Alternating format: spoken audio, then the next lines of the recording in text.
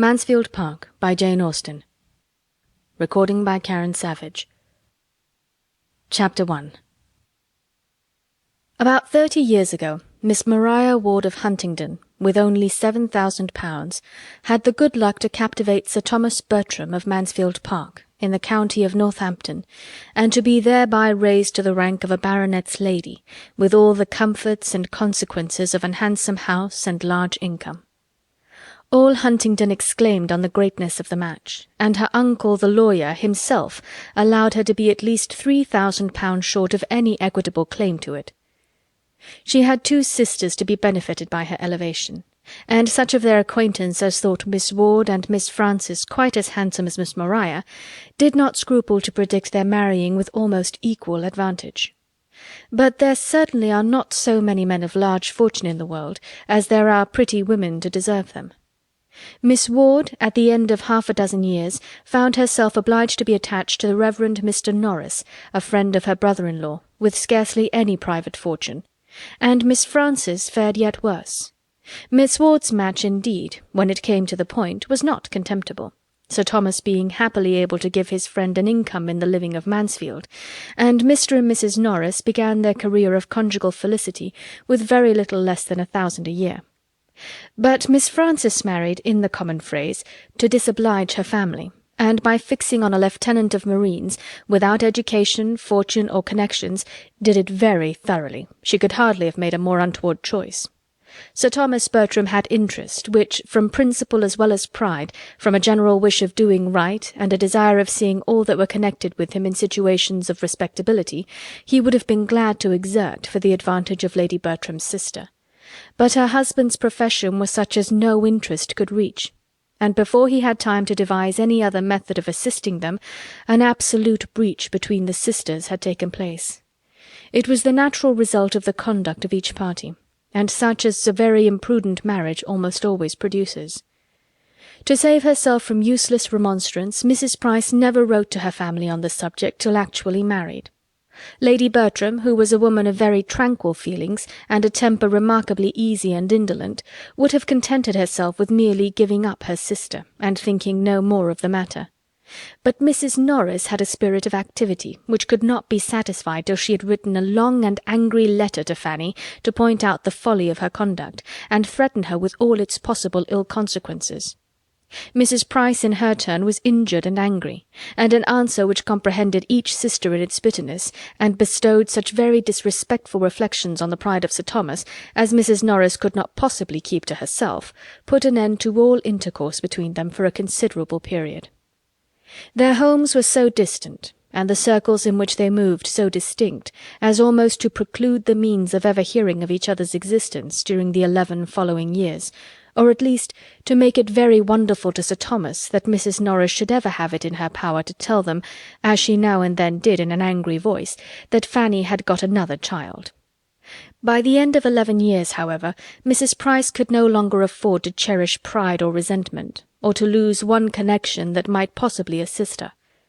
A large and still increasing family, an husband disabled for active service, but not the less equal to company and good liquor, and a very small income to supply their wants, made her eager to regain the friends she had so carelessly sacrificed, and she addressed Lady Bertram in a letter which spoke so much contrition and despondence, such a superfluity of children, and such a want of almost everything else, as could not but dispose them all to a reconciliation. She was preparing for her 9th lying in, and after bewailing the circumstance, and imploring their countenance as sponsors to the expected child, she could not conceal how important she felt they might be to the future maintenance of the 8 already in being. Her eldest was a boy of 10 years old, a fine-spirited fellow, who longed to be out in the world. But what could she do? Was there any chance of his being hereafter useful to Sir Thomas in the concerns of his West Indian property? No situation would be beneath him. Or what did Sir Thomas think of Woolwich? Or how could a boy be sent out to the East? The letter was not unproductive. It re-established peace and kindness. Sir Thomas sent friendly advice and professions, Lady Bertram dispatched money and baby linen, and Mrs. Norris wrote the letters. Such were its immediate effects, and within a 12-month a more important advantage to Mrs. Price resulted from it. Mrs. Norris was often observing to the others that she could not get her poor sister and her family out of her head, and that much as they had all done for her, she seemed to be wanting to do more, and at length she could not but own it to be her wish that poor Mrs. Price should be relieved from the charge and expense of one child entirely out of her great number. What if they were among them to undertake the care of her eldest daughter, a girl now 9 years old, of an age to require more attention than her poor mother could possibly give? The trouble and expense of it to them would be nothing compared with the benevolence of the action. Lady Bertram agreed with her instantly. "I think we cannot do better," said she. "Let us send for the child." Sir Thomas could not give so instantaneous and unqualified a consent. He debated and hesitated. It was a serious charge.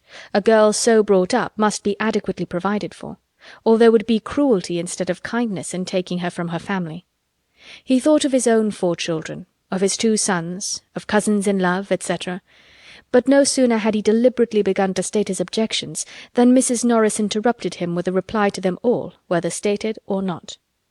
"My dear Sir Thomas, I perfectly comprehend you, and do justice to the generosity and delicacy of your notions, which indeed are quite of a piece with your general conduct, and I entirely agree with you in the main as to the propriety of doing everything one could by way of providing for a child one had in a manner taken into one's own hands, and I am sure I should be the last person in the world to withhold my mite upon such an occasion. Having no children of my own, who should I look to in any little matter I may ever have to bestow but the children of my sisters? And I am sure Mr. Norris is too just. But you know I am a woman of few words and professions. Do not let us be frightened from a good deed by a trifle. Give a girl an education, and introduce her properly into the world, and 10 to 1 but she has the means of settling well, without further expense to anybody. A niece of ours, Sir Thomas, I may say, or at least of yours, would not grow up in this neighbourhood without many advantages. I won't say she would be so handsome as her cousins. I dare say she would not.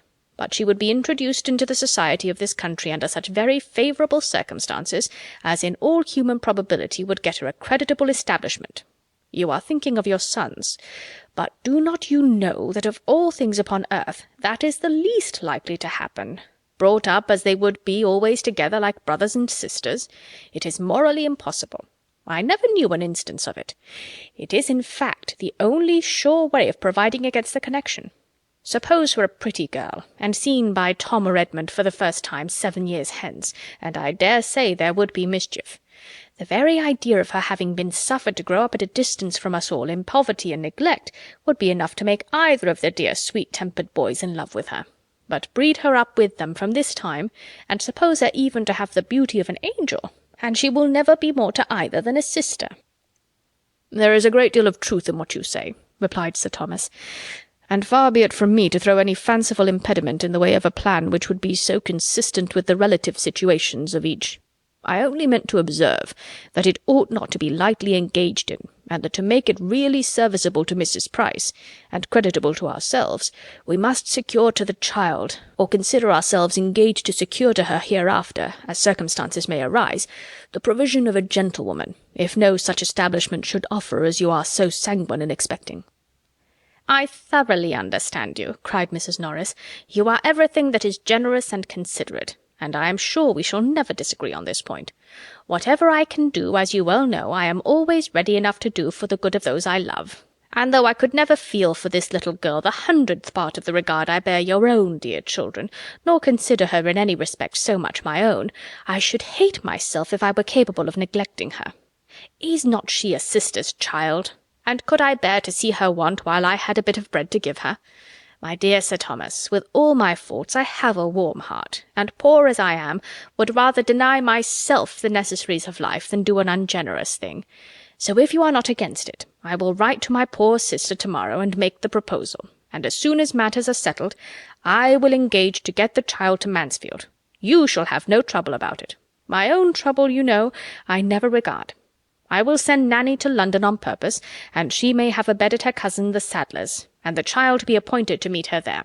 They may easily get her from Portsmouth to town by the coach, under the care of any creditable person that may chance to be going. I dare say there is always some reputable tradesman's wife or other going up." Except to the attack on Nanny's cousin, Sir Thomas no longer made any objection, and a more respectable though less economical rendezvous being accordingly substituted, everything was considered as settled, and the pleasures of so benevolent a scheme were already enjoyed. The division of gratifying sensations ought not, in strict justice, to have been equal, for Sir Thomas was fully resolved to be the real and consistent patron of the selected child, and Mrs. Norris had not the least intention of being at any expense whatever in her maintenance. As far as walking, talking, and contriving reached, she was thoroughly benevolent, and nobody knew better how to dictate liberality to others. But her love of money was equal to her love of directing, and she knew quite as well how to save her own as to spend that of her friends. Having married on a narrower income than she had been used to look forward to, she had, from the first, fancied a very strict line of economy necessary, and what was begun as a matter of prudence soon grew into a matter of choice, as an object of that needful solicitude which there were no children to supply. Had there been a family to provide for, Mrs. Norris might never have saved her money. But having no care of that kind, there was nothing to impede her frugality, or lessen the comfort of making a yearly addition to an income which they had never lived up to.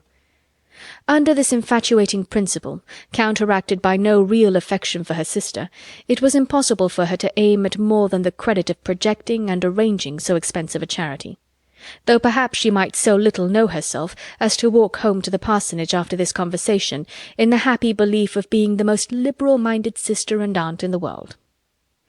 When the subject was brought forward again, her views were more fully explained, and in reply to Lady Bertram's calm inquiry of "Where shall the child come to first, sister, to you or to us?" Sir Thomas heard, with some surprise, that it would be totally out of Mrs. Norris's power to take any share in the personal charge of her. He had been considering her as a particularly welcome addition at the parsonage, as a desirable companion to an aunt who had no children of her own, but he found himself wholly mistaken. Mrs. Norris was sorry to say that the little girl staying with them, at least as things then were, was quite out of the question. Poor Mr. Norris's indifferent state of health made it an impossibility. He could no more bear the noise of a child than he could fly. If, indeed, he should ever get well of his gouty complaints, it would be a different matter. She should then be glad to take her turn, and think nothing of the inconvenience, but just now poor Mr. Norris took up every moment of her time, and the very mention of such a thing she was sure would distract him. "Then she had better come to us," said Lady Bertram with the utmost composure. After a short pause, Sir Thomas added with dignity, "Yes, let her home be in this house. We will endeavour to do our duty by her, and she will at least have the advantage of companions of her own age, and of a regular instructress." "Very true," cried Mrs. Norris, "which are both very important considerations, and it will be just the same to Miss Lee whether she has 3 girls to teach or only 2. There can be no difference. I only wish I could be more useful. But you see I do all in my power. I am not one of those that spare their own trouble, and Nanny shall fetch her, however it may put me to inconvenience to have my chief counsellor away for 3 days. I suppose, sister, you will put the child in the little white attic, near the old nurseries? It will be much the best place for her, so near Miss Lee, and not far from the girls, and close by the housemaids, who could either of them help dress her, you know, and take care of her clothes. For I suppose you would not think it fair to expect Ellis to wait on her as well as the others.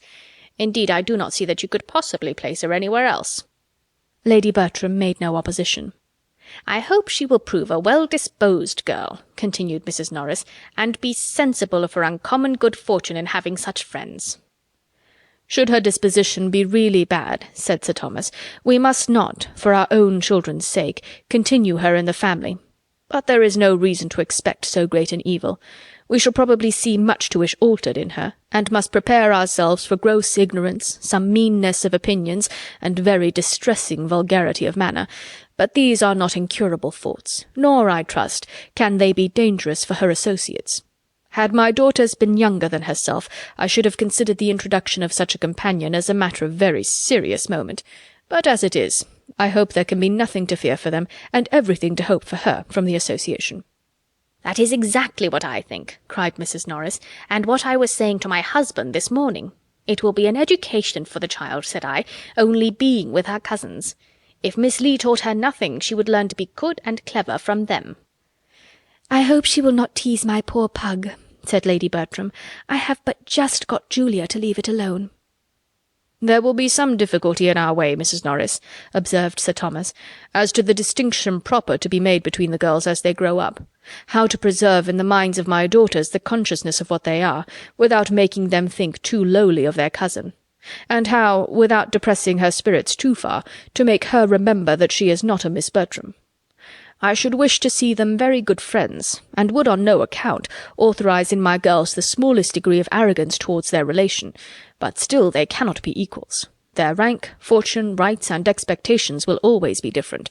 It is a point of great delicacy, and you must assist us in our endeavours to choose exactly the right line of conduct." Mrs. Norris was quite at his service, and though she perfectly agreed with him as to its being a most difficult thing, encouraged him to hope that between them it would be easily managed. It will be readily believed that Mrs. Norris did not write to her sister in vain. Mrs. Price seemed rather surprised that a girl should be fixed on, when she had so many fine boys, but accepted the offer most thankfully, assuring them of her daughter's being a very well-disposed, good-humoured girl, and trusting they would never have cause to throw her off. She spoke of her further as somewhat delicate and puny, but was sanguine in the hope of her being materially better for change of air. Poor woman! She probably thought change of air might agree with many of her children. You just finished Chapter 1. If you're enjoying Lit Reads, please like and subscribe to read more books this way. If you're a subscriber already, thank you. Chapter 2. The little girl performed her long journey in safety, and at Northampton was met by Mrs. Norris, who thus regaled in the credit of being foremost to welcome her, and in the importance of leading her in to the others and recommending her to their kindness. Fanny Price was at this time just 10 years old, and though there might not be much in her first appearance to captivate, there was at least nothing to disgust her relations. She was small of her age, with no glow of complexion nor any other striking beauty, exceedingly timid and shy and shrinking from notice, but her air, though awkward, was not vulgar. Her voice was sweet, and when she spoke, her countenance was pretty. Sir Thomas and Lady Bertram received her very kindly, and Sir Thomas, seeing how much she needed encouragement, tried to be all that was conciliating. But he had to work against a most untoward gravity of deportment, and Lady Bertram, without taking half so much trouble, or speaking one word where he spoke 10, by the mere aid of a good-humoured smile, became immediately the less awful character of the two. The young people were all at home, and sustained their share in the introduction very well, with much good humour and no embarrassment, at least on the part of the sons, who at 17 and 16, and tall of their age, had all the grandeur of men in the eyes of their little cousin. The two girls were more at a loss, from being younger and in greater awe of their father, who addressed them on the occasion with rather an injudicious particularity. But they were too much used to company and praise to have anything like natural shyness, and their confidence increasing from their cousin's total want of it, they were soon able to take a full survey of her face and her frock in easy indifference. They were a remarkably fine family, the sons very well-looking, the daughters decidedly handsome, and all of them well-grown and forward of their age, which produced as striking a difference between the cousins in person as education had given to their address, and no one would have supposed the girls so nearly of an age as they really were. There was, in fact, but 2 years between the youngest and Fanny. Julia Bertram was only 12, and Maria but a year older. The little visitor, meanwhile, was as unhappy as possible. Afraid of everybody, ashamed of herself, and longing for the home she had left, she knew not how to look up, and could scarcely speak to be heard or without crying. Mrs. Norris had been talking to her the whole way from Northampton of her wonderful good fortune, and the extraordinary degree of gratitude and good behaviour which it ought to produce, and her consciousness of misery was therefore increased by the idea of its being a wicked thing for her not to be happy. The fatigue, too, of so long a journey became soon no trifling evil. In vain were the well-meant condescensions of Sir Thomas, and all the officious prognostications of Mrs. Norris that she would be a good girl. In vain did Lady Bertram smile and make her sit on the sofa with herself and Pug, and vain was even the sight of a gooseberry tart towards giving her comfort. She could scarcely swallow 2 mouthfuls before tears interrupted her, and sleep seeming to be her likeliest friend, she was taken to finish her sorrows in bed. "This is not a very promising beginning," said Mrs. Norris, when Fanny had left the room. "After all that I said to her as we came along, I thought she would have behaved better. I told her how much might depend upon her acquitting herself well at first. I wish there may not be a little sulkiness of temper. Her poor mother had a good deal, but we must make allowances for such a child, and I do not know that her being sorry to leave her home was really against her, for with all its faults it was her home, and she cannot as yet understand how much she has changed for the better. But then there is moderation in all things." It required a longer time, however, than Mrs. Norris was inclined to allow, to reconcile Fanny to the novelty of Mansfield Park, and the separation from everybody she had been used to. Her feelings were very acute, and too little understood to be properly attended to. Nobody meant to be unkind, but nobody put themselves out of their way to secure her comfort. The holiday allowed to the Miss Bertrams the next day on purpose to afford leisure for getting acquainted with and entertaining their young cousin, produced little union.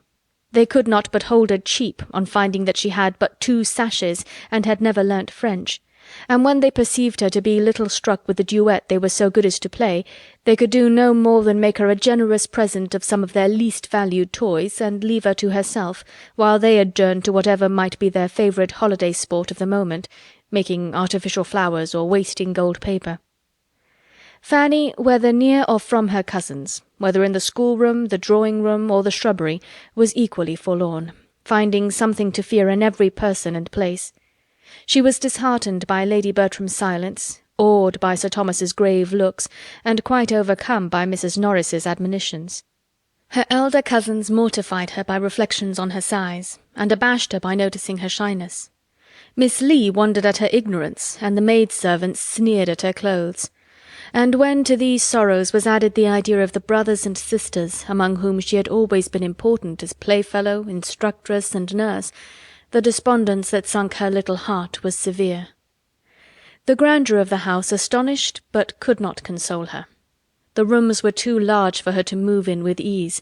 Whatever she touched she expected to injure, and she crept about in constant terror of something or other, often retreating towards her own chamber to cry.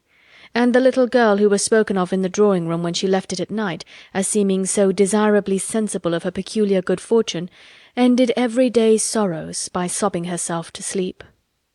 A week had passed in this way, and no suspicion of it conveyed by her quiet, passive manner, when she was found one morning by her cousin Edmund, the youngest of the sons, sitting crying on the attic stairs. "My dear little cousin," said he with all the gentleness of an excellent nature, "what can be the matter?" And sitting down by her, was at great pains to overcome her shame in being so surprised, and persuade her to speak openly. Was she ill? Or was anybody angry with her? Had she quarrelled with Maria and Julia? Or was she puzzled about anything in her lesson that he could explain? Did she, in short, want anything he could possibly get her, or do for her? For a long while no answer could be obtained beyond a "No, no, not at all, no, thank you." But he still persevered. And no sooner had he begun to revert to her own home than her increased sobs explained to him where the grievance lay. He tried to console her.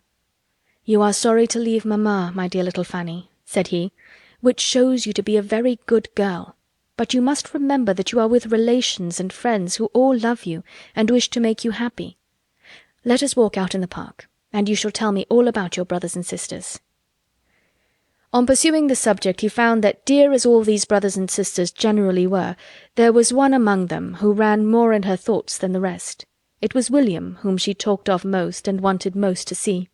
William the eldest, a year older than herself, her constant companion and friend, her advocate with her mother, of whom he was the darling, in every distress. William did not like she should come away.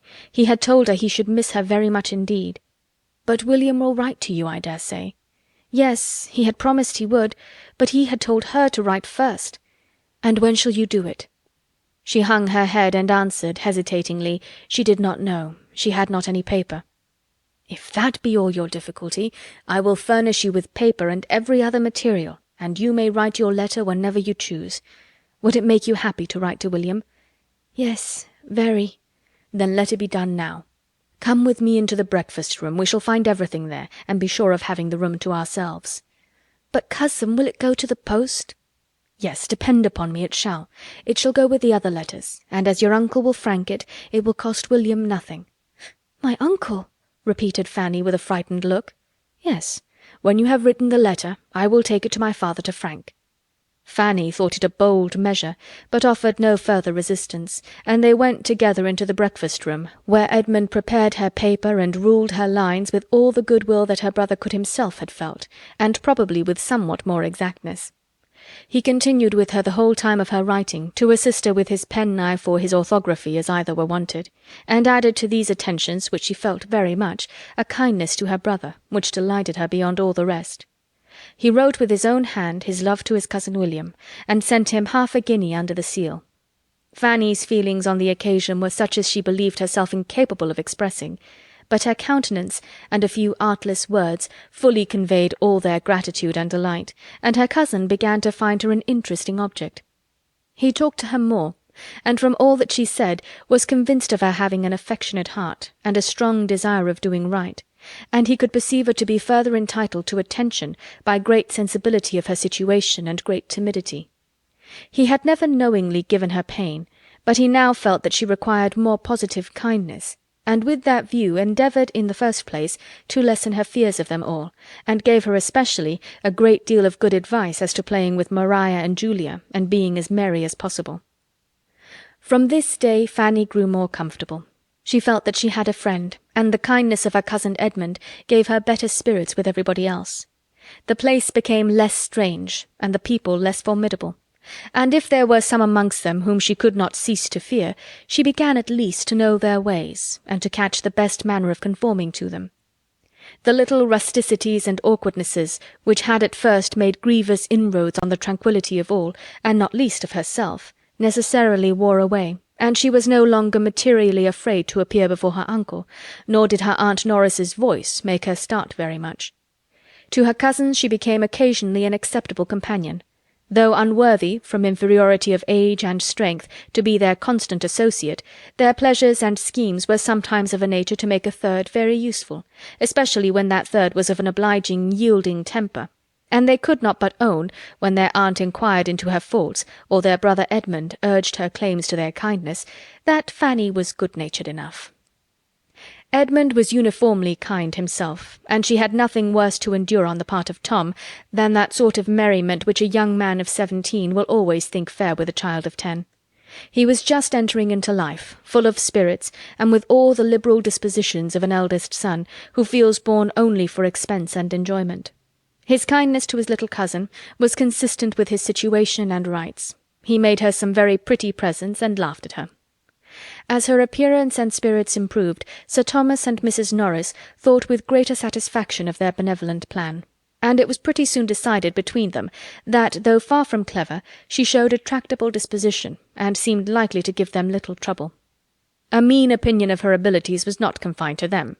Fanny could read, work, and write, but she had been taught nothing more, and as her cousins found her ignorant of many things with which they had been long familiar, they thought her prodigiously stupid, and for the first 2 or 3 weeks were continually bringing some fresh report of it into the drawing-room. "Dear mamma, only think, my cousin cannot put the map of Europe together," or "My cousin cannot tell the principal rivers in Russia," or "She never heard of Asia Minor," or "She does not know the difference between water-colours and crayons. How strange! Did you ever hear anything so stupid?" "My dear," their considerate aunt would reply, "it is very bad, but you must not expect everybody to be as forward and quick at learning as yourself." "But, aunt, she is really so very ignorant. Do you know, we asked her last night which way she would go to get to Ireland, and she said she should cross to the Isle of Wight. She thinks of nothing but the Isle of Wight, and she calls it the island, as if there were no other island in the world. I am sure I should have been ashamed of myself if I had not known better long before I was so old as she is. I cannot remember the time when I did not know a great deal that she has not the least notion of yet. How long ago is it, aunt, since we used to repeat the chronological order of the kings of England, with the dates of their accession, and most of the principal events of their reigns?" "Yes," added the other, "and of the Roman emperors as low as Severus, besides a great deal of the heathen mythology, and all the metals, semi-metals, planets, and distinguished philosophers." "Very true indeed, my dears, but you are blessed with wonderful memories, and your poor cousin has probably none at all. There is a vast deal of difference in memories as well as in everything else, and therefore you must make allowance for your cousin and pity her deficiency, and remember that if you are ever so forward and clever yourselves, you should always be modest. for much as you know already, there is a great deal more for you to learn." "Yes, I know there is till I am 17. But I must tell you another thing of Fanny, so odd and so stupid. Do you know, she says she does not want to learn either music or drawing." "To be sure, my dear, that is very stupid indeed, and shows a great want of genius and emulation. But all things considered, I do not know whether it is not as well that it should be so. For though, you know, owing to me, your papa and mamma are so good as to bring her up with you, it is not at all necessary that she should be as accomplished as you are. On the contrary, it is much more desirable that there should be a difference." Such were the counsels by which Mrs. Norris assisted to form her nieces' minds, and it is not very wonderful that with all their promising talents and early information they should be entirely deficient in the less common acquirements of self-knowledge, generosity, and humility. In everything but disposition they were admirably taught. Sir Thomas did not know what was wanting, because, though a truly anxious father, he was not outwardly affectionate, and the reserve of his manner repressed all the flow of their spirits before him. To the education of her daughters Lady Bertram paid not the slightest attention. She had not time for such cares.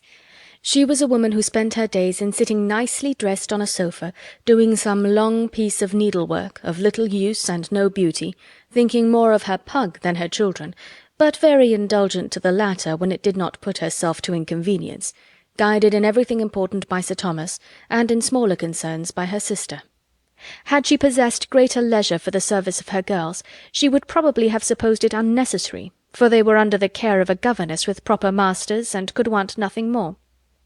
As for Fanny's being stupid at learning, she could only say it was very unlucky, but some people were stupid, and Fanny must take more pains. She did not know what else was to be done, and except her being so dull, she must add, she saw no harm in the poor little thing, and always found her very handy and quick in carrying messages and fetching what she wanted. Fanny, with all her faults of ignorance and timidity, was fixed at Mansfield Park, and learning to transfer in its favour much of her attachment to her former home, grew up there not unhappily among her cousins. There was no positive ill nature in Maria or Julia, and though Fanny was often mortified by their treatment of her, she thought too lowly of her own claims to feel injured by it. From about the time of her entering the family, Lady Bertram, in consequence of a little ill health and a great deal of indolence, gave up the house in town, which she had been used to occupy every spring, and remained wholly in the country, leaving Sir Thomas to attend his duty in Parliament, with whatever increase or diminution of comfort might arise from her absence. In the country, therefore, the Miss Bertrams continued to exercise their memories, practise their duets, and grow tall and womanly, and their father saw them becoming in person, manner, and accomplishments everything that could satisfy his anxiety. His eldest son was careless and extravagant, and had already given him much uneasiness, but his other children promised him nothing but good.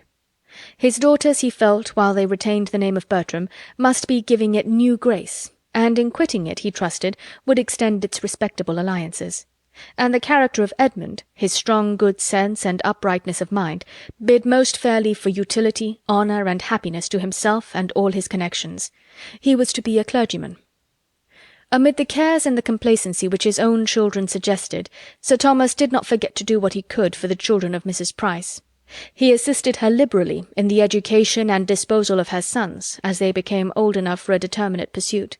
And Fanny, though almost totally separated from her family, was sensible of the truest satisfaction in hearing of any kindness towards them, or of anything at all promising in their situation or conduct. Once, and once only, in the course of many years, had she the happiness of being with William. Of the rest she saw nothing. Nobody seemed to think of her ever going amongst them again, even for a visit. Nobody at home seemed to want her, but William, determining soon after her removal to be a sailor, was invited to spend a week with his sister in Northamptonshire, before he went to sea. Their eager affection in meeting, their exquisite delight in being together, their hours of happy mirth and moments of serious conference, may be imagined, as well as the sanguine views and spirits of the boy even to the last, and the misery of the girl when he left her. Luckily the visit happened in the Christmas holidays, when she could directly look for comfort to her cousin Edmund, and he told her such charming things of what William was to do and be hereafter, in consequence of his profession, as made her gradually admit that the separation might have some use. Edmund's friendship never failed her. His leaving Eton for Oxford made no change in his kind dispositions, and only afforded more frequent opportunities of proving them. Without any display of doing more than the rest, or any fear of doing too much, he was always true to her interests and considerate of her feelings, trying to make her good qualities understood, and to conquer the diffidence which prevented their being more apparent, giving her advice, consolation, and encouragement. Kept back as she was by everybody else, his single support could not bring her forward, but his attentions were otherwise of the highest importance in assisting the improvement of her mind and extending its pleasures. He knew her to be clever, to have a quick apprehension as well as good sense, and a fondness for reading, which, properly directed, must be an education in itself. Miss Lee taught her French, and heard her read the daily portion of history, but he recommended the books which charmed her leisure hours. He encouraged her taste, and corrected her judgment. He made reading useful by talking to her of what she read, and heightened its attraction by judicious praise. In return for such services, she loved him better than anybody in the world except William. Her heart was divided between the two. Chapter 3. The first event of any importance in the family was the death of Mr. Norris, which happened when Fanny was about 15, and necessarily introduced alterations and novelties. Mrs. Norris, on quitting the parsonage, removed first to the park, and afterwards to a small house of Sir Thomas's in the village, and consoled herself for the loss of her husband by considering that she could do very well without him, and for her reduction of income by the evident necessity of stricter economy. The living was hereafter for Edmund, and had his uncle died a few years sooner, it would have been duly given to some friend to hold till he were old enough for orders. But Tom's extravagance had, previous to that event, been so great as to render a different disposal of the next presentation necessary, and the younger brother must help to pay for the pleasures of the elder. There was another family living, actually held for Edmund, but though this circumstance had made the arrangement somewhat easier to Sir Thomas's conscience, he could not but feel it to be an act of injustice, and he earnestly tried to impress his eldest son with the same conviction, in the hope of its producing a better effect than anything he had yet been able to say or do. "I blush for you, Tom," said he, in his most dignified manner. "I blush for the expedient which I am driven on, and I trust I may pity your feelings as a brother on the occasion. You have robbed Edmund for 10, 20, 30 years, perhaps for life, of more than half the income which ought to be his. It may hereafter be in my power, or in yours, I hope it will, to procure him a better preferment, but it must not be forgotten that no benefit of that sort would have been beyond his natural claims on us, and that nothing can, in fact, be an equivalent for the certain advantage which he is now obliged to forego through the urgency of your debts." Tom listened with some shame and some sorrow, but escaping as quickly as possible, could soon, with cheerful selfishness, reflect, first, that he had not been half so much in debt as some of his friends, secondly, that his father had made a most tiresome piece of work of it, and thirdly, that the future incumbent, whoever he might be, would, in all probability, die very soon. On Mr. Norris's death the presentation became the right of a Dr. Grant, who came consequently to reside at Mansfield, and on proving to be a hearty man of 45, seemed likely to disappoint Mr. Bertram's calculations. But no, he was a short-necked apoplectic sort of fellow, and plied well with good things, would soon pop off. He had a wife about 15 years his junior, but no children, and they entered the neighbourhood with the usual fair report of being very respectable, agreeable people. The time was now come when Sir Thomas expected his sister-in-law to claim her share in their niece, the change in Mrs. Norris's situation and the improvement in Fanny's age seeming not merely to do away any former objection to their living together, but even to give it the most decided eligibility, and as his own circumstances were rendered less fair than heretofore by some recent losses on his West India estate, in addition to his eldest son's extravagance, it became not undesirable to himself to be relieved from the expense of her support, and the obligation of her future provision. In the fullness of his belief that such a thing must be, he mentioned its probability to his wife, and the first time of the subject's occurring to her again, happening to be when Fanny was present, she calmly observed to her, "So, Fanny, you are going to leave us and live with my sister. How shall you like it?" Fanny was too much surprised to do more than repeat her aunt's words. "Going to leave you?" "Yes, my dear. Why should you be astonished? You have been 5 years with us, and my sister always meant to take you when Mr. Norris died. But you must come up and tack on my pattens all the same." The news was as disagreeable to Fanny as it had been unexpected. She had never received kindness from her Aunt Norris, and could not love her. "I shall be very sorry to go away," said she with a faltering voice. "Yes, I dare say you will. That's natural enough. I suppose you have had as little to vex you since you came into this house as any creature in the world." "I hope I am not ungrateful, aunt," said Fanny modestly. "No, my dear, I hope not. I have always found you a very good girl." "And am I never to live here again?" "Never, my dear. But you are sure of a comfortable home. It can make very little difference to you whether you are in one house or the other." Fanny left the room with a very sorrowful heart. She could not feel the difference to be so small. She could not think of living with her aunt with anything like satisfaction. As soon as she met with Edmund, she told him her distress. "Cousin," said she, "something is going to happen which I do not like at all, and though you have often persuaded me into being reconciled to things that I disliked at first, you will not be able to do it now. I am going to live entirely with my Aunt Norris." "Indeed?" "Yes, my Aunt Bertram has just told me so. It is quite settled. I am to leave Mansfield Park and go to the White House, I suppose as soon as she is removed there." "Well, Fanny, and if the plan were not unpleasant to you, I should call it an excellent one." "Oh, cousin!" "It has everything else in its favour. My aunt is acting like a sensible woman in wishing for you. She is choosing a friend and companion exactly where she ought, and I am glad her love of money does not interfere. You will be what you ought to be to her. I hope it does not distress you very much, Fanny." "Indeed it does. I cannot like it. I love this house and everything in it. I shall love nothing there. You know how uncomfortable I feel with her."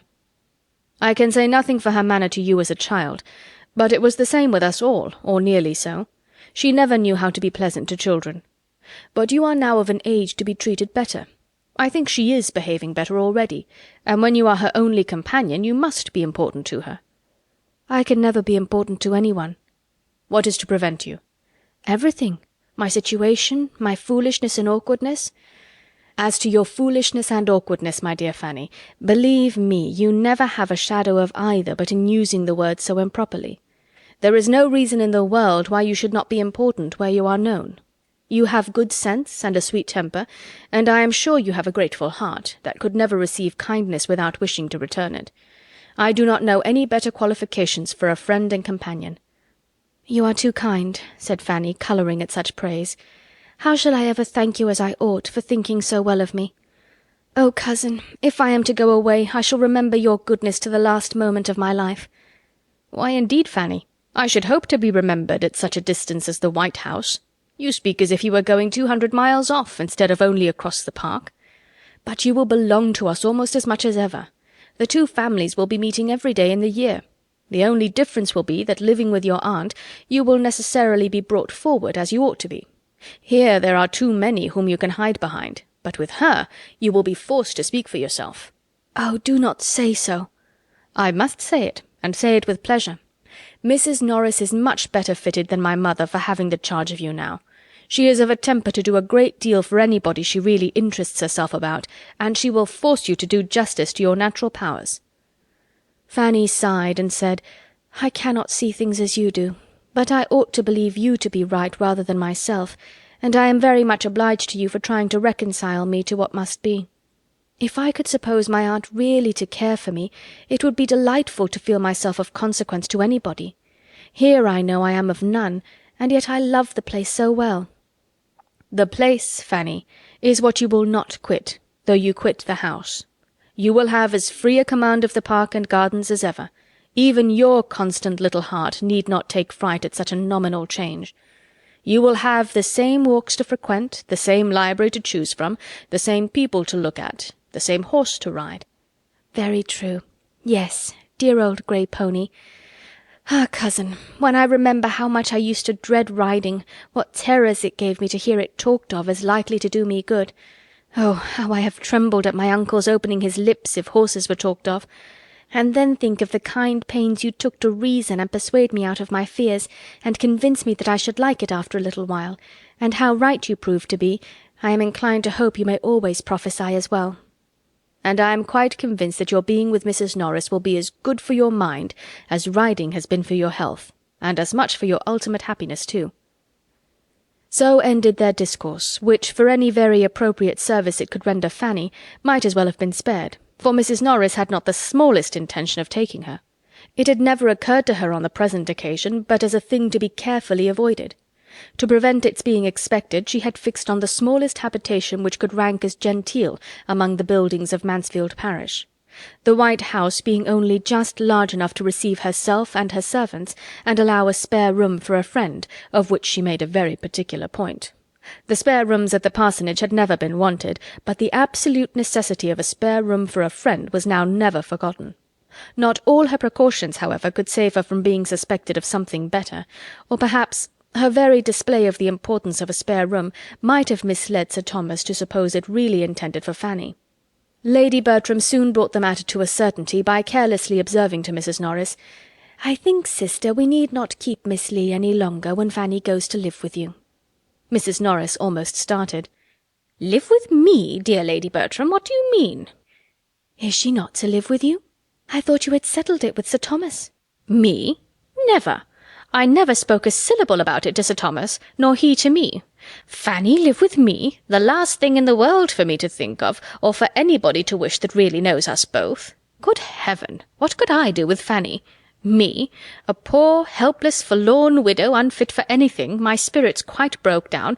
What could I do with a girl at her time of life, a girl of 15, the very age of all others to need most attention and care, and put the cheerfullest spirits to the test? Sure Sir Thomas could not seriously expect such a thing. Sir Thomas is too much my friend. Nobody that wishes me well, I am sure, would propose it. How came Sir Thomas to speak to you about it?" "Indeed, I do not know. I suppose he thought it best." "But what did he say? He could not say he wished me to take Fanny. I am sure in his heart he could not wish me to do it." "No, he only said he thought it very likely, and I thought so too. We both thought it would be a comfort to you. But if you do not like it, there is no more to be said. She is no encumbrance here." "Dear sister, if you consider my unhappy state, how can she be any comfort to me? Here am I, a poor desolate widow, deprived of the best of husbands, my health gone in attending and nursing him, my spirits still worse, all my peace in this world destroyed, with barely enough to support me in the rank of a gentlewoman, and enable me to live so as not to disgrace the memory of the dear departed. What possible comfort could I have in taking such a charge upon me as Fanny? If I could wish it for my own sake, I would not do so unjust a thing by the poor girl. She is in good hands, and sure of doing well.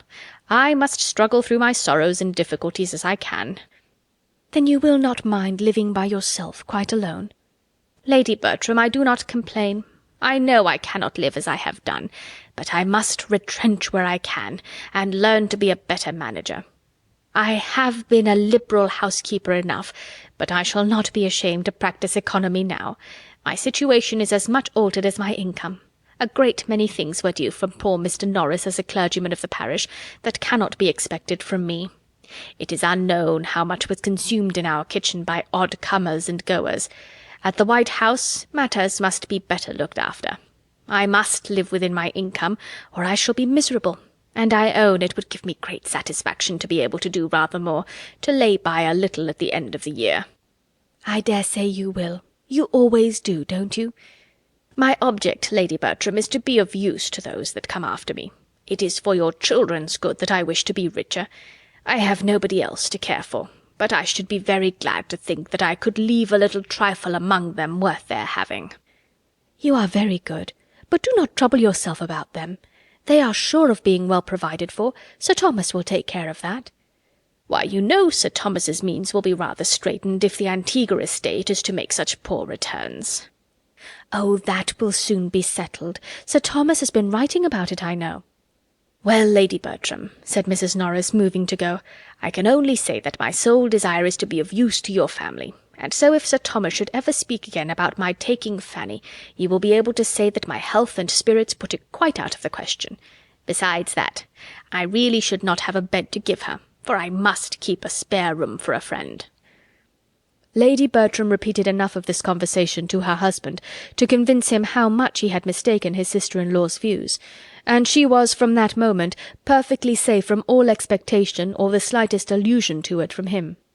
He could not but wonder at her refusing to do anything for a niece, whom she had been so forward to adopt, but as she took early care to make him as well as Lady Bertram understand that whatever she possessed was designed for their family, he soon grew reconciled to a distinction which, at the same time that it was advantageous and complimentary to them, would enable him better to provide for Fanny himself.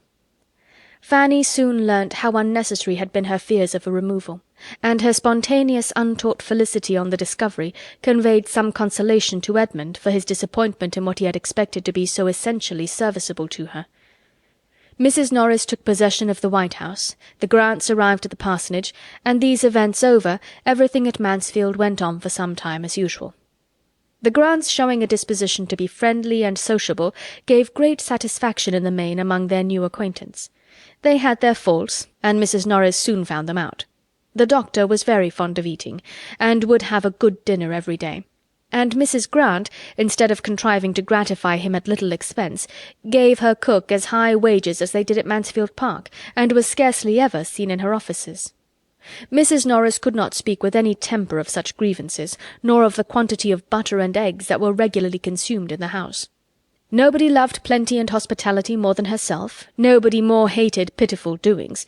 The parsonage, she believed, had never been wanting in comforts of any sort, had never borne a bad character in her time, but this was a way of going on that she could not understand.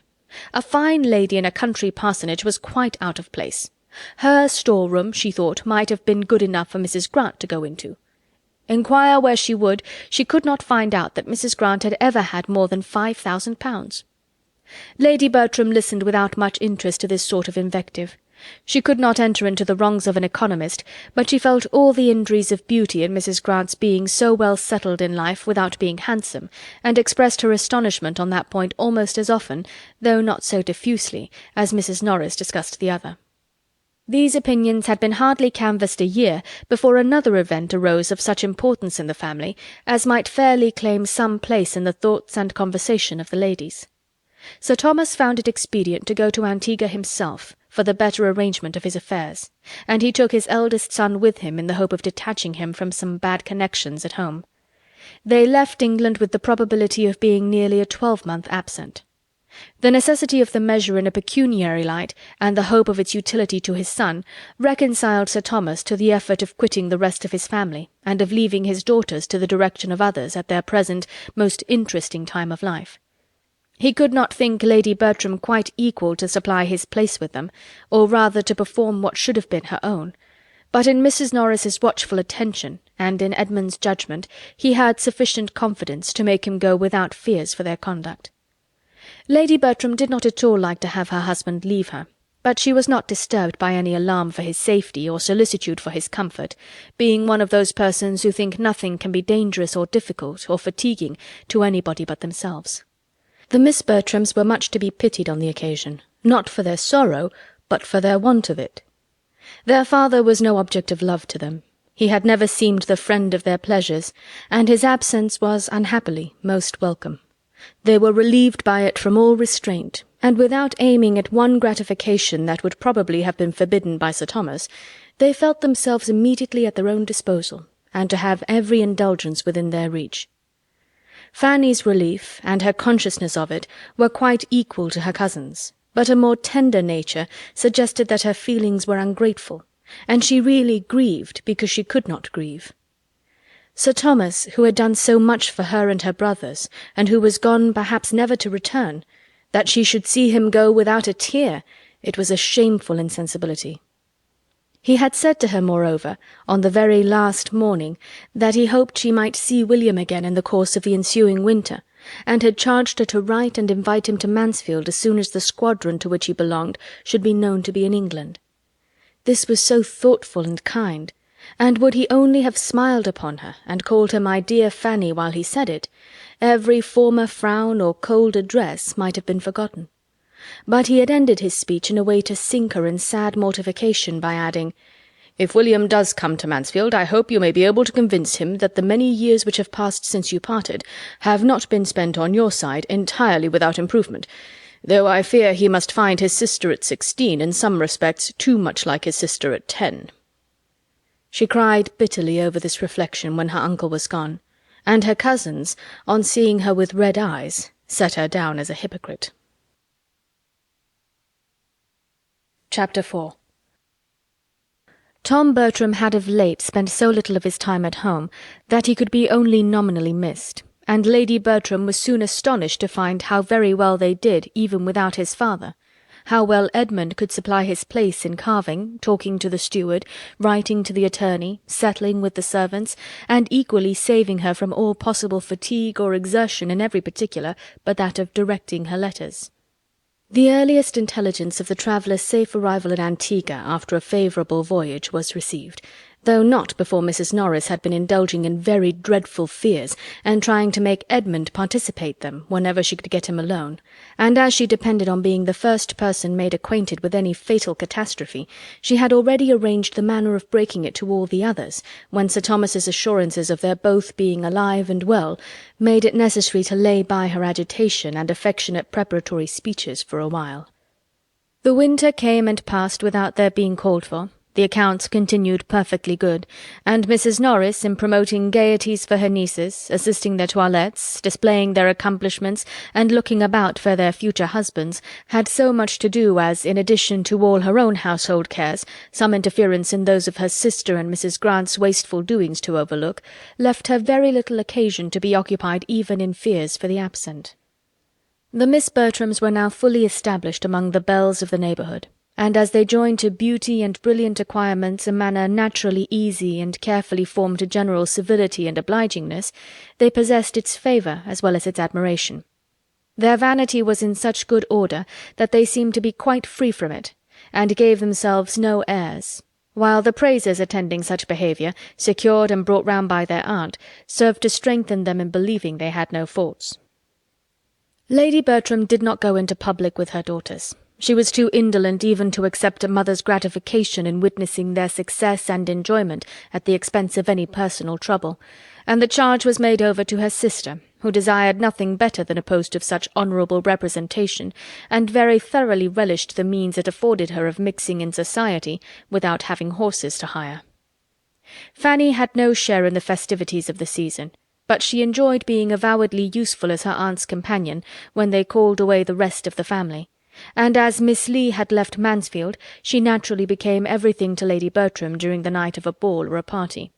She talked to her, listened to her, read to her, and the tranquillity of such evenings, her perfect security in such a tete-a-tete from any sound of unkindness, was unspeakably welcome to a mind which had seldom known a pause in its alarms or embarrassments. As to her cousin's gaieties, she loved to hear an account of them, especially of the balls, and whom Edmund had danced with, but thought too lowly of her own situation to imagine she should ever be admitted to the same, and listened therefore without an idea of any nearer concern in them. Upon the whole, it was a comfortable winter to her, for though it brought no William to England, the never-failing hope of his arrival was worth much.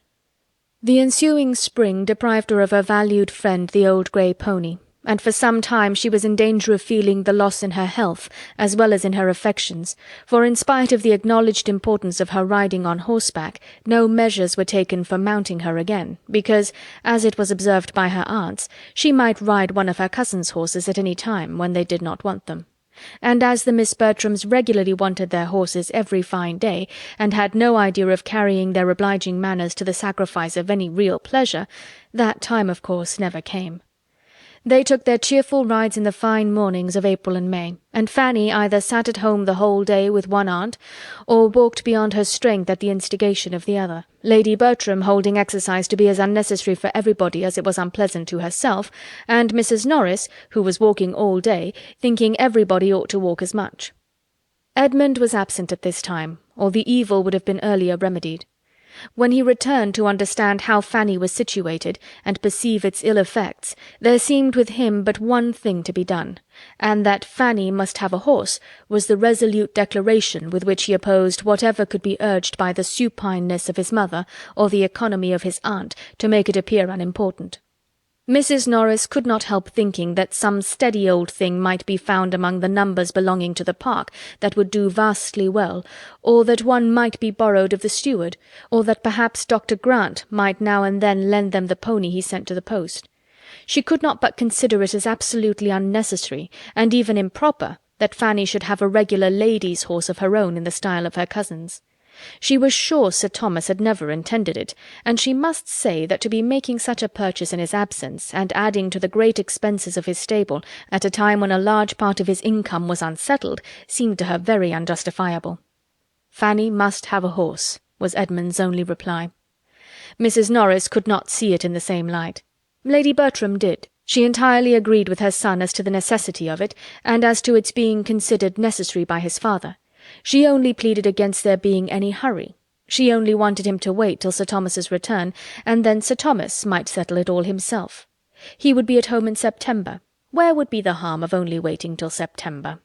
Though Edmund was much more displeased with his aunt than with his mother, as evincing least regard for her niece, he could not help paying more attention to what she said, and at length determined on a method of proceeding which would obviate the risk of his father's thinking he had done too much, and at the same time procure for Fanny the immediate means of exercise which he could not bear she should be without.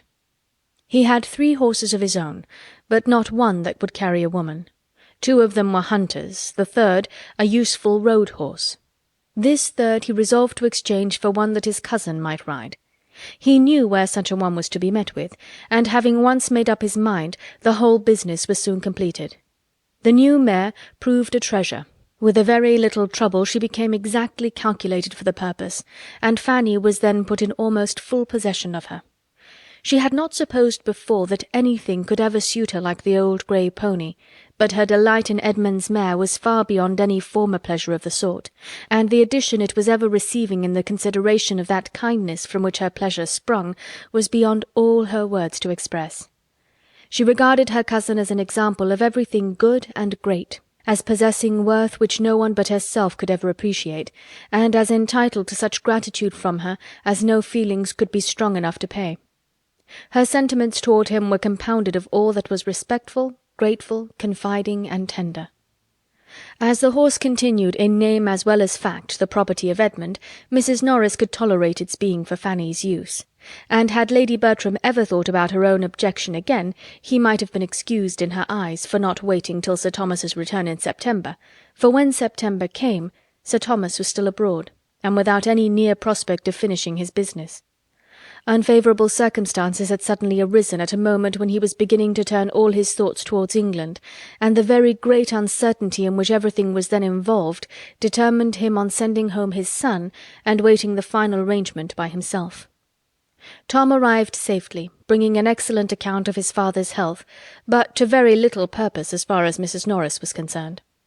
Sir Thomas's sending away his son seemed to her so like a parent's care, under the influence of a foreboding of evil to himself, that she could not help feeling dreadful presentiments, and as the long evenings of autumn came on, was so terribly haunted by these ideas, in the sad solitariness of her cottage, as to be obliged to take daily refuge in the dining-room of the park. The return of winter engagements, however, was not without its effect, and in the course of their progress her mind became so pleasantly occupied in superintending the fortunes of her eldest niece as tolerably to quiet her nerves. If poor Sir Thomas were fated never to return, it would be peculiarly consoling to see their dear Maria well married, she very often thought. Always when they were in the company of men of fortune, and particularly on the introduction of a young man who had recently succeeded to one of the largest estates and finest places in the country. Mr. Rushworth was from the first struck with the beauty of Miss Bertram, and being inclined to marry, soon fancied himself in love. He was a heavy young man, with not more than common sense, but as there was nothing disagreeable in his figure or address, the young lady was well pleased with her conquest. Being now in her 21st year, Maria Bertram was beginning to think matrimony a duty, and as a marriage with Mr. Rushworth would give her the enjoyment of a larger income than her father's, as well as ensure her the house in the town, which was now a prime object, it became, by the same rule of moral obligation, her evident duty to marry Mr. Rushworth if she could.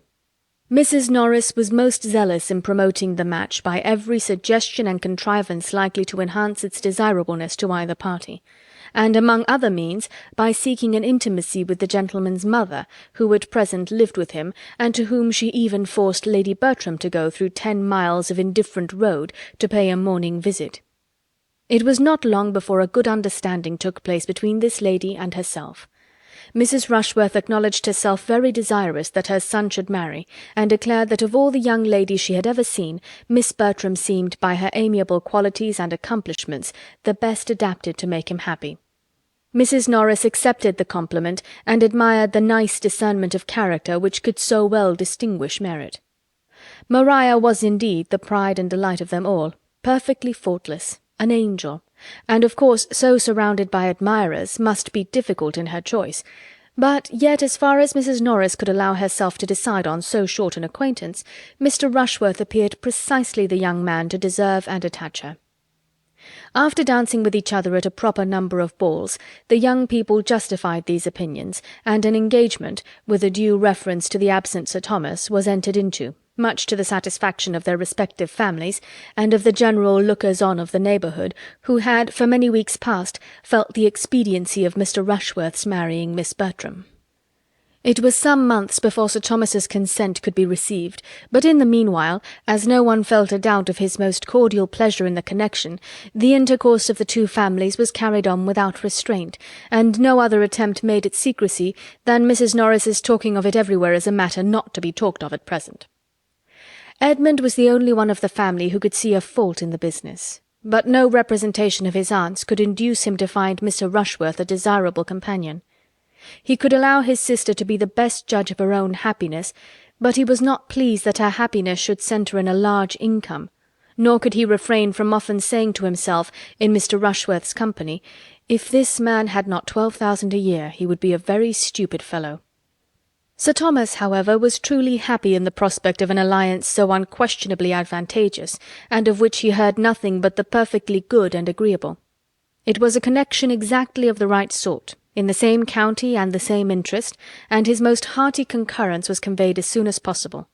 He only conditioned that the marriage should not take place before his return, which he was again looking eagerly forward to. He wrote in April, and had strong hopes of settling everything to his entire satisfaction, and leaving Antigua before the end of the summer. Such was the state of affairs in the month of July, and Fanny had just reached her 18th year, when the society of the village received an addition in the brother and sister of Mrs. Grant, a Mr. and Miss Crawford, the children of her mother by a second marriage. They were young people of fortune. The son had a good estate in Norfolk, the daughter 20,000 pounds. As children their sister had always been very fond of them, but as her own marriage had been soon followed by the death of their common parent, which left them to the care of a brother of their father, of whom Mrs. Grant knew nothing, she had scarcely seen them since. In their uncle's house they had found a kind home. Admiral and Mrs. Crawford, though agreeing in nothing else, were united in affection for these children, or at least were no further adverse in their feelings than that each had their favourite, to whom they showed the greatest fondness of the two. The Admiral delighted in the boy, Mrs. Crawford doted on the girl, and it was the lady's death which now obliged her protégée, after some months' further trial at her uncle's house, to find another home. Admiral Crawford was a man of vicious conduct, who chose, instead of retaining his niece, to bring his mistress under his own roof, and to this Mrs. Grant was indebted for her sister's proposal of coming to her, a measure quite as welcome on one side as it could be expedient on the other, for Mrs. Grant, having by this time run through the usual resources of ladies residing in the country without a family of children, having more than filled her favourite sitting-room with pretty furniture, and made a choice collection of plants and poultry, was very much in want of some variety at home. The arrival, therefore, of a sister whom she had always loved, and now hoped to retain with her as long as she remained single, was highly agreeable, and her chief anxiety was lest Mansfield should not satisfy the habits of a young woman who had been mostly used to London.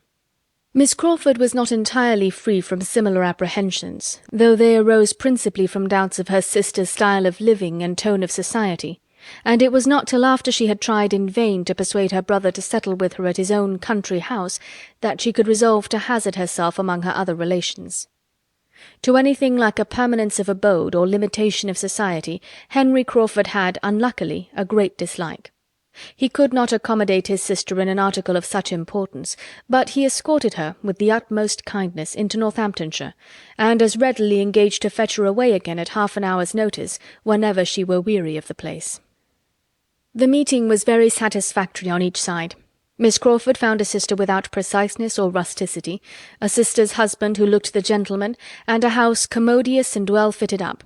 And Mrs. Grant received in those whom she hoped to love better than ever a young man and woman of very prepossessing appearance. Mary Crawford was remarkably pretty. Henry, though not handsome, had air and countenance. The manners of both were lively and pleasant, and Mrs. Grant immediately gave them credit for everything else. She was delighted with each, but Mary was her dearest object, and having never been able to glory in beauty of her own, she thoroughly enjoyed the power of being proud of her sister's. She had not waited her arrival to look out for a suitable match for her. She had fixed on Tom Bertram. The eldest son of a baronet was not too good for a girl of £20,000, with all the elegance and accomplishments which Mrs. Grant foresaw in her, and being a warm-hearted, unreserved woman, Mary had not been 3 hours in the house before she told her what she had planned. Miss Crawford was glad to find a family of such consequence so very near them, and not at all displeased either at her sister's early care, or the choice it had fallen on. Matrimony was her object, provided she could marry well, and having seen Mr. Bertram in town, she knew that objection could no more be made to his person than to his situation in life. While she treated it as a joke, therefore, she did not forget to think of it seriously. The scheme was soon repeated to Henry. "And now," added Mrs. Grant, "I have thought of something to make it quite complete. I should dearly love to settle you both in this country, and therefore, Henry, you shall marry the youngest Miss Bertram, a nice, handsome, good-humoured, accomplished girl, who will make you very happy." Henry bowed and thanked her. "My dear sister," said Mary, "if you can persuade him into anything of the sort, it will be a fresh matter of delight to me to find myself allied to anybody so clever, and I shall only regret that you have not half a dozen daughters to dispose of. If you can persuade Henry to marry, you must have the address of a Frenchwoman. All that English abilities can do has been tried already. I have 3 very particular friends who have all been dying for him in their turn, and the pains which they, their mothers, very clever women, as well as my dear aunt and myself, have taken to reason, coax, or trick him into marrying, is inconceivable. He is the most horrible flirt that can be imagined. If your Miss Bertrams do not like to have their hearts broke, let them avoid Henry." "My dear brother, I will not believe this of you." "No, I'm sure you are too good. You will be kinder than Mary. You will allow for the doubts of youth and inexperience. I am of a cautious temper, and am willing to risk my happiness in a hurry. Nobody can think more highly of the matrimonial state than myself. I consider the blessing of a wife as most justly described in those discreet lines of the poet, 'Heaven's last best gift.'" "There, Mrs. Grant, you see how he dwells on one word, and only look at his smile. I assure you he is very detestable. The Admiral's lessons have quite spoiled him." "I pay very little regard," said Mrs. Grant, "to what any young person says on the subject of marriage. If they profess a disinclination for it, I only set it down that they have not yet seen the right person." Dr. Grant laughingly congratulated Miss Crawford on feeling no disinclination to the state herself. "Oh, yes, I am not at all ashamed of it. I would have everybody marry if they can do it properly.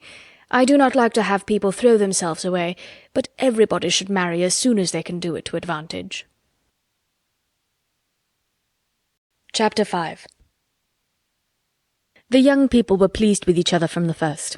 On each side there was much to attract, and their acquaintance soon promised as early an intimacy as good manners would warrant.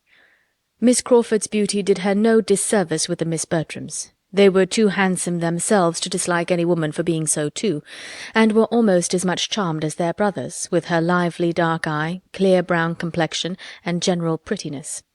Had she been tall, full-formed, and fair, it might have been more of a trial, but as it was, there could be no comparison, and she was most allowably a sweet, pretty girl, while they were the finest young women in the country. Her brother was not handsome. No, when they first saw him he was absolutely plain, black and plain. But still he was the gentleman, with a pleasing address. The second meeting proved him not so very plain. He was plain, to be sure, but then he had so much countenance, and his teeth were so good, and he was so well made, that one soon forgot he was plain. And after a third interview, after dining in company with him at the parsonage, he was no longer allowed to be called so by anybody. He was, in fact, the most agreeable young man the sisters had ever known, and they were equally delighted with him. Miss Bertram's engagement made him in equity the property of Julia, of which Julia was fully aware, and before he had been at Mansfield a week, she was quite ready to be fallen in love with. Maria's notions on the subject were more confused and indistinct. She did not want to see or understand. There could be no harm in her liking an agreeable man. Everybody knew her situation. Mr. Crawford must take care of himself. Mr. Crawford did not mean to be in any danger. The Miss Bertrams were worth pleasing, and were ready to be pleased, and he began with no object but of making them like him.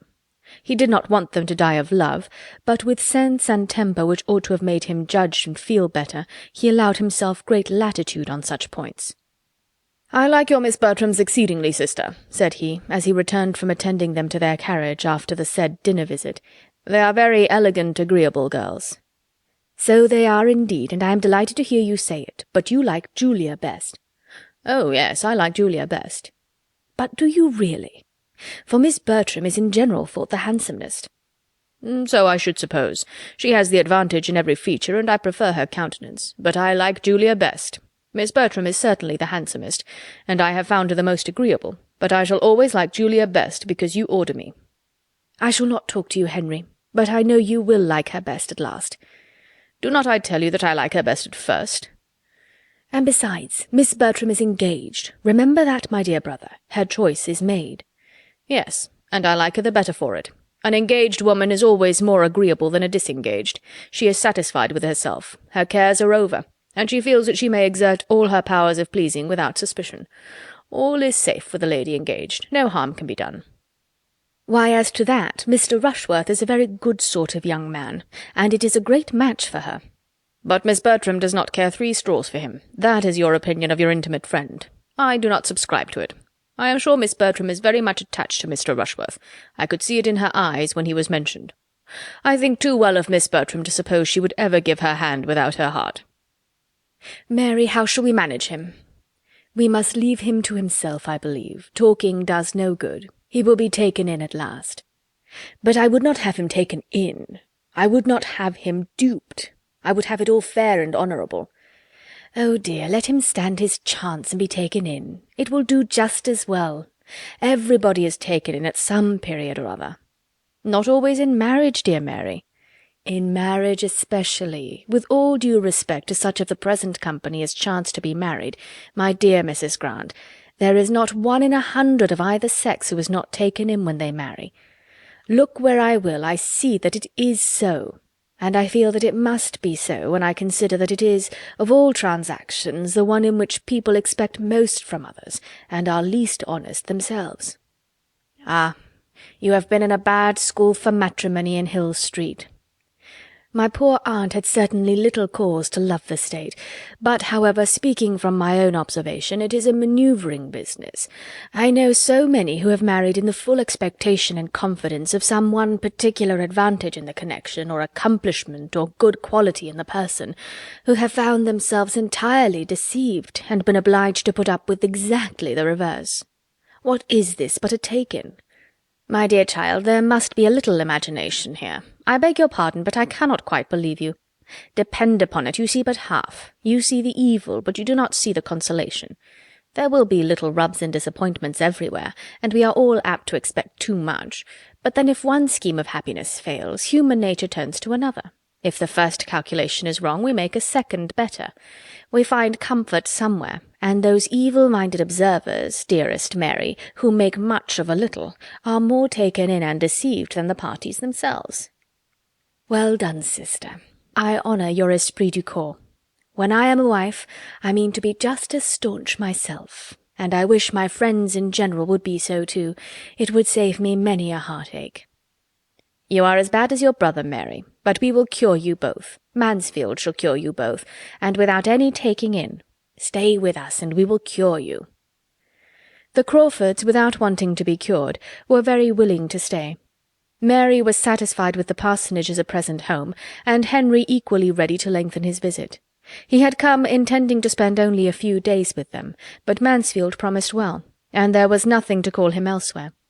It delighted Mrs. Grant to keep them both with her, and Dr. Grant was exceedingly well contented to have it so. A talking, pretty young woman like Miss Crawford is always pleasant society to an indolent, stay-at-home man, and Mr. Crawford's being his guest was an excuse for drinking claret every day. The Miss Bertrams' admiration of Mr. Crawford was more rapturous than anything which Miss Crawford's habits made her likely to feel. She acknowledged, however, that the Mr. Bertrams were very fine young men, that two such young men were not often seen together even in London, and that their manners, particularly those of the eldest, were very good. He had been much in London, and had more liveliness and gallantry than Edmund, and must therefore be preferred. And indeed his being the eldest was another strong claim. She had felt an early presentiment that she should like the eldest the best. She knew it was her way. Tom Bertram must have been thought pleasant indeed at any rate. He was the sort of young man to be generally liked. His agreeableness was of the kind to be oftener found agreeable than some endowments of a higher stamp, for he had easy manners, excellent spirits, a large acquaintance, and a great deal to say, and the reversion of Mansfield Park, and a baronetcy, did no harm to all this. Miss Crawford soon felt that he and his situation might do. She looked about her with due consideration, and found almost everything in his favour. A park, a real park 5 miles round, a spacious, modern-built house, so well placed and screened as to deserve to be in any collection of engravings of gentlemen's seats in the kingdom, and wanting only to be completely new furnished, pleasant sisters, a quiet mother, and an agreeable man himself, with the advantage of being tied up from much gaming at present by a promise to his father, and of being Sir Thomas hereafter. It might do very well, and she believed she should accept him, and she began accordingly to interest herself a little about the horse which he had to run at the bee races. These races were to call him away not long after their acquaintance began, and as it appeared that the family did not, from his usual goings-on, expect him back again for many weeks, it would bring his passion to an early proof. Much was said on his side to induce her to attend the races, and schemes were made for a large party to them, with all the eagerness of inclination, but it would only do to be talked of. And Fanny, what was she doing and thinking all this while? And what was her opinion of the newcomers? Few young ladies of 18 could be called less on to speak their opinion than Fanny. In a quiet way, very little attended to, she paid her tribute of admiration to Miss Crawford's beauty. But as she still continued to think Mr. Crawford very plain, in spite of her two cousins having repeatedly proved the contrary, she never mentioned him. The notice which she excited herself was to this effect. "I begin now to understand you all, except Miss Price," said Miss Crawford as she was walking with the Mr. Bertrams. "Pray, is she out, or is she not? I am puzzled. She dined at the parsonage with the rest of you, which seemed like being out, yet she says so little that I can hardly suppose she is." Edmund, to whom this was chiefly addressed, replied, "I believe I know what you mean, but I will not undertake to answer the question. My cousin is grown up. She has the age and sense of a woman, but the outs and not-outs are beyond me. And yet in general nothing can be more easily ascertained. The distinction is so broad.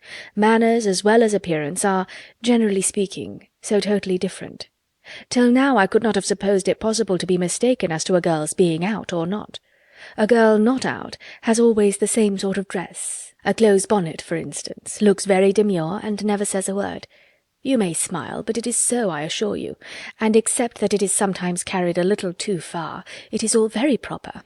Girls should be quiet and modest.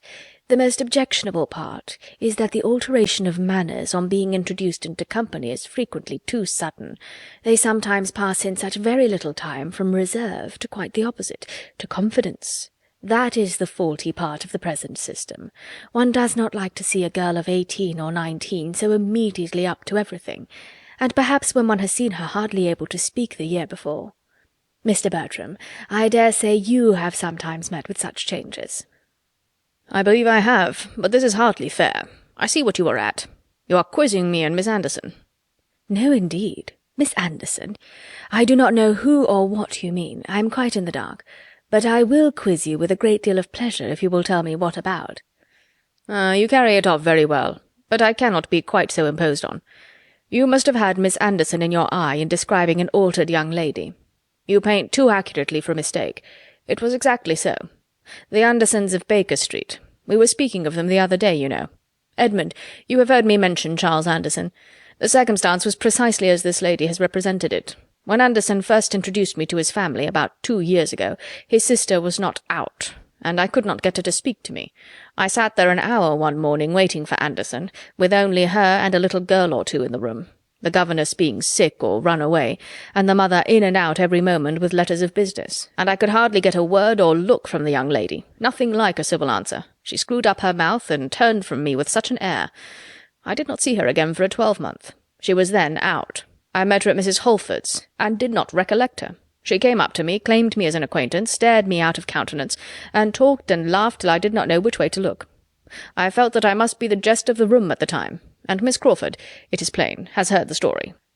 And a very pretty story it is, and with more truth in it, I dare say, than does credit to Miss Anderson. It is too common a fault. Mothers certainly have not yet quite got the right way of managing their daughters. I do not know where the error lies. I do not pretend to set people right, but I do see that they are often wrong. Those who are showing the world what female manners should be, said Mr. Bertram gallantly, are doing a great deal to set them right. The error is plain enough, said the less courteous Edmund. Such girls are ill brought up. They are given wrong notions from the beginning. They are always acting upon motives of vanity, and there is no more real modesty in their behaviour before they appear in public than afterwards. I do not know, replied Miss Crawford hesitatingly. Yes, I cannot agree with you there. It is certainly the modestest part of the business. It is much worse to have girls not out give themselves the same airs and take the same liberties as if they were, which I have seen done. That is worse than anything, quite disgusting. Yes, that is very inconvenient indeed, said Mr. Bertram.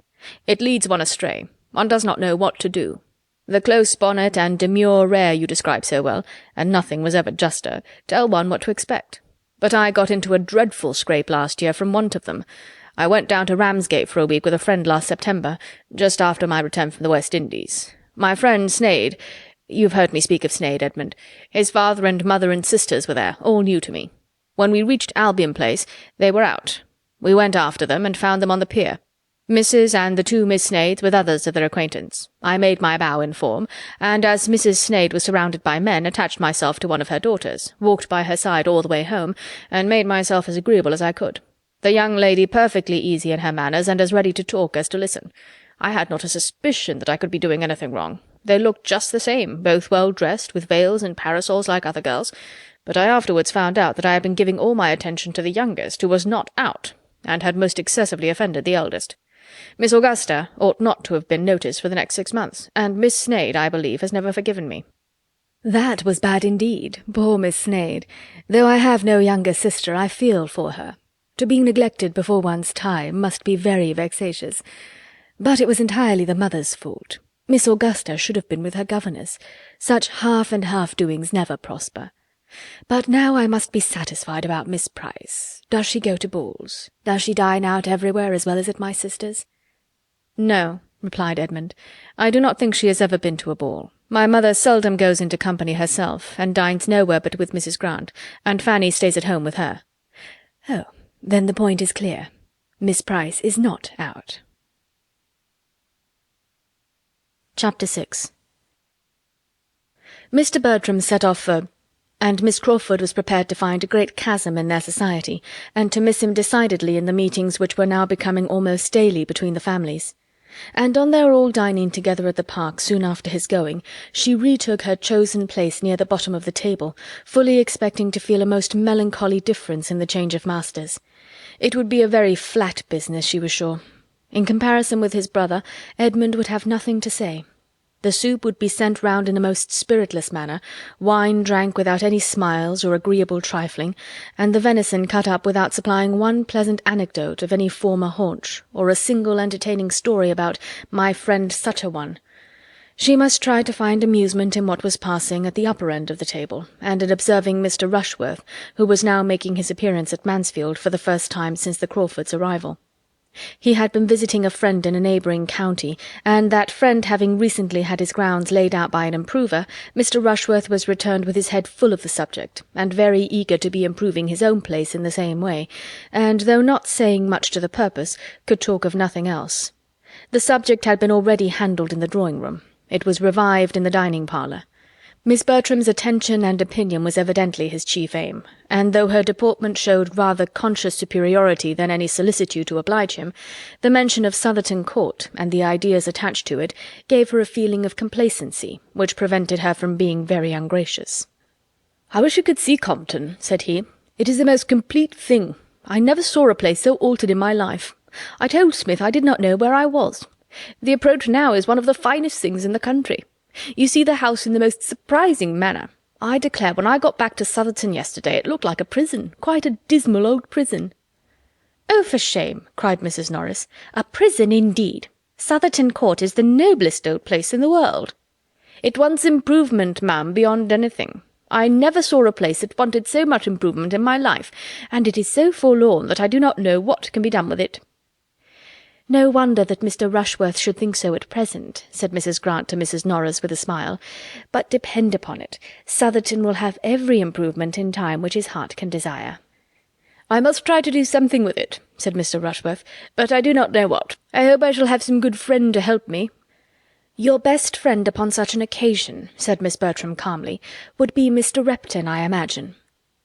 "That is what I was thinking of. As he has done so well by Smith, I think I had better have him at once. His terms are 5 guineas a day." "Well, and if they were 10," cried Mrs. Norris, "I am sure you need not regard it. The expense need not be any impediment. If I were you, I should not think of the expense. I would have everything done in the best style and made as nice as possible. Such a place as Southerton Court deserves everything that taste and money can do. You have space to work upon there, and grounds that will well reward you. For my own part, if I had anything within the 50th part of the size of Southerton, I should always be planting and improving, for naturally I am excessively fond of it. It would be too ridiculous for me to attempt anything where I am now, with my little half-acre. It would be quite a burlesque. But if I had more room, I should take a prodigious delight in improving and planting. We did a vast deal in that way at the parsonage.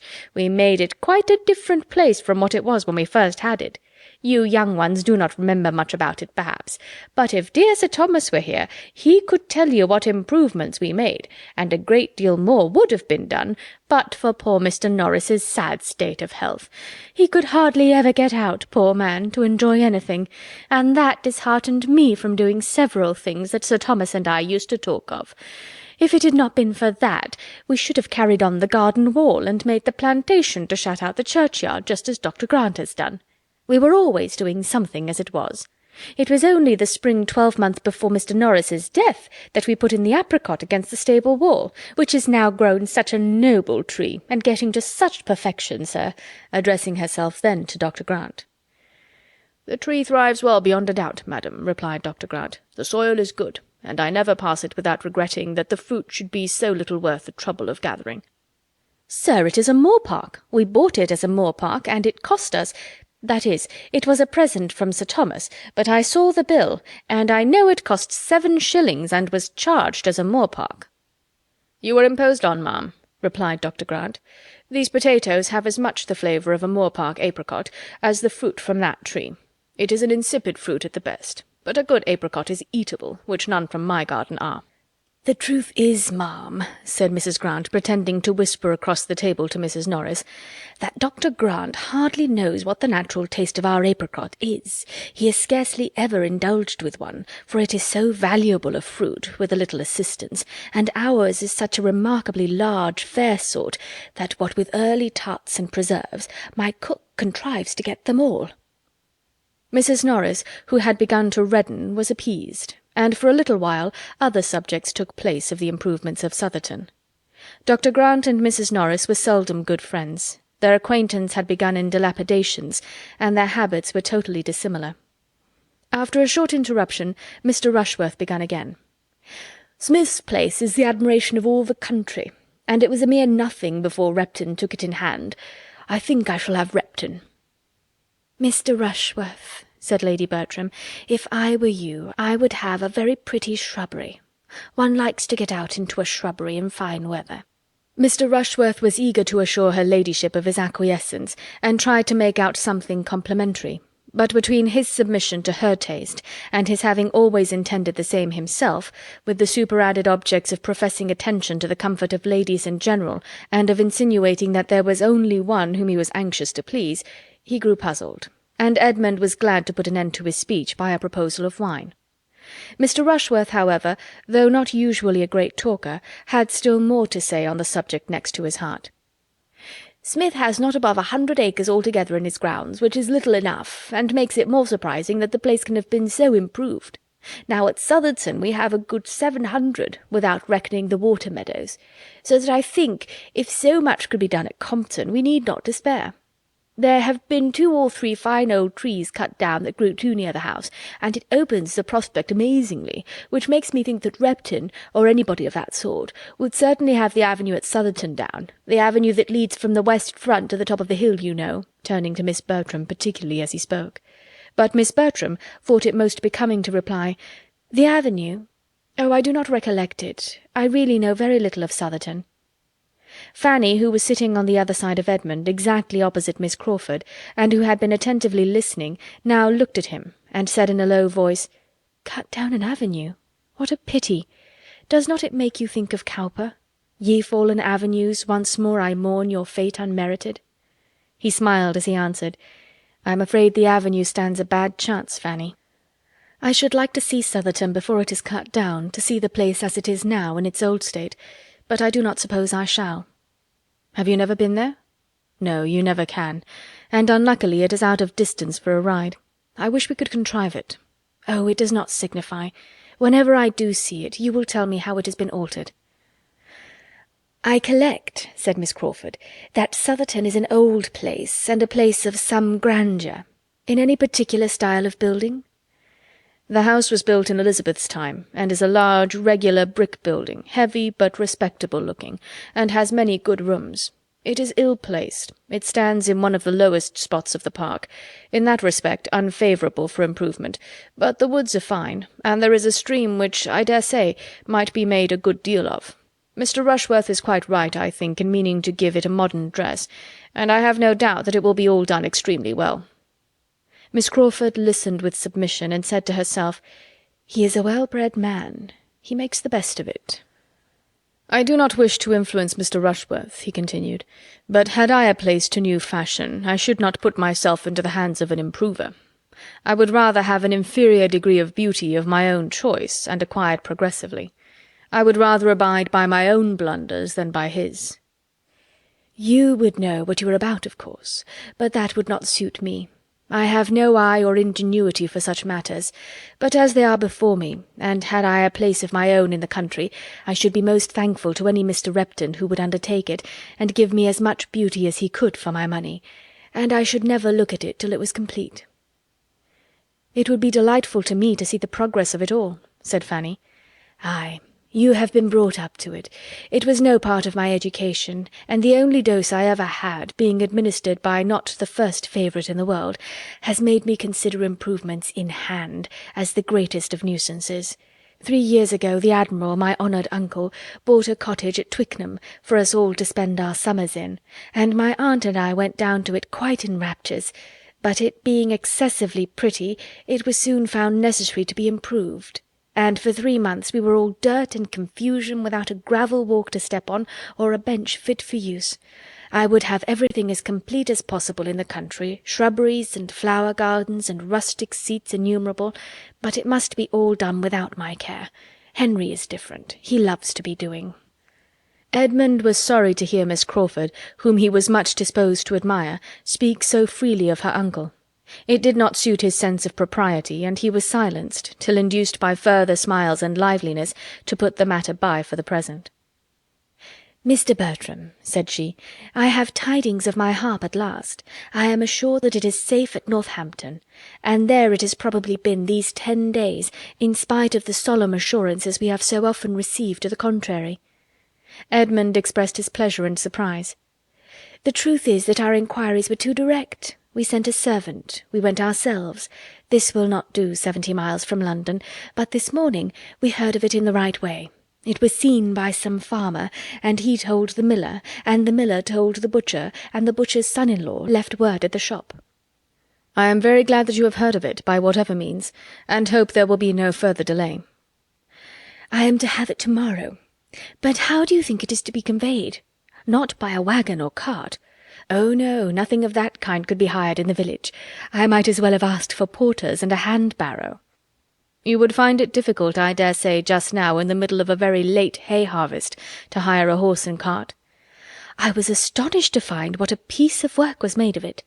To want a horse and cart in the country seemed impossible, so I told my maid to speak for one directly, and as I cannot look out of my dressing-closet without seeing one farmyard, nor walk in the shrubbery without passing another, I thought it would be only ask and have, and was rather grieved that I could not give the advantage to all. Guess my surprise when I found that I had been asking the most unreasonable, most impossible thing in the world, had offended all the farmers, all the labourers, all the hay in the parish. As for Dr. Grant's bailiff, I believe I had better keep out of his way, and my brother-in-law himself, who is all kindness in general, looked rather black upon me when he found what I had been at. You could not be expected to have thought on the subject before, but when you do think of it, you must see the importance of getting in the grass.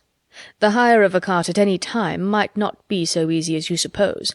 Our farmers are not in the habit of letting them out, but in harvest it must be quite out of their power to spare a horse.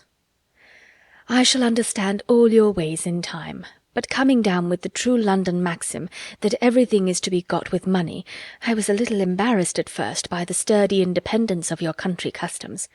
However, I am to have my harp fetched tomorrow. Henry, who is good nature itself, has offered to fetch it in his barouche. Will it not be honourably conveyed? Edmund spoke of the harp as his favourite instrument, and hoped to be soon allowed to hear her. Fanny had never heard the harp at all, and wished for it very much. "I shall be most happy to play to you both," said Miss Crawford, "at least as long as you can like to listen. Probably much longer, for I dearly love music myself, and where the natural taste is equal, the player must always be best off, for she is gratified in more ways than one. Now, Mr. Bertram, if you write to your brother, I entreat you to tell him that my harp is come. He heard so much of my misery about it. And you may say, if you please, that I shall prepare my most plaintive airs against his return, in compassion to his feelings, as I know his horse will lose." "If I write, I will say whatever you wish me, but I do not at present foresee any occasion for writing." "No, I dare say, nor if he were to be gone a 12-month would you ever write to him, nor he to you, if it could be helped. The occasion would never be foreseen. What strange creatures brothers are! You would not write to each other but upon the most urgent necessity in the world, and when obliged to take up the pen to say that such a horse is ill, or such a relation dead, it is done in the fewest possible words. You have but one style among you. I know it perfectly. Henry, who is in every other respect exactly what a brother should be, who loves me, consults me, confides in me, and will talk to me by the hour together, has never yet turned the page in a letter, and very often it is nothing more than, "Dear Mary, I am just arrived. Bath seems full, and everything as usual. Yours sincerely." That is the true manly style. That is a complete brother's letter. "When they are at a distance from all their family," said Fanny, colouring for William's sake, "they can write long letters." "Miss Price has a brother at sea," said Edmund, "whose excellence as a correspondent makes her think you too severe upon us." "At sea, has she? In the King's service, of course." Fanny would rather have had Edmund tell the story, but his determined silence obliged her to relate her brother's situation. Her voice was animated in speaking of his profession and the foreign stations he had been on, but she could not mention the number of years that he had been absent without tears in her eyes. Miss Crawford civilly wished him an early promotion. "Do you know anything of my cousin's captain?" said Edmund. "Captain Marshall. You have a large acquaintance in the navy, I conclude." "Among admirals, large enough, but," with an air of grandeur, "we know very little of the inferior ranks. Post-captains may be very good sort of men, but they do not belong to us. Of various admirals I could tell you a great deal. Of them and their flags, and the gradation of their pay, and their bickerings and jealousies. But in general I can assure you that they are all passed over and all very ill-used. Certainly my home at my uncle's brought me acquainted with a circle of admirals. Of rears and vices I saw enough. Now do not be suspecting me of a pun, I entreat." Edmund again felt grave, and only replied, "It is a noble profession." "Yes, the profession is well enough under two circumstances, if it make the fortune, and there be discretion in spending it. But in short, it is not a favourite profession of mine. It has never worn an amiable form to me." Edmund reverted to the harp, and was again very happy in the prospect of hearing her play. The subject of improving grounds, meanwhile, was still under consideration among the others, and Mrs. Grant could not help addressing her brother, though it was calling his attention from Miss Julia Bertram. "My dear Henry, have you nothing to say? You have been an improver yourself, and from what I hear of Everingham, it may vie with any place in England. Its natural beauties, I am sure, are great. Everingham, as it used to be, was perfect in my estimation. Such a happy fall of ground, and such timber! What I would not give to see it again!" "Nothing could be so gratifying to me as to hear your opinion of it," was his answer, "but I fear there would be some disappointment. You would not find it equal to your present ideas. In extent it is a mere nothing. You would be surprised at its insignificance. And as for improvement, there was very little for me to do. Too little. I should like to have been busy much longer." "You are fond of the sort of thing?" said Julia. "Excessively. But what with the natural advantages of the ground, which pointed out even to a very young eye what little remained to be done, and my own consequent resolutions, I had not been of age 3 months before Everingham was all that it is now. My plan was laid at Westminster, a little altered perhaps at Cambridge, and at 21 executed. I am inclined to envy Mr. Rushworth for having so much happiness yet before him. I have been a devourer of my own." "Those who see quickly will resolve quickly and act quickly," said Julia. "You can never want employment. Instead of envying Mr. Rushworth, you should assist him with your opinion." Mrs. Grant, hearing the latter part of this speech, enforced it warmly, persuaded that no judgment could be equal to her brother's; and as Miss Bertram caught at the idea likewise, and gave it her full support, declaring that in her opinion it was infinitely better to consult with friends and disinterested advisers than immediately to throw the business into the hands of a professional man, Mr. Rushworth was very ready to request the favour of Mr. Crawford's assistance; and Mr. Crawford, after properly depreciating his own abilities, was quite at his service in any way that could be useful. Mr. Rushworth then began to propose Mr. Crawford's doing him the honour of coming over to Southerton and taking a bed there, when Mrs. Norris, as if reading in her two nieces' minds their little approbation of a plan which was to take Mr. Crawford away, interposed with an amendment. "There can be no doubt of Mr. Crawford's willingness, but why should not more of us go? Why should not we make a little party? Here are many that would be interested in your improvements, my dear Mr. Rushworth, and that would like to hear Mr. Crawford's opinion on the spot, and that might be of some small use to you with their opinions. And for my own part I have been long wishing to wait upon your good mother again. Nothing but having no horses of my own could have made me so remiss. But now I could go and sit a few hours with Mrs. Rushworth, while the rest of you walked about and settled things, and then we could all return to a late dinner here, or dine at Southerton, just as might be most agreeable to your mother, and have a pleasant drive home by moonlight. I dare say Mr. Crawford would take my two nieces and me in his barouche, and Edmund can go on horseback, you know, sister, and Fanny will stay at home with you."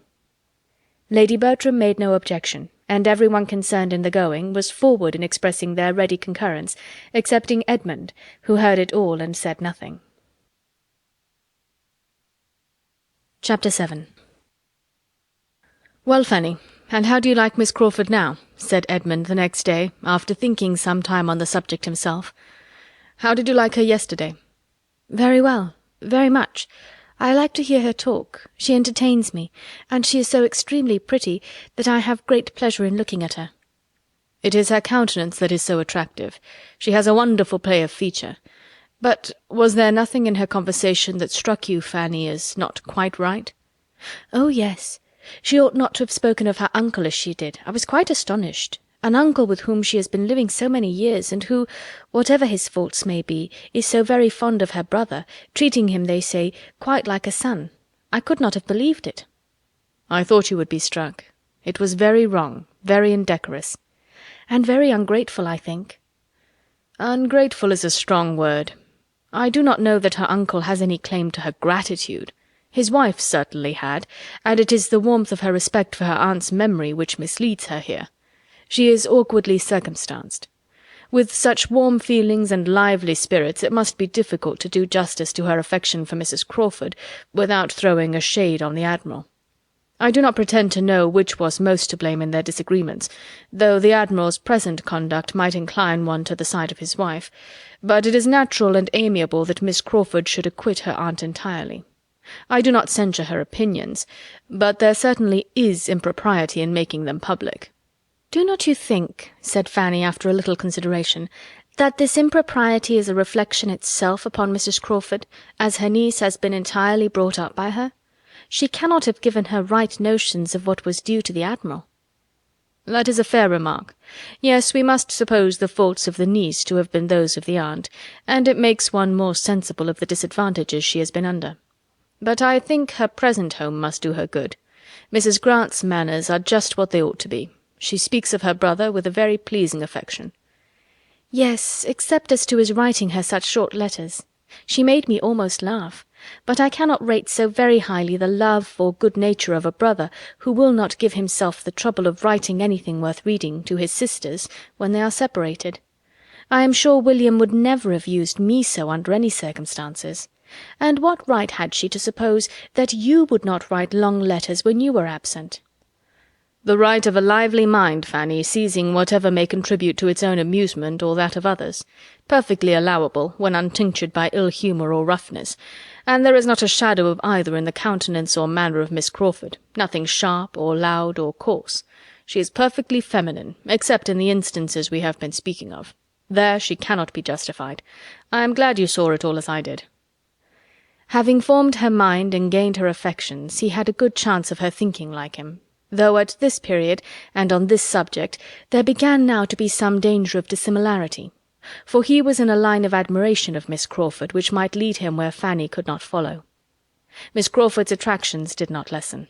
The harp arrived, and rather added to her beauty, wit, and good humour, for she played with the greatest obligingness, with an expression and taste which were peculiarly becoming, and there was something clever to be said at the close of every air. Edmund was at the parsonage every day to be indulged with his favourite instrument. One morning secured an invitation for the next, for the lady could not be unwilling to have a listener, and everything was soon in a fair train. A young woman, pretty, lively, with a harp as elegant as herself, and both placed near a window cut down to the ground and opening on a little lawn, surrounded by shrubs in the rich foliage of summer, was enough to catch any man's heart. The season, the scene, the air, were all favourable to tenderness and sentiment. Mrs. Grant and her timbre frame were not without their use. It was all in harmony, and as everything will turn to account when love is once set going, even the sandwich tray, and Dr. Grant doing the honours of it, were worth looking at.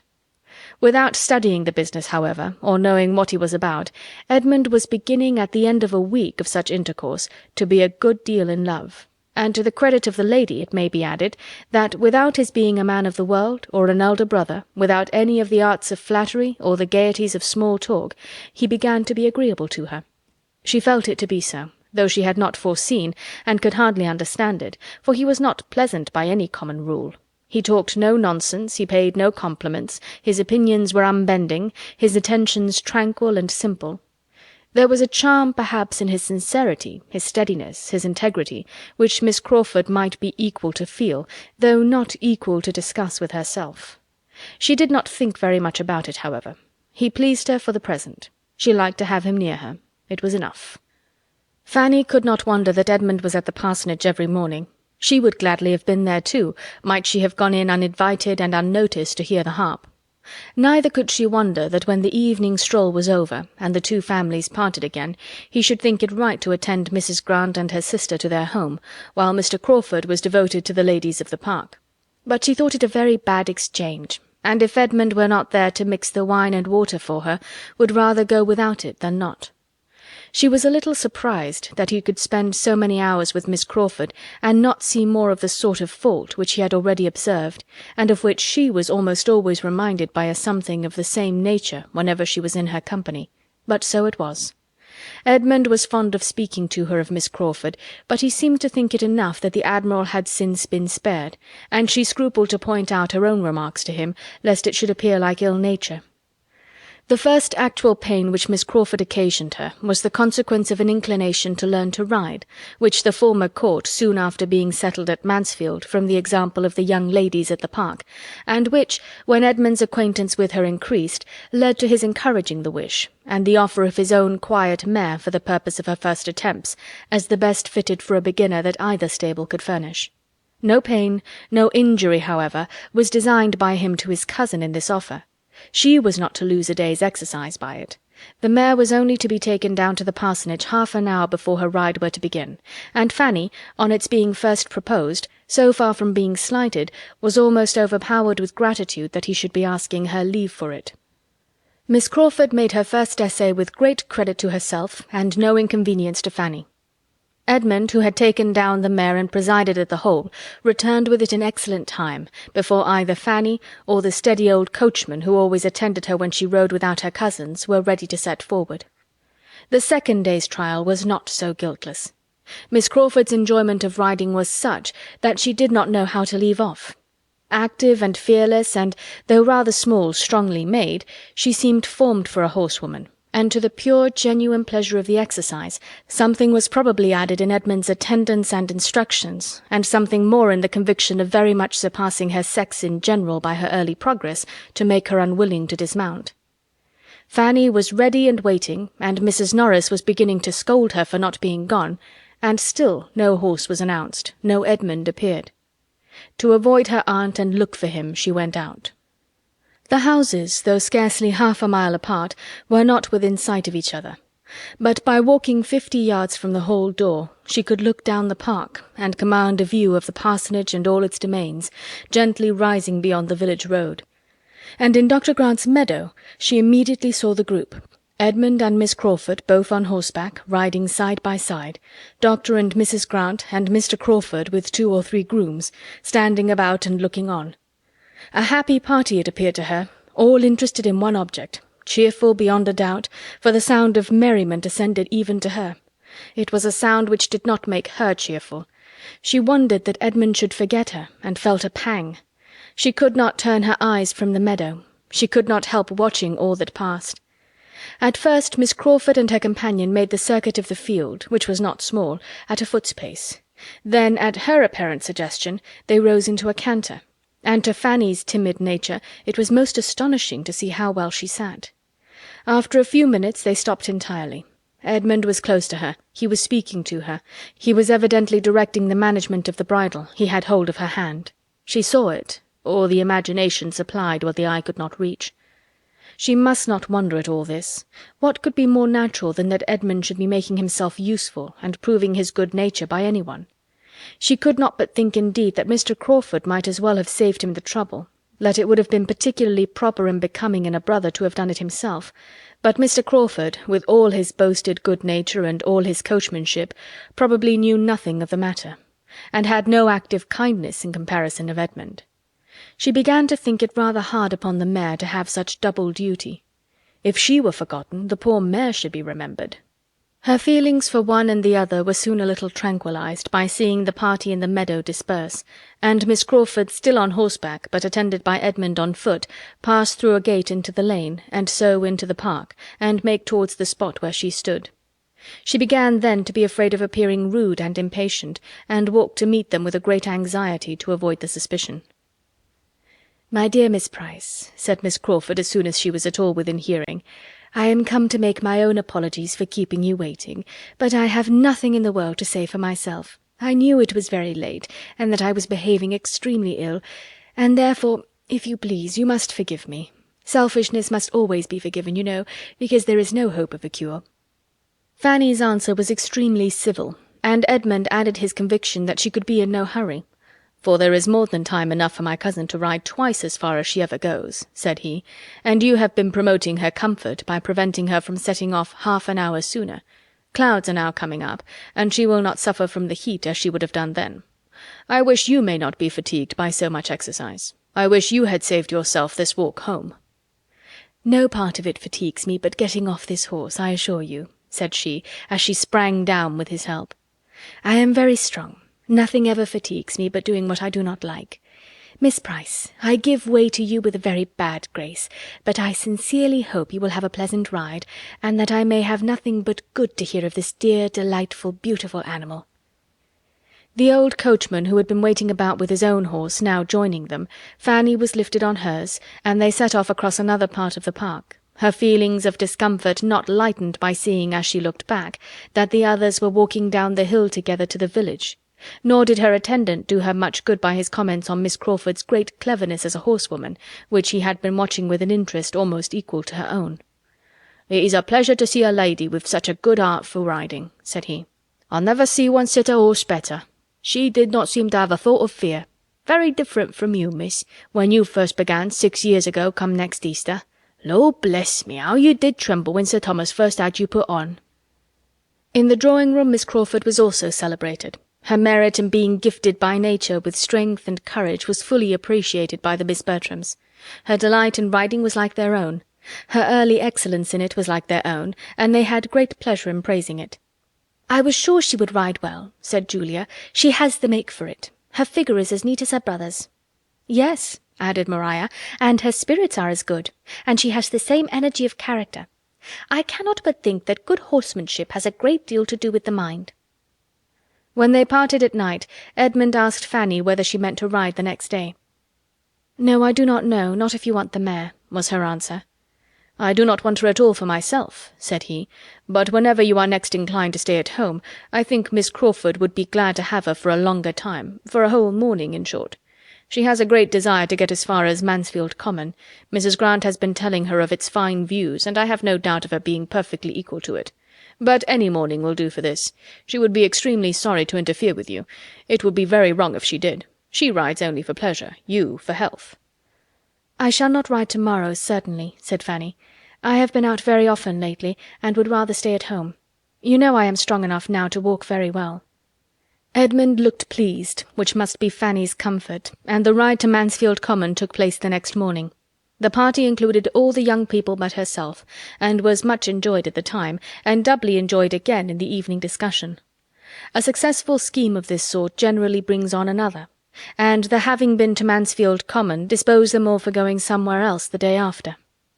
There were many other views to be shown, and though the weather was hot, there were shady lanes wherever they wanted to go. A young party is always provided with a shady lane. 4 fine mornings successively were spent in this manner, in showing the Crawfords the country, and doing the honours of its finest spots. Everything answered. It was all gaiety and good humour, the heat only supplying inconvenience enough to be talked of with pleasure, till the 4th day, when the happiness of one of the party was exceedingly clouded. Miss Bertram was the one. Edmund and Julia were invited to dine at the parsonage, and she was excluded. It was meant and done by Mrs. Grant, with perfect good humour, on Mr. Rushworth's account, who was partly expected at the park that day, but it was felt as a very grievous injury, and her good manners were severely taxed to conceal her vexation and anger till she reached home. As Mr. Rushworth did not come, the injury was increased, and she had not even the relief of showing her power over him. She could only be sullen to her mother, aunt, and cousin, and throw as great a gloom as possible over their dinner and dessert. Between 10 and 11 Edmund and Julia walked into the drawing-room, fresh with the evening air, glowing and cheerful, the very reverse of what they found in the 3 ladies sitting there, for Maria would scarcely raise her eyes from her book, and Lady Bertram was half asleep, and even Mrs. Norris, discomposed by her niece's ill humour, and having asked 1 or 2 questions about the dinner which were not immediately attended to, seemed almost determined to say no more. For a few minutes the brother and sister were too eager in their praise of the night and their remarks on the stars to think beyond themselves. But when the first pause came, Edmund, looking around, said, "But where is Fanny? Is she gone to bed?" "No, not that I know of," replied Mrs. Norris. "She was here a moment ago." Her own gentle voice speaking from the other end of the room, which was a very long one, told them that she was on the sofa. Mrs. Norris began scolding. "That is a very foolish trick, Fanny, to be idling away all the evening upon a sofa. Why cannot you come and sit here and employ yourself as we do? If you have no work of your own, I can supply you from the poor basket." There is all the new calico that was bought last week not touched yet. I am sure I almost broke my back by cutting it out. You should learn to think of other people, and take my word for it, it is a shocking trick for a young person to be always lolling upon a sofa." Before half this was said, Fanny was returned to her seat at the table, and had taken up her work again, and Julia, who was in high good humour from the pleasures of the day, did her the justice of exclaiming, "I must say, ma'am, that Fanny is as little upon the sofa as anybody in the house." "Fanny," said Edmund, after looking at her attentively, "I am sure you have the headache." She could not deny it, but said it was not very bad. "I can hardly believe you," he replied. "I know your looks too well. How long have you had it?" "Since a little before dinner. It is nothing but the heat." "Did you go out in the heat?" "Go out? To be sure she did," said Mrs. Norris. "Would you have her stay within such a fine day as this? Were not we all out? Even your mother was out to-day for above an hour." "Yes, indeed, Edmund," added her ladyship, who had been thoroughly awakened by Mrs. Norris's sharp reprimand to Fanny. "I was out above an hour. I sat 3/4 of an hour in the flower garden while Fanny cut the roses, and very pleasant it was, I assure you, but very hot. It was shady enough in the alcove, but I declare I quite dreaded the coming home again." "Fanny has been cutting roses, has she?" "Yes, and I am afraid there will be the last this year. Poor thing, she found it hot enough, but they were so full-blown that one could not wait." "There was no help for it, certainly," rejoined Mrs. Norris in a rather softened voice. "But I question whether her headache might not be caught then, sister. There is nothing so likely to give it as standing and stooping in a hot sun. But I dare say it will be well tomorrow. Suppose you let her have your aromatic vinegar. I always forget to have mine filled." "She has got it," said Lady Bertram. "She has had it ever since she came back from your house the second time." "What?" cried Edmund. "Has she been walking as well as cutting roses? Walking across the hot park to your house, and doing it twice, ma'am? No wonder her head aches." Mrs. Norris was talking to Julia, and did not hear. "I was afraid it would be too much for her," said Lady Bertram, "but when the roses were gathered your aunt wished to have them, and then you know they must be taken home." "But were there roses enough to oblige her to go twice?" "No, but they were to be put into the spare room to dry, and unluckily Fanny forgot to lock the door of the room and bring away the key, so she was obliged to go again." Edmund got up and walked about the room, saying, "And could nobody be employed on such an errand but Fanny? Upon my word, ma'am, it has been a very ill-managed business." "I am sure I do not know how it was to have been done better," cried Mrs. Norris, unable to be longer deaf, "unless I had gone myself, indeed, but I cannot be in two places at once. And I was talking to Mr. Green at that very time about your mother's dairymaid, by her desire, and had promised John Groom to write to Mrs. Jeffreys about his son, and the poor fellow was waiting for me half an hour. I think nobody can justly accuse me of sparing myself upon any occasion, but really I cannot do everything at once. And as for Fanny's just stepping down to my house for me, it is not much above 1/4 of a mile. I cannot think I was unreasonable to ask it. How often do I pace it 3 times a day, early and late, aye, and in all weathers too, and say nothing about it?" "I wish Fanny had half your strength, ma'am." "If Fanny would be more regular in her exercise, she would not be knocked up so soon.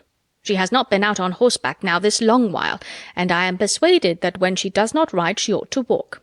If she had been riding before, I should not have asked it of her, but I thought it would rather do her good after being stooping among the roses, for there is nothing so refreshing as a walk after a fatigue of that kind, and though the sun was strong, it was not so very hot. Between ourselves, Edmund," nodding significantly at his mother, "it was cutting the roses and dawdling about in the flower garden that did the mischief." "I am afraid it was indeed," said the more candid Lady Bertram, who had overheard her. "I am very much afraid she caught the headache there, for the heat was enough to kill anybody. It was as much as I could bear myself. Sitting and calling to Pug and trying to keep him from the flower-beds was almost too much for me." Edmund said no more to either lady, but going quietly to another table, on which the supper-tray yet remained, brought a glass of Madeira to Fanny, and obliged her to drink the greater part. She wished to be able to decline it, but the tears which a variety of feelings created made it easier to swallow than to speak. Vexed as Edmund was with his mother and aunt, he was still more angry with himself. His own forgetfulness of her was worse than anything which they had done. Nothing of this would have happened had she been properly considered, but she had been left 4 days together without any choice of companions or exercise, and without any excuse for avoiding whatever her unreasonable aunts might require. He was ashamed to think that for 4 days together she had not had the power of riding, and very seriously resolved, however unwilling he must be to check a pleasure of Miss Crawford's, that it should never happen again. Fanny went to bed with her heart as full as on the first evening of her arrival at the park. The state of her spirits had probably had its share in her indisposition, for she had been feeling neglected, and been struggling against discontent and envy for some days past. As she leant on the sofa, to which she had retreated that she might not be seen, the pain of her mind had been much beyond that in her head, and the sudden change which Edmund's kindness had then occasioned made her hardly know how to support herself. Chapter 8. Fanny's rides recommenced the very next day, and as it was a pleasant, fresh-feeling morning, less hot than the weather had lately been, Edmund trusted that her losses both of health and pleasure would be soon made good. While she was gone, Mr. Rushworth arrived, escorting his mother, who came to be civil, and to show her civility especially in urging the execution of the plan for visiting Southerton, which had been started a fortnight before, and which, in consequence of her subsequent absence from home, had since lain dormant. Mrs. Norris and her nieces were all well pleased with its revival, and an early day was named, and agreed to, provided Mr. Crawford should be disengaged. The young ladies did not forget that stipulation, and though Mrs. Norris would willingly have answered for his being so, they would neither authorize the liberty nor run the risk, and at last, on a hint from Miss Bertram, Mr. Rushworth discovered that the properest thing to be done was for him to walk down to the parsonage directly and call on Mr. Crawford, and inquire whether Wednesday would suit him or not. Before his return, Mrs. Grant and Miss Crawford came in. Having been out some time and taken a different route to the house, they had not met him. Comfortable hopes, however, were given that he would find Mr. Crawford at home. The Southerton scheme was mentioned, of course. It was hardly possible, indeed, that anything else should be talked of, for Mrs. Norris was in high spirits about it, and Mrs. Rushworth, a well-meaning, civil, prosing, pompous woman who thought nothing of consequence but as it related to her own and her son's concerns, had not yet given over pressing Lady Bertram to be of the party. Lady Bertram constantly declined it, but her placid manner of refusal made Mrs. Rushworth still think she wished to come, till Mrs. Norris's more numerous words and louder tone convinced her of the truth. "The fatigue would be too much for my sister, a great deal too much, I assure you, my dear Mrs. Rushworth. 10 miles there and 10 back, you know. You must excuse my sister on this occasion, and accept of our 2 dear girls and myself without her. Southerton is the only place that could give her a wish to go so far, but it cannot be indeed. She will have a companion in Fanny Price, you know, so it will all do very well. And as for Edmund, as he is not here to speak for himself, I will answer for his being most happy to join the party. He can go on horseback, you know." Mrs. Rushworth, being obliged to yield to Lady Bertram's staying at home, could only be sorry. The loss of her ladyship's company would be a great drawback, and she would have been extremely happy to have seen the young lady, too, Miss Price, who had never been at Southerton yet, and it was a pity she should not see the place. "You are very kind, you are all kindness, my dear madam," cried Mrs. Norris, "but as to Fanny, she will have opportunities in plenty of seeing Southerton. She has time enough before her, and her going now is quite out of the question. Lady Bertram could not possibly spare her." "Oh, no, I cannot do without Fanny." Mrs. Rushworth proceeded next, under the conviction that everybody must be wanting to see Southerton, to include Miss Crawford in the invitation. And though Mrs. Grant, who had not been at the trouble of visiting Mrs. Rushworth on her coming into the neighbourhood, civilly declined it on her own account, she was glad to secure any pleasure for her sister, and Mary, properly pressed and persuaded, was not long in accepting her share of the civility. Mr. Rushworth came back from the parsonage successful, and Edmund made his appearance just in time to learn what had been settled for Wednesday, to attend Mrs. Rushworth to her carriage, and walk half-way down the park with the other 2 ladies. On his return to the breakfast-room he found Mrs. Norris trying to make up her mind as to whether Miss Crawford's being of the party were desirable or not, or whether her brother's barouche would not be full without her. The Miss Bertrams laughed at the idea, assuring her that the barouche would hold 4 perfectly well, independent of the box, on which one might go with him. "But why is it necessary," said Edmund, "that Crawford's carriage, or his only, should be employed? Why is no use to be made of my mother's chaise? I could not, when the scheme was first mentioned the other day, understand why a visit from the family were not to be made in the carriage of the family." "What!" cried Julia, "go boxed up 3 in a post-chaise, with this weather, when we may have seats in a barouche? No, my dear Edmund, that will not quite do." "Besides," said Maria, "I know that Mr. Crawford depends upon taking us. After what passed at first, he would claim it as a promise." "And, my dear Edmund," added Mrs. Norris, "taking out 2 carriages when 1 will do would be trouble for nothing, and between ourselves, coachman is not very fond of the roads between this and Southerton. He always complains bitterly of the narrow lanes scratching his carriage, and you know one should not like to have dear Sir Thomas, when he comes home, find all the varnish scratched off." "That would not be a very handsome reason for using Mr. Crawford's," said Maria, "but the truth is that Wilcox is a stupid old fellow, and does not know how to drive. I will answer for it that we shall find no inconvenience from narrow roads on Wednesday." "There is no hardship, I suppose, nothing unpleasant," said Edmund, "in going on the barouche box." "Unpleasant!" cried Maria. "Oh dear, I believe it would be generally thought the favourite seat. There can be no comparison as to one's view of the country. Probably Miss Crawford will choose the barouche box herself." "There can be no objection, then, to Fanny's going with you. There can be no doubt of your having room for her." "Fanny!" repeated Mrs. Norris. "My dear Edmund, there is no idea of her going with us. She stays with her aunt. I told Mrs. Rushworth so. She is not expected." "You can have no reason, I imagine, madam," said he, addressing his mother, "for wishing Fanny not to be of the party. But as it relates to yourself, to your own comfort, if you could do without her, you would not wish to keep her at home." "To be sure not, but I cannot do without her." "You can, if I stay at home with you, as I mean to do." There was a general cry out at this. "Yes," he continued, "there is no necessity for my going, and I mean to stay at home. Fanny has a great desire to see Southerton. I know she wishes it very much. She has not often a gratification of the kind, and I am sure, ma'am, you would be glad to give her the pleasure now." "Oh yes, very glad, if your aunt sees no objection." Mrs. Norris was very ready with the only objection which could remain, their having positively assured Mrs. Rushworth that Fanny could not go, and the very strange appearance there would consequently be in taking her, which seemed to her a difficulty quite impossible to be got over.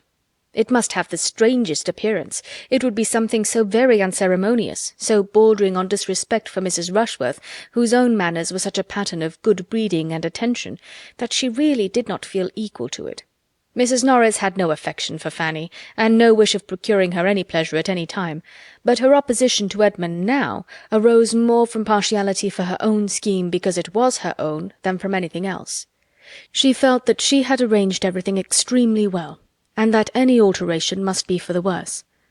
When Edmund therefore told her in reply, as he did when she would give him the hearing, that she need not distress herself on Mrs. Rushworth's account, because he had taken the opportunity, as he walked her through the hall, of mentioning Miss Price as one who would probably be of the party, and had directly received a very sufficient invitation for his cousin, Mrs. Norris was too much vexed to submit with a good grace, and would only say, very well, just as you choose. Settle it your own way. I'm sure I do not care about it." "It seems very odd," said Maria, "that you should be staying at home instead of Fanny." "I am sure she ought to be very much obliged to you," added Julia, hastily leaving the room as she spoke, from a consciousness that she ought to offer to stay at home herself. "Fanny will be quite as grateful as the occasion requires," was Edmund's only reply, and the subject was dropped. Fanny's gratitude when she heard the plan was in fact much greater than her pleasure. She felt Edmund's kindness with all, and more than all, the sensibility which he, unsuspicious of her fond attachment, could be aware of. But that he should forego any enjoyment on her account gave her pain, and her own satisfaction in seeing Southerton would be nothing without him. The next meeting of the 2 Mansfield families produced another alteration in the plan, and one that was admitted with general approbation. Mrs. Grant offered herself as companion for the day to Lady Bertram in lieu of her son, and Dr. Grant was to join them at dinner. Lady Bertram was very well pleased to have it so, and the young ladies were in spirits again. Even Edmund was very thankful for an arrangement which restored him to his share of the party, and Mrs. Norris thought it an excellent plan, and had it at her tongue's end, and was on the point of proposing it when Mrs. Grant spoke. Wednesday was fine, And soon after breakfast the barouche arrived, Mr. Crawford driving his sisters, and as everybody was there was nothing to be done but for Mrs. Grant to alight and the others to take their places. The place of all places, the envied seat, the post of honour, was unappropriated. To whose happy lot was it to fall? While each of the Miss Bertrams were meditating how best, and with most appearance of obliging the others, to secure it, the matter was settled by Mrs. Grant's saying, as she stepped from the carriage, "As there are 5 of you, it will be better that one should sit with Henry, and as you were saying lately that you wished you could drive, Julia, I think this will be a good opportunity for you to take a lesson." Happy Julia! Unhappy Maria! The former was on the barouche box in a moment, the latter took her seat within, in gloom and mortification, and the carriage drove off, amid the good wishes of the 2 remaining ladies and the barking of the pug in his mistress's arms. Their road was through a pleasant country, and Fanny, whose rides had never been extensive, was soon beyond her knowledge, and was very happy in observing all that was new, and admiring all that was pretty. She was not often invited to join in the conversation of the others, nor did she desire it. Her own thoughts and reflections were habitually her best companions, and in observing the appearance of the country, the bearings of the roads, the difference of soil, the state of the harvest, the cottages, the cattle, the children, she found entertainment that could only have been heightened by having Edmund to speak to of what she felt. That was the only point of resemblance between her and the lady who sat by her. In everything but a value for Edmund, Miss Crawford was very unlike her. She had none of Fanny's delicacy of taste, of mind, of feeling. She saw nature, inanimate nature, with little observation. Her attention was all for men and women, her talents for the light and lively. In looking back after Edmund, however, when there was any stretch of road behind them, or when he gained on them in ascending a considerable hill, they were united, and "There he is," broke at the same moment from them both, more than once. For the first 7 miles Miss Bertram had very little real comfort. Her prospect always ended in Mr. Crawford and her sister sitting side by side, full of conversation and merriment, and to see only his expressive profile as he turned with a smile to Julia, or to catch the laugh of the other, was a perpetual source of irritation, which her own sense of propriety could but just smooth over. When Julia looked back, it was with a countenance of delight, and whenever she spoke to them, it was in the highest spirits. Her view of the country was charming, she wished they could all see it, etc., but her only offer of exchange was addressed to Miss Crawford as they gained the summit of a long hill, and was not more inviting than this: "Here is a fine burst of country. I wish you had my seat, but I dare say you will not take it, let me press you ever so much." And Miss Crawford could hardly answer before they were moving again at a good pace. When they came within the influence of Southerton associations, it was better for Miss Bertram, who might be said to have 2 strings to her bow. She had Rushworth feelings and Crawford feelings, and in the vicinity of Southerton the former had considerable effect. Mr. Rushworth's consequence was hers. She could not tell Miss Crawford that those woods belonged to Southerton. She could not carelessly observe that she believed it was now all Mr. Rushworth's property on each side of the road, without elation of heart, and it was a pleasure to increase with their approach to the capital freehold mansion and ancient manorial residence of the family, with all its rights of court-leet and court-baron. "Now we shall have no more rough road, Miss Crawford. Our difficulties are over. The rest of the way is such as it ought to be. Mr. Rushworth has made it since he succeeded to the estate. Here begins the village. Those cottages are really a disgrace. The church spire is reckoned remarkably handsome. I am glad the church is not so close to the great house as often happens in old places. The annoyance of the bells must be terrible. There is the parsonage, a tidy-looking house, and I understand the clergyman and his wife are very decent people. Those are almshouses, built by some of the family. To the right is the steward's house. He is a very respectable man. Now we are coming to the lodge gates, but we have nearly a mile through the park still. It is not ugly, you see, at this end. There is some fine timber, but the situation of the house is dreadful. We go downhill to it for half a mile, and it is a pity, for it would not be an ill-looking place if it had a better approach." Miss Crawford was not slow to admire. She pretty well guessed Miss Bertram's feelings, and made it a point of honour to promote her enjoyment to the utmost. Mrs. Norris was all delight and volubility, and even Fanny had something to say in admiration, and might be heard with complacency. Her eye was eagerly taking in everything within her reach, and after being at some pains to get a view of the house, and observing that it was a sort of building which she could not look at but with respect, she added, "Now where is the avenue? The house fronts the east, I perceive. The avenue therefore must be at the back of it. Mr. Rushworth talked of the west front. Yes, it is exactly behind the house, begins at a little distance, and ascends for half a mile to the extremity of the grounds. You may see something of it here, something of the more distant trees. It is oak entirely.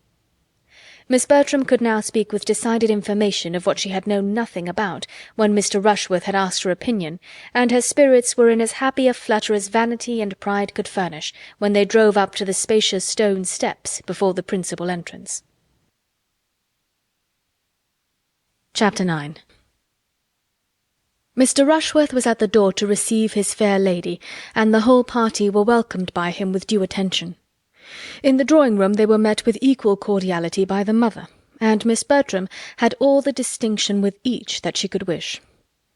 After the business of arriving was over, it was first necessary to eat, and the doors were thrown open to admit them through one or two intermediate rooms into the appointed dining-parlour, where a collation was prepared, with abundance and elegance.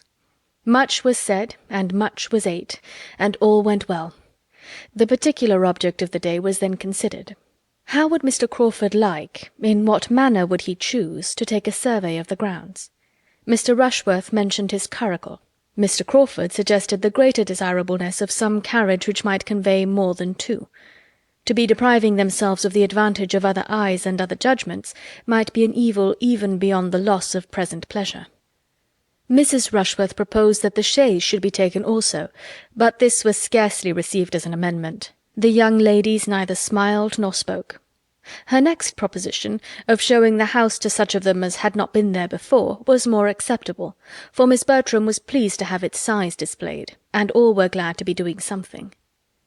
The whole party rose accordingly, and under Mrs. Rushworth's guidance were shown through a number of rooms, all lofty and many large, and amply furnished in the taste of 50 years back, with shining floors, solid mahogany, rich damask, marble, gilding, and carving, each handsome in its way. Of pictures there were abundance, and some few good, but the larger part were family portraits, no longer anything to anybody but Mrs. Rushworth, who had been at great pains to learn all that the housekeeper could teach, and was now almost equally qualified to show the house. On the present occasion she addressed herself chiefly to Miss Crawford and Fanny, but there was no comparison in the willingness of their attention, for Miss Crawford, who had seen scores of great houses and cared for none of them, had only the appearance of civilly listening, while Fanny, to whom everything was almost as interesting as it was new, attended with unaffected earnestness to all that Mrs. Rushworth could relate of the family in former times, its rise and grandeur, regal visits and loyal efforts, delighted to connect anything with history already known, or warm her imagination with scenes of the past. The situation of the house excluded the possibility of much prospect from any of the rooms, and while Fanny and some of the others were attending Mrs. Rushworth, Henry Crawford was looking grave and shaking his head at the windows. Every room on the west front looked across a lawn to the beginning of the avenue immediately beyond tall iron palisades and gates.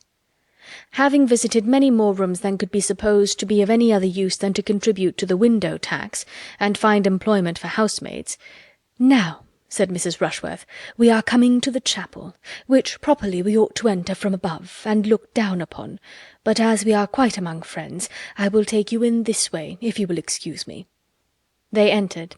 Fanny's imagination had prepared her for something grander than a mere spacious oblong room, fitted up for the purpose of devotion, with nothing more striking or more solemn than the profusion of mahogany and the crimson velvet cushions appearing over the ledge of the family gallery above. "I am disappointed," said she in a low voice to Edmund. "This is not my idea of a chapel. There is nothing awful here, nothing melancholy, nothing grand. There are no aisles, no arches, no inscriptions, no banners. No banners, cousin, to be blown by the night wind of heaven, no signs that a Scottish monarch sleeps below." "You forget, Fanny, how lately all this has been built, and for how confined a purpose, compared with the old chapels of castles and monasteries. It was only for the private use of the family. They have been buried, I suppose, in the parish church. There you must look for the banners and the achievements." "It was foolish of me not to think of all that, but I am disappointed." Mrs. Rushworth began her relation. This chapel was fitted up as you see it in James II.'s time. Before that period, as I understand, the pews were only wainscot, and there is some reason to think that the linings and cushions of the pulpit and family seat were only purple cloth, but this is not quite certain.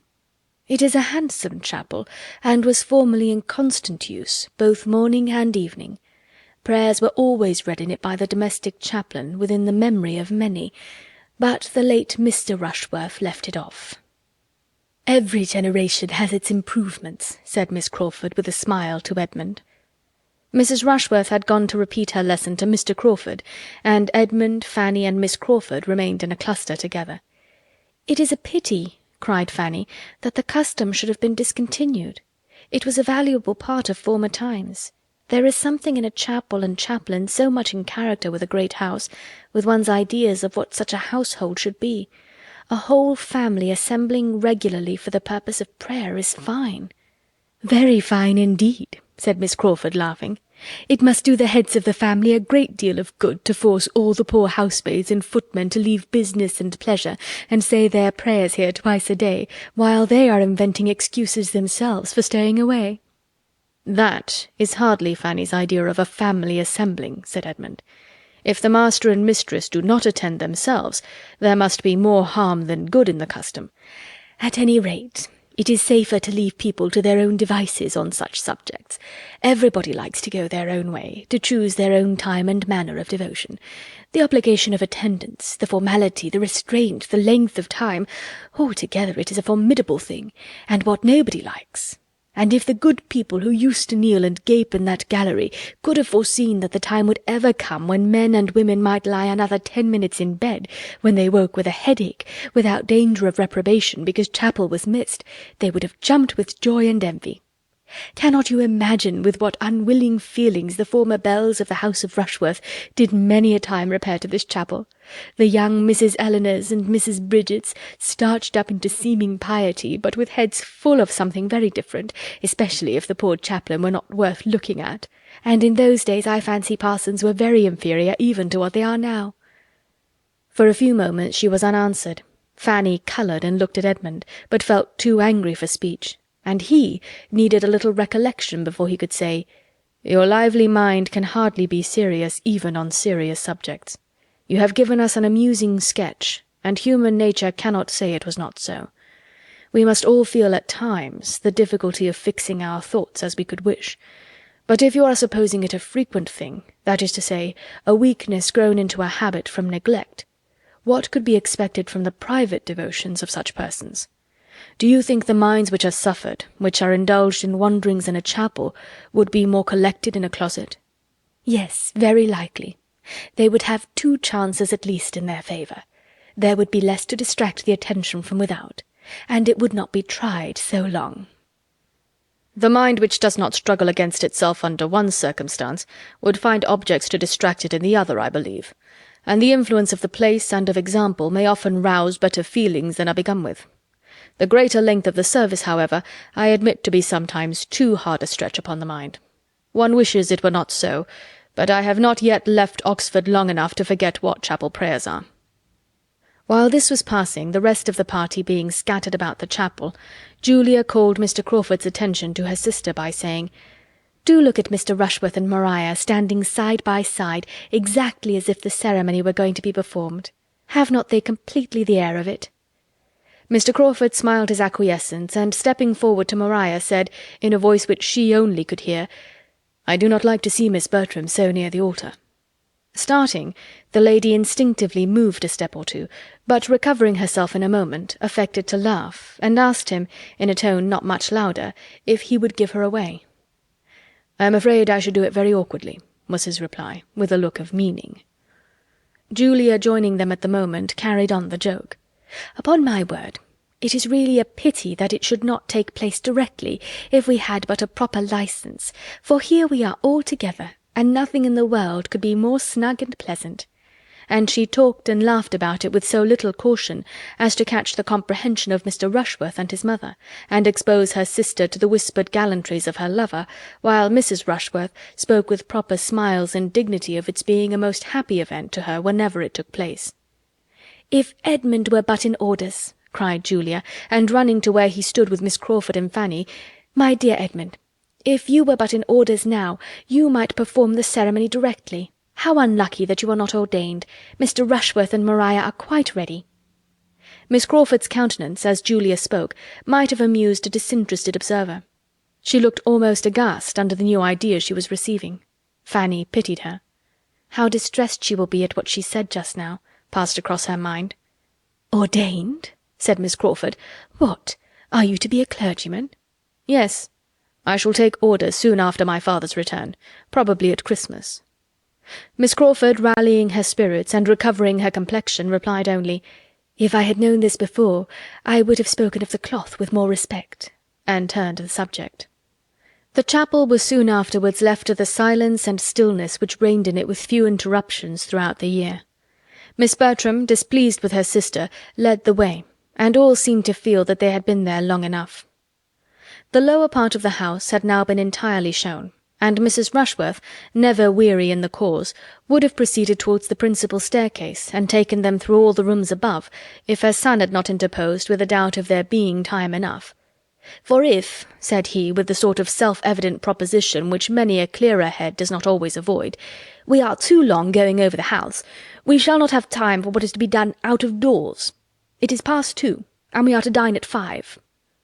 Mrs. Rushworth submitted, and the question of surveying the grounds, with the who and the how, was likely to be more fully agitated, and Mrs. Norris was beginning to arrange by what junction of carriages and horses most could be done, when the young people, meeting with an outward door, temptingly open on a flight of steps which led immediately to turf and shrubs, and all the suites of pleasure grounds, as by one impulse, one wish for air and liberty, all walked out. "Suppose we turn down here for the present," said Mrs. Rushworth, civilly taking the hint and following them. "Here are the greatest number of our plants, and here are the curious pheasants." "Query," said Mr. Crawford, looking round him, "whether we may not find something to employ us here, before we go farther. I see walls of great promise. Mr. Rushworth, shall we summon a council on this lawn?" "James," said Mrs. Rushworth to her son, "I believe the wilderness will be new to all the party. The Miss Bertrams have never seen the wilderness yet." No objection was made, but for some time there seemed no inclination to move in any plan or to any distance. All were attracted at first by the plants or the pheasants, and all dispersed about in happy independence. Mr. Crawford was the first to move forward, to examine the capabilities of that end of the house. The lawn, bounded on each side by a high wall, contained beyond the first planted area a bowling green, and beyond the bowling green a long terrace walk, backed by iron palisades, and commanding a view over them into the tops of the trees of the wilderness immediately adjoining. It was a good spot for fault-finding. Mr. Crawford was soon followed by Miss Bertram and Mr. Rushworth, and when after a little time the others began to form into parties, these three were found in busy consultation on the terrace by Edmund, Miss Crawford, and Fanny, who seemed as naturally to unite, and who, after a short participation of their regrets and difficulties, left them and walked on. The remaining three, Mrs. Rushworth, Mrs. Norris, and Julia, were still far behind. For Julia, whose happy star no longer prevailed, was obliged to keep by the side of Mrs. Rushworth, and restrain her impatient feet to that lady's slow pace, while her aunt, having fallen in with the housekeeper, who was come out to feed the pheasants, was lingering behind in gossip with her. Poor Julia, the only one out of the 9 not tolerably satisfied with their lot, was now in a state of complete penance, and as different from the Julia of the barouche box as could well be imagined. The politeness which she had been brought up to practice as a duty made it impossible for her to escape, while the want of that higher species of self-command, that just consideration of others, that knowledge of her own heart, that principle of right which had not formed any essential part of her education, made her miserable under it.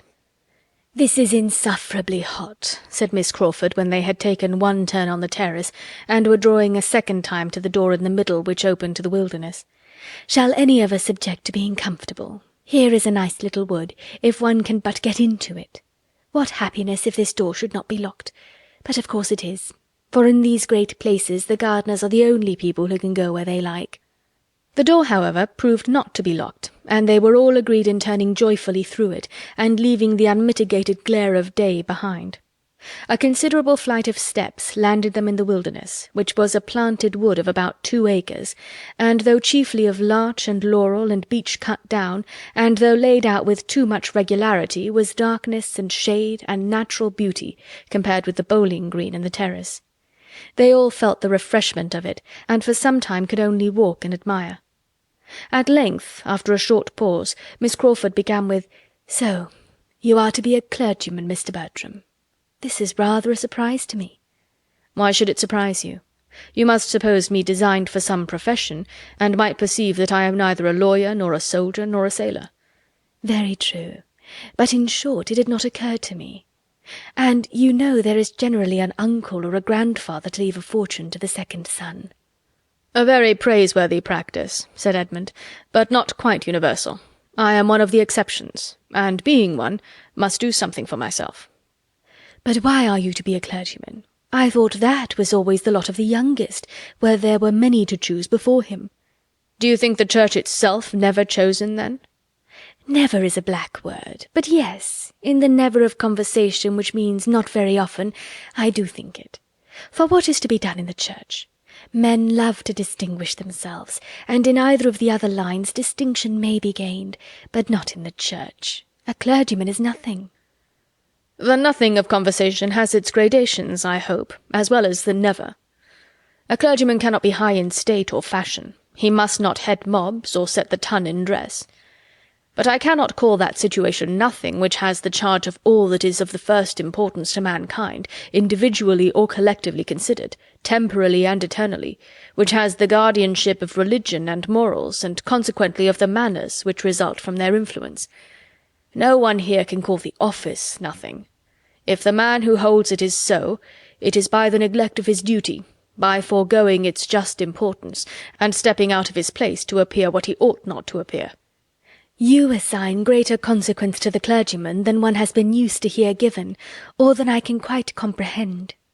One does not see much of this influence and importance in society, and how can it be acquired where they are so seldom seen themselves? How can 2 sermons a week, even supposing them worth hearing, supposing the preacher to have the sense to prefer Blair's to his own, do all that you speak of? Govern the conduct and fashion the manners of a large congregation for the rest of the week? One scarcely sees a clergyman out of his pulpit." "You are speaking of London. I am speaking of the nation at large." "The metropolis, I imagine, is a pretty fair sample of the rest." "Not, I should hope, of the proportion of virtue to vice throughout the kingdom. We do not look in great cities for our best morality. It is not there that respectable people of any denomination can do most good, and it certainly is not there that the influence of the clergy can be most felt. A fine preacher is followed and admired, but it is not in fine preaching only that a good clergyman will be useful in his parish and his neighbourhood, where the parish and neighbourhood are of a size capable of knowing his private character and observing his general conduct, which in London can rarely be the case. The clergy are lost there in the crowds of their parishioners. They are known to the largest part only as preachers, and with regard to their influencing public manners, Miss Crawford must not misunderstand me, or suppose I mean to call them the arbiters of good breeding, the regulators of refinement and courtesy, the masters of the ceremonies of life. The manners I speak of might rather be called conduct, perhaps, the result of good principles, the effect, in short, of those doctrines which it is their duty to teach and recommend. And it will, I believe, be everywhere found that as the clergy are or are not what they ought to be, so are the rest of the nation." "Certainly," said Fanny, with gentle earnestness. "There," cried Miss Crawford, "you have quite convinced Miss Price already." "I wish I could convince Miss Crawford too." "I do not think you ever will," said she with an arch smile. "I am just as much surprised now as I was at first that you should intend to take orders. You really are fit for something better. Come, do change your mind. It is not too late. Go into the law." "Go into the law, with as much ease as I was told to go into this wilderness." "Now you are going to say something about law being the worst wilderness of the 2, but I forestall you. Remember, I have forestalled you."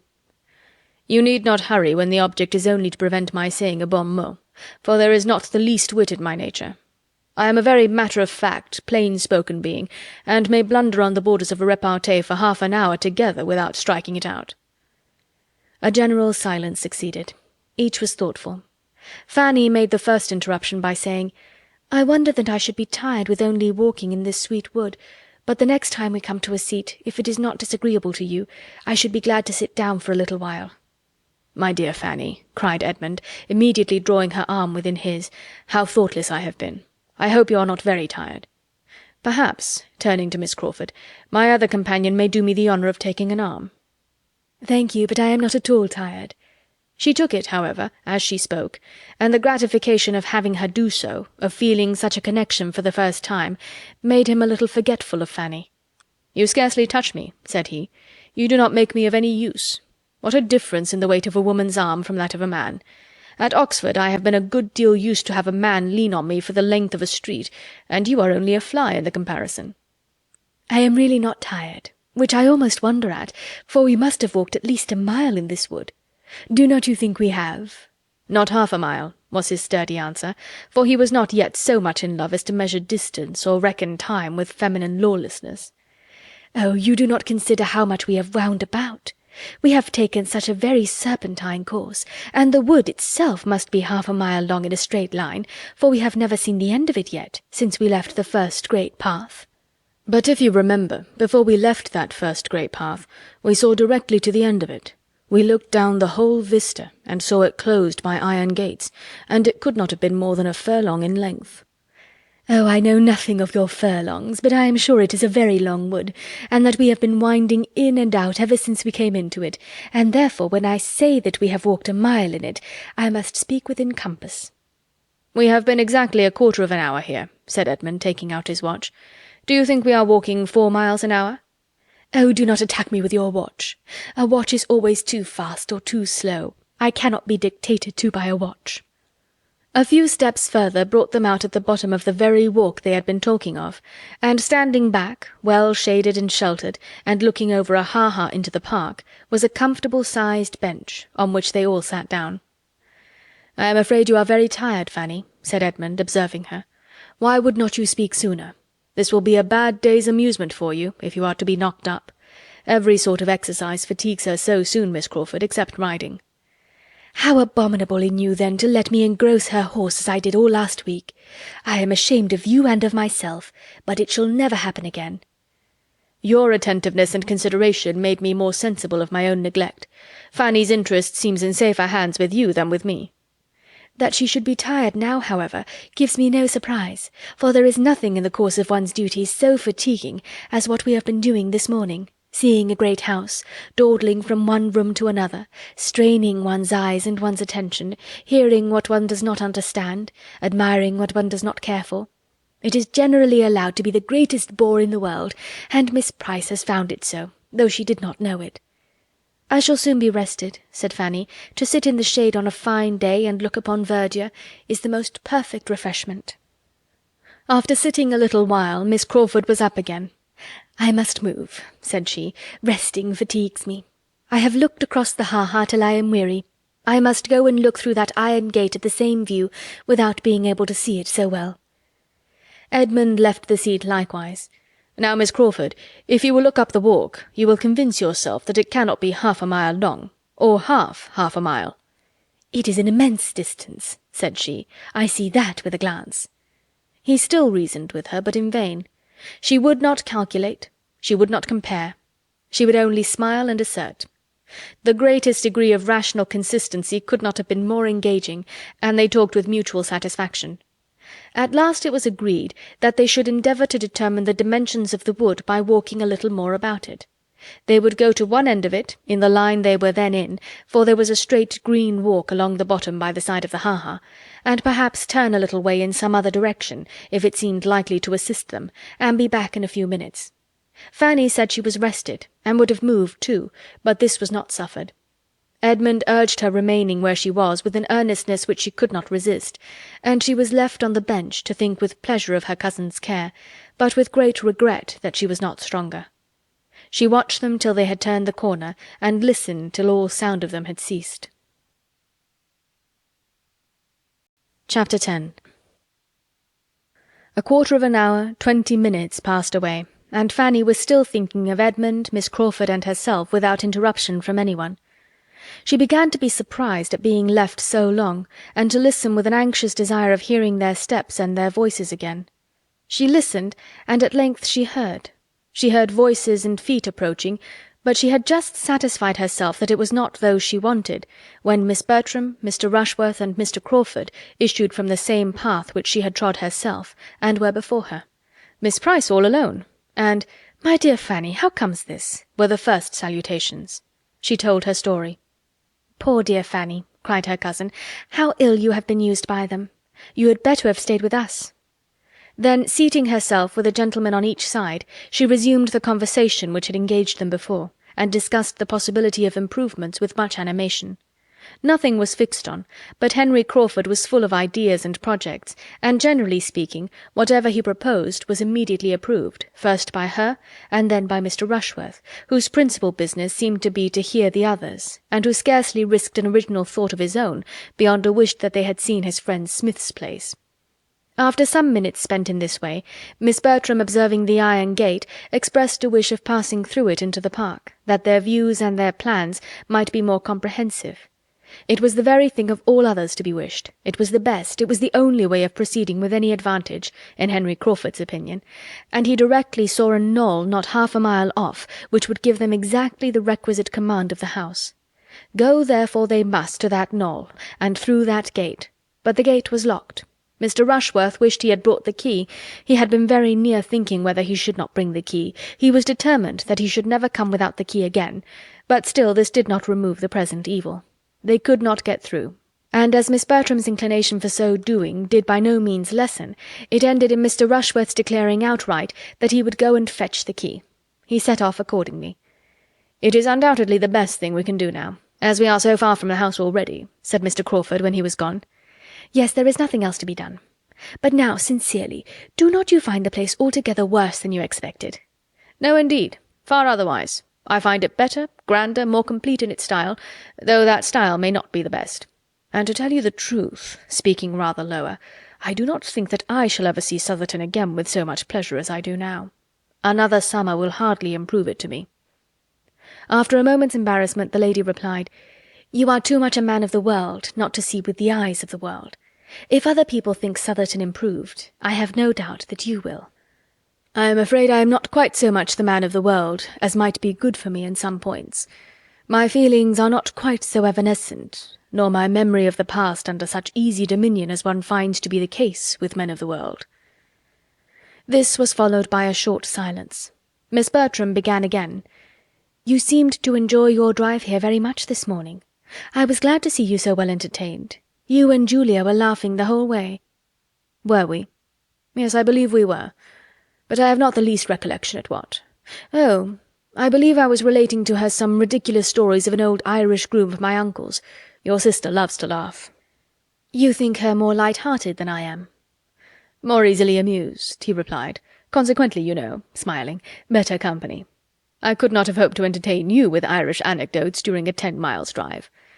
"Naturally, I believe, I am as lively as Julia, but I have more to think of now." "You have undoubtedly. And there are situations in which very high spirits would denote insensibility. Your prospects, however, are too fair to justify want of spirits. You have a very smiling scene before you." "Do you mean literally or figuratively?" "Literally, I conclude." "Yes, certainly the sun shines, and the park looks very cheerful.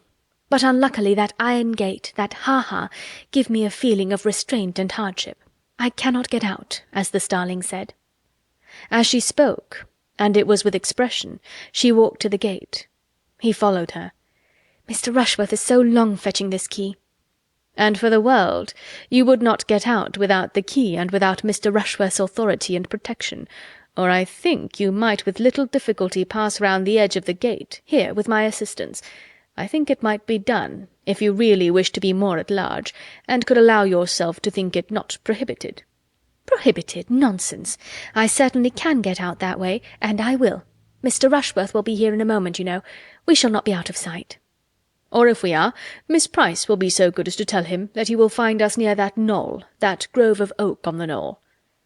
Fanny, feeling all this to be wrong, could not help making an effort to prevent it. "You will hurt yourself, Miss Bertram," she cried. "You will certainly hurt yourself against those spikes. You will tear your gown. You will be in danger of slipping into the ha-ha. You had better not go." Her cousin was safe on the other side while these words were spoken, and smiling with all the good humour of success, she said, "Thank you, my dear Fanny, but I and my gown are alive and well, and so good-bye." Fanny was again left to her solitude, and with no increase of pleasant feelings, for she was sorry for almost all that she had seen and heard, astonished at Miss Bertram, and angry with Mr. Crawford. By taking a circuitous, and as it appeared to her, very unreasonable direction to the knoll, they were soon beyond her eye, and for some minutes longer she remained without sight or sound of any companion. She seemed to have the little wood all to herself. She could almost have thought that Edmund and Miss Crawford had left it, but that it was impossible for Edmund to forget her so entirely. She was again roused from disagreeable musings by sudden footsteps. Somebody was coming at a quick pace down the principal walk. She expected Mr. Rushworth, but it was Julia, who, hot and out of breath, and with a look of disappointment, cried out on seeing her, "Hey day! Where are the others? I thought Maria and Mr. Crawford were with you." Fanny explained. "A pretty trick, upon my word! I cannot see them anywhere," looking eagerly into the park. "But they cannot be very far off, and I think I am equal to as much as Maria, even without help." "But, Julia, Mr. Rushworth will be here in a moment with the key. Do wait for Mr. Rushworth." "Not I, indeed. I have had enough of the family for one morning. Why, child, I have but this moment escaped from his horrible mother. Such a penance as I have been enduring, while you were sitting here so composed and so happy. It might have been as well, perhaps, if you had been in my place, but you always contrive to keep out of these scrapes." This was a most unjust reflection, but Fanny could allow for it, and let it pass. Julia was vexed, and her temper was hasty, but she felt that it would not last, and therefore, taking no notice, only asked her if she had not seen Mr. Rushworth. "Yes, yes, we saw him. He was posting away as if upon life and death, and could but just spare time to tell us his errand, and where you all were." "It is a pity that he should have so much trouble for nothing." "That is Miss Maria's concern. I am not obliged to punish myself for her sins. The mother I could not avoid, as long as my tiresome aunt was dancing about with the housekeeper, but the son I can get away from." And she immediately scrambled across the fence and walked away, not attending to Fanny's last question of whether she had seen anything of Miss Crawford and Edmund. The sort of dread in which Fanny now sat of seeing Mr. Rushworth prevented her thinking so much of their continued absence, however, as she might have done. She felt that he had been very ill-used, and was quite unhappy in having to communicate what had passed. He joined her within 5 minutes after Julia's exit, and though she made the best of the story, he was evidently mortified and displeased in no common degree. At first he scarcely said anything. His looks only expressed his extreme surprise and vexation, and he walked to the gate and stood there without seeming to know what to do. "They desired me to stay. My cousin Maria charged me to say that you would find them at that knoll, or thereabouts." "I do not believe I shall go any further," said he sullenly. "I see nothing of them. By the time I get to the knoll they may have gone somewhere else. I have had walking enough." And he sat down with a most gloomy countenance by Fanny. "I am very sorry," said she. "It is very unlucky." And she longed to be able to say something more to the purpose. After an interval of silence, "I think they might as well have stayed for me," said he. "Miss Bertram thought you would follow her."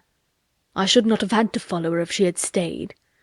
This could not be denied, and Fanny was silenced.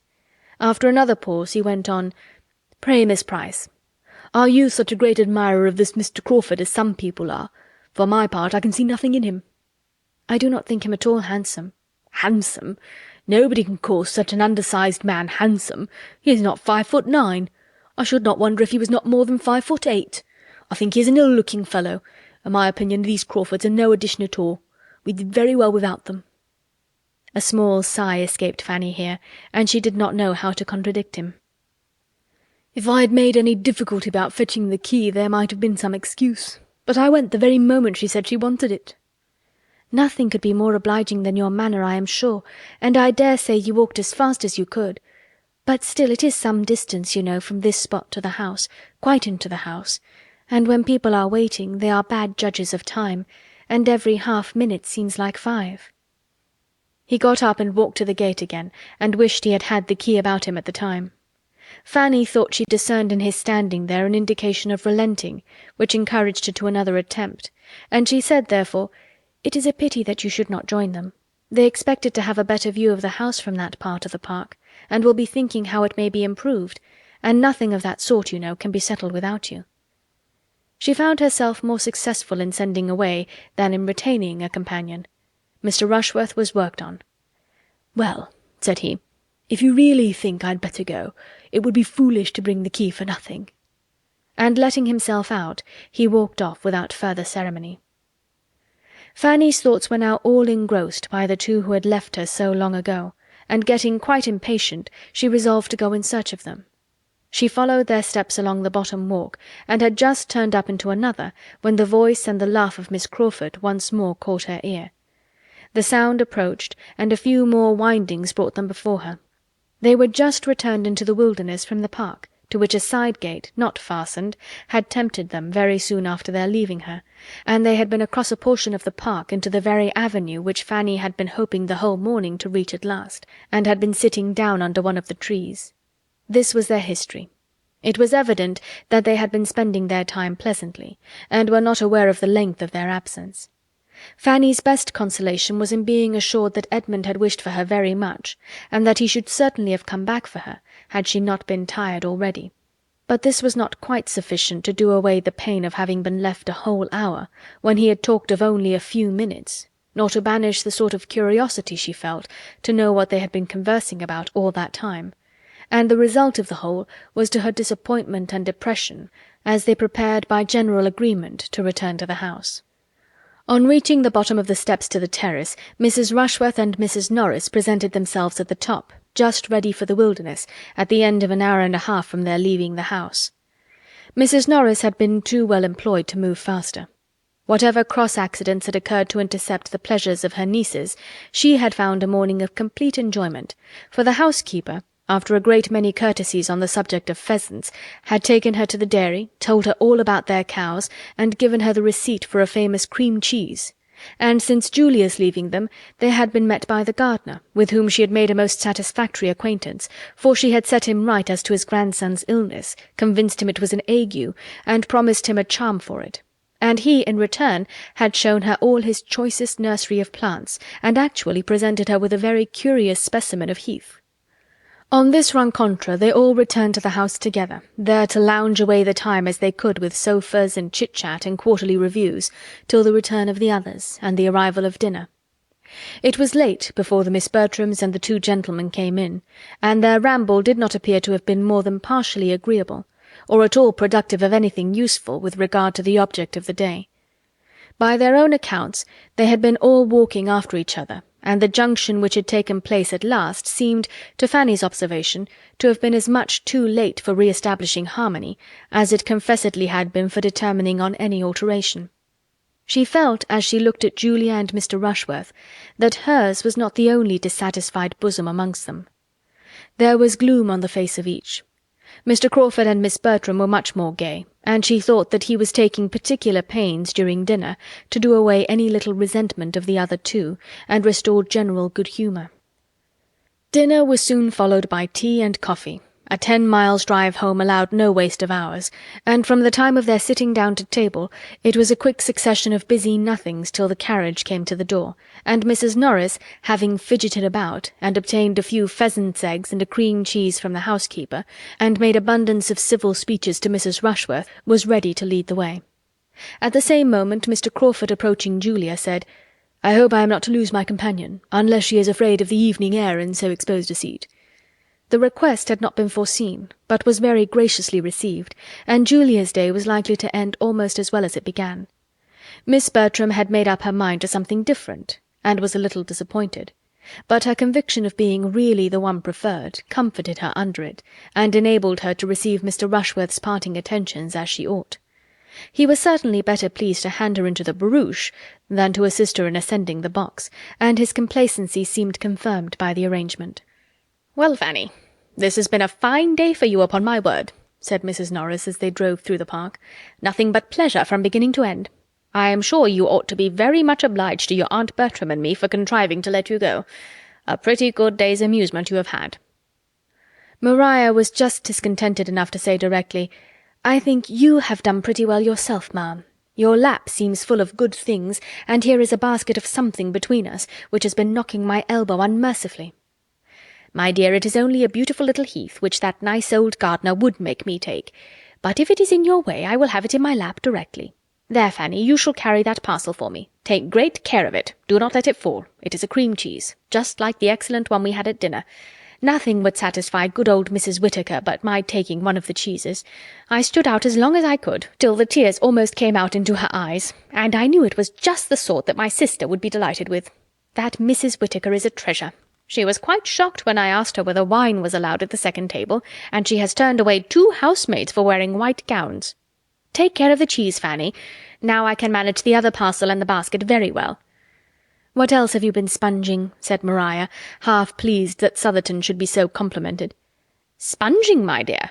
It is nothing but 4 of those beautiful pheasant's eggs, which Mrs. Whittaker would quite force upon me. She would not take a denial. She said it must be such an amusement to me, as she understood I lived quite alone, to have a few living creatures of that sort, and so to be sure it will. I shall get the dairymaid to set them under the first spare hen, and if they come to good, I can have them moved to my own house and borrow a coop. And it will be a great delight to me in my lonely hours to attend to them, and if I have good luck, your mother shall have some." It was a beautiful evening, mild and still, and the drive was as pleasant as the serenity of nature could make it.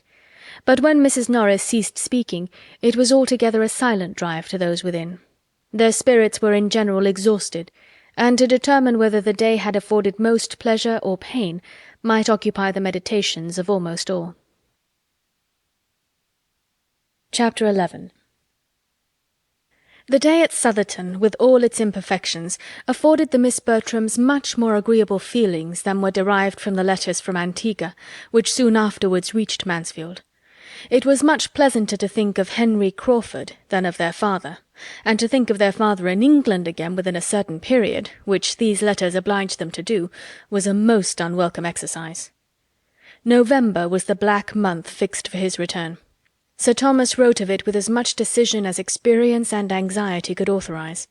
His business was so nearly concluded as to justify him in proposing to take his passage in the September packet, and he consequently looked forward with the hope of being with his beloved family again early in November. Maria was more to be pitied than Julia, for to her the father brought a husband, and the return of the friend most solicitous for her happiness would unite her to the lover on whom she had chosen that happiness should depend. It was a gloomy prospect, and all that she could do was to throw a mist over it, and hope when the mist cleared away she should see something else. It would hardly be early in November. There were generally delays, a bad passage or something, that favouring something which everybody who shuts their eyes while they look, or their understandings while they reason, feels the comfort of. It would probably be the middle of November at least. The middle of November was 3 months off. 3 months comprised 13 weeks. Much might happen in 13 weeks. Sir Thomas would have been deeply mortified by a suspicion of half that his daughters felt on the subject of his return, and would hardly have found consolation in a knowledge of the interest it excited in the breast of another young lady. Miss Crawford, on walking up with her brother to spend the evening at Mansfield Park, heard the good news, and, though seeming to have no concern in the affair beyond politeness, and to have vented all her feelings in a quiet congratulation, heard it with an attention not so easily satisfied. Mrs. Norris gave the particulars of the letters, and the subject was dropped. But after tea, as Miss Crawford was standing at an open window with Edmund and Fanny, looking out on a twilight scene, while the Miss Bertrams, Mr. Rushworth, and Henry Crawford were all busy with candles at the pianoforte, she suddenly revived it by turning round towards the group and saying, "How happy Mr. Rushworth looks! He is thinking of November." Edmund looked round at Mr. Rushworth too, but had nothing to say. "Your father's return will be a very interesting event." "It will indeed after such an absence not only long, but including so many dangers." "It will be the forerunner also of other interesting events, your sister's marriage, and your taking orders." "Yes." "Don't be affronted," said she, laughing, "but it does put me in mind of some of the old heathen heroes, who after performing great exploits in a foreign land, offered sacrifices to the gods on their safe return." "There is no sacrifice in the case," replied Edmund with a serious smile, and glancing at the pianoforte again. "It is entirely her own doing." "Oh, yes, I know it is. I was merely joking. She has done no more than what every young woman would do, and I have no doubt of her being extremely happy. My other sacrifice, of course, you do not understand." "My taking orders, I assure you, is quite as voluntary as Maria's marrying." "It is fortunate that your inclination and your father's convenience should accord so well. There is a very good living kept for you, I understand, hereabouts." "Which you suppose has biassed me." "But that I am sure it is not," cried Fanny. "Thank you for your good word, Fanny, but it is more than I would affirm myself. On the contrary, the knowing that there was such a provision for me probably did bias me, nor can I think it wrong that it should. There was no natural disinclination to be overcome, and I see no reason why a man should make a worse clergyman for knowing that he will have a competence early in life. I was in safe hands. I hope I should not have been influenced myself in a wrong way, and I am sure my father was too conscientious to have allowed it. I have no doubt that I was biassed, but I think it was blamelessly."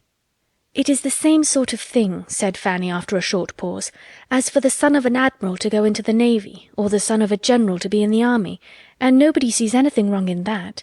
Nobody wonders that they should prefer the line where their friends can serve them best, or suspects them to be less in earnest in it than they appear." "No, my dear Miss Price, and for reasons good. The profession, either navy or army, is its own justification. It has everything in its favour: heroism, danger, bustle, fashion. Soldiers and sailors are always acceptable in society.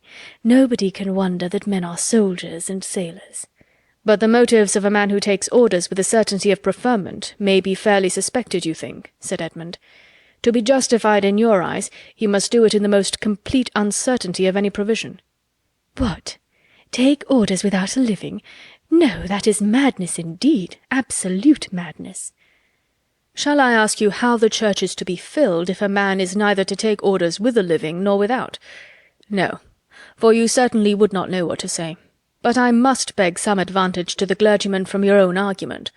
As he cannot be influenced by those feelings which you rank highly as temptation and reward to the soldier and sailor in their choice of a profession, as heroism and noise and fashion are all against him, he ought to be less liable to the suspicion of wanting sincerity or good intentions in the choice of his." "Oh, no doubt he is very sincere in preferring an income ready-made to the trouble of working for one, and has the best intentions of doing nothing all the rest of his days but eat, drink, and grow fat. It is indolence, Mr. Bertram, indeed. Indolence and love of ease, a want of all laudable ambition, of taste for good company, or of inclination to take the trouble of being agreeable, which make men clergymen. A clergyman has nothing to do but be slovenly and selfish, read the newspaper, watch the weather, and quarrel with his wife. His curate does all the work, and the business of his own life is to dine." "There are such clergymen, no doubt, but I think they are not so common as to justify Miss Crawford in esteeming it their general character. I suspect that in this comprehensive, and may I say commonplace censure, you are not judging from yourself, but from prejudiced persons, whose opinions you have been in the habit of hearing. It is impossible that your own observation can have given you much knowledge of the clergy. You can have been personally acquainted with very few of a set of men you condemn so conclusively. You are speaking what you have been told at your uncle's table." "I speak what appears to me the general opinion, and where an opinion is general, it is usually correct. Though I have not seen much of the domestic lives of clergymen, it is seen by too many to leave any deficiency of information." "Where any one body of educated men of whatever denomination are condemned indiscriminately, there must be a deficiency of information, or," smiling, "of something else. Your uncle and his brother admirals, perhaps, knew little of clergymen, beyond the chaplains whom, good or bad, they were always wishing away." "Poor William! He has met with great kindness from the chaplain of the Antwerp," was a tender apostrophe of Fanny's, very much to the purpose of her own feelings, if not of the conversation. "I have been so little addicted to take my opinions from my uncle," said Miss Crawford, "that I can hardly suppose, and since you push me so hard, I must observe, that I am not entirely without the means of seeing what clergymen are, being at this present time the guest of my own brother, Dr. Grant. And though Dr. Grant is most kind and obliging to me, and though he is really a gentleman, and I dare say a good scholar and clever, and often preaches good sermons, and is very respectable, I see him to be an indolent, selfish bon vivant, who must have his palate consulted in everything, who will not stir a finger for the convenience of anyone, and who, moreover, if the cook makes a blunder, is out of humour with his excellent wife. To own the truth, Henry and I were partly driven out this very evening by a disappointment about a green goose, which he could not get the better of. My poor sister was forced to stay and bear it. I do not wonder at your disapprobation, upon my word. It is a great defect of temper, made worse by a very faulty habit of self-indulgence, and to see your sister suffering from it must be exceedingly painful to such feelings as yours. Fanny, it goes against us. We cannot attempt to defend Dr. Grant. No, replied Fanny, but we need not give up his profession for all that, because whatever profession Dr. Grant had chosen, he would have taken a not good temper into it. And as he must, either in the navy or army, have had a great many more people under his command than he has now, I think more would have been made unhappy by him as a sailor or soldier than as a clergyman. Besides, I cannot but suppose that whatever there may be to wish otherwise in Dr. Grant would have been in a greater danger of becoming worse in a more active and worldly profession, where he would have had less time and obligation, where he might have escaped that knowledge of himself, the frequency, at least, of that knowledge which it is impossible he should escape as he is now. A sensible man like Dr. Grant, cannot be in the habit of teaching others their duty every week, cannot go to church twice every Sunday and preach such very good sermons in so good a manner as he does, without being the better for it himself. It must make him think, and I have no doubt that he oftener endeavours to restrain himself than he would if he had been anything but a clergyman. We cannot prove the contrary, to be sure, but I wish you a better fate, Miss Price, than to be the wife of a man whose amiableness depends upon his own sermons. For though he may preach himself into a good humour every Sunday, it will be bad enough to have him quarrelling about green geese from Monday morning till Saturday night. I think the man who could often quarrel with Fanny, said Edmund affectionately, must be beyond the reach of any sermons. Fanny turned farther into the window, and Miss Crawford had only time to say in a pleasant manner, "I fancy Miss Price has been more used to deserve praise than to hear it," when, being earnestly invited by the Miss Bertrams to join in a glee, she tripped off to the instrument, leaving Edmund looking after her in an ecstasy of admiration of all her many virtues, from her obliging manners down to her light and graceful tread. "There goes good humour, I am sure," said he presently. "There goes a temper which would never give pain. How well she walks, and how readily she falls in with the inclination of others, joining them the moment she is asked. What a pity," he added after an instant's reflection, "that she should have been in such hands." Fanny agreed to it, and had the pleasure of seeing him continue at the window with her, in spite of the expected glee, and of having his eyes soon turned like hers toward the scene without, where all that was solemn and soothing and lovely appeared in the brilliancy of an unclouded night and the contrast of the deep shade of the woods. Fanny spoke her feelings. "Here's harmony," said she, "here's repose. Here's what may leave all painting and all music behind, and what poetry only can attempt to describe. Here's what may tranquillize every care, and lift the heart to rapture. When I look out on such a night as this, I feel as if there could be neither wickedness nor sorrow in the world, and there certainly would be less of both if the sublimity of nature were more attended to, and people were carried more out of themselves by contemplating such a scene." "I like to hear your enthusiasm, Fanny. It is a lovely night, and they are much to be pitied who have not been taught to feel in some degree as you do, who have not, at least, been given a taste for nature early in life. They lose a great deal." "You taught me to think and feel on the subject, cousin." "I had a very apt scholar. There's Arcturus looking very bright." "Yes, and the bear. I wish I could see Cassiopeia." "We must go out on the lawn for that. Should you be afraid?" "Not in the least. It is a great while since we have had any star-gazing." "Yes, I do not know how it has happened." The glee began.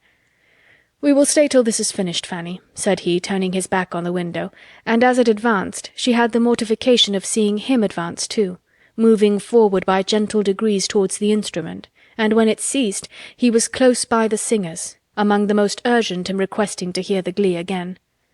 Fanny sighed alone at the window, till scolded away by Mrs. Norris's threats of catching cold.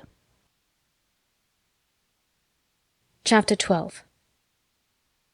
Sir Thomas was to return in November, and his eldest son had duties to call him earlier home.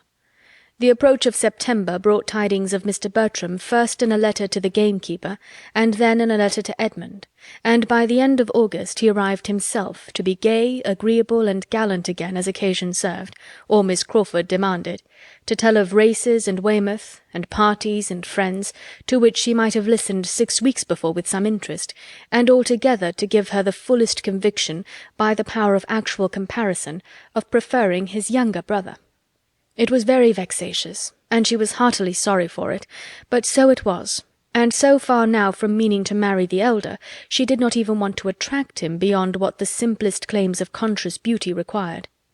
His lengthened absence from Mansfield, without anything but pleasure in view and his own will to consult, made it perfectly clear that he did not care about her, and his indifference was so much more than equalled by her own, that, were he now to step forth the owner of Mansfield Park, the Sir Thomas complete, which he was to be in time, she did not believe she could accept him. The season and duties which brought Mr. Bertram back to Mansfield took Mr. Crawford into Norfolk. Everingham could not do without him in the beginning of September. He went for a fortnight of such dullness to the Miss Bertrams as ought to have put them both on their guard, and made even Julia admit in her jealousy of her sister the absolute necessity of distrusting his attentions, and wishing him not to return, and a fortnight of sufficient leisure in the intervals of shooting and sleeping to have convinced the gentleman that he ought to keep longer away, had he been more in the habit of examining his own motives, and of reflecting to what the indulgence of his idle vanity was tending. But, thoughtless and selfish from prosperity and bad example, he would not look beyond the present moment. The sisters, handsome, clever, and encouraging, were an amusement to his sated mind, and finding nothing in Norfolk to equal the social pleasures of Mansfield, he gladly returned to it at the time appointed, and was welcomed thither quite as gladly by those whom he came to trifle with farther. Maria, with only Mr. Rushworth to attend her, and doomed to the repeated details of his day's sport, good or bad, his boast of his dogs, his jealousy of his neighbours, his doubts of their qualification, and his zeal after poachers, subjects which will not find their way to female feelings without some talent on one side or some attachment on the other, had missed Mr. Crawford grievously, and Julia, unengaged and unemployed, felt all the right of missing him much more. Each sister believed herself the favourite. Julia might be justified in so doing by the hints of Mrs. Grant, inclined to credit what she wished, and Maria by the hints of Mr. Crawford himself.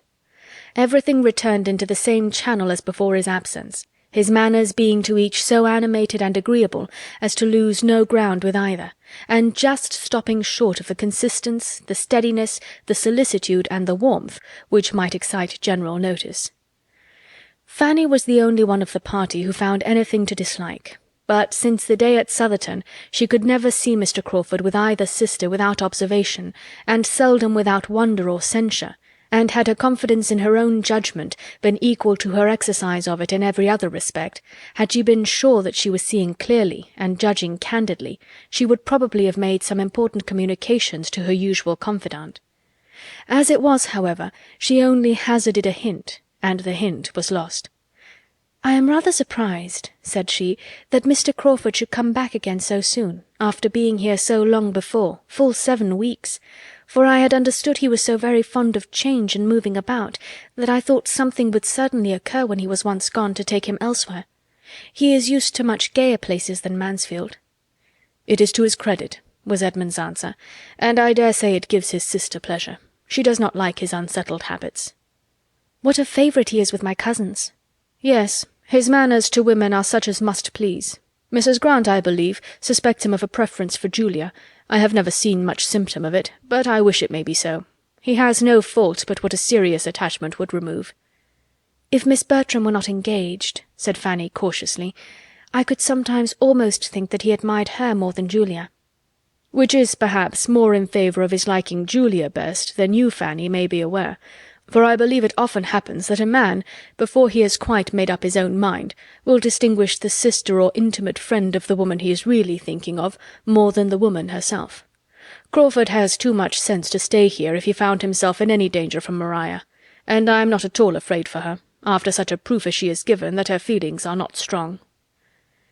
Fanny supposed she must have been mistaken, and meant to think differently in future. But with all that submission to Edmund could do, and all the help of the coinciding looks and hints which she occasionally noticed in some of the others, and which seemed to say that Julia was Mr. Crawford's choice, she knew not always what to think. She was privy one evening to the hopes of her Aunt Norris on the subject, as well as to her feelings and the feelings of Mrs. Rushworth on a point of some similarity, and could not help wondering as she listened, and glad she would have been not to be obliged to listen, for it was while all the other young people were dancing, and she sitting most unwillingly among the chaperons at the fire, longing for the re-entrance of her elder cousin, on whom all her own hopes of a partner then depended. It was Fanny's first ball, though without the preparation or splendour of many a young lady's first ball, being the thought only of the afternoon, built on the late acquisition of a violin-player in the servants' hall, and the possibility of raising 5 couples, with the help of Mrs. Grant and a new intimate friend of Mr. Bertram's, just arrived on a visit. It had, however, been a very happy one to Fanny through 4 dances, and she was quite grieved to be losing even a quarter of an hour. While waiting and wishing, looking now at the dancers and now at the door, this dialogue between the 2 above-mentioned ladies was forced on her. "I think, ma'am," said Mrs. Norris, her eyes directed towards Mr. Rushworth and Maria, who were partners for the second time, "we shall see some happy faces again now."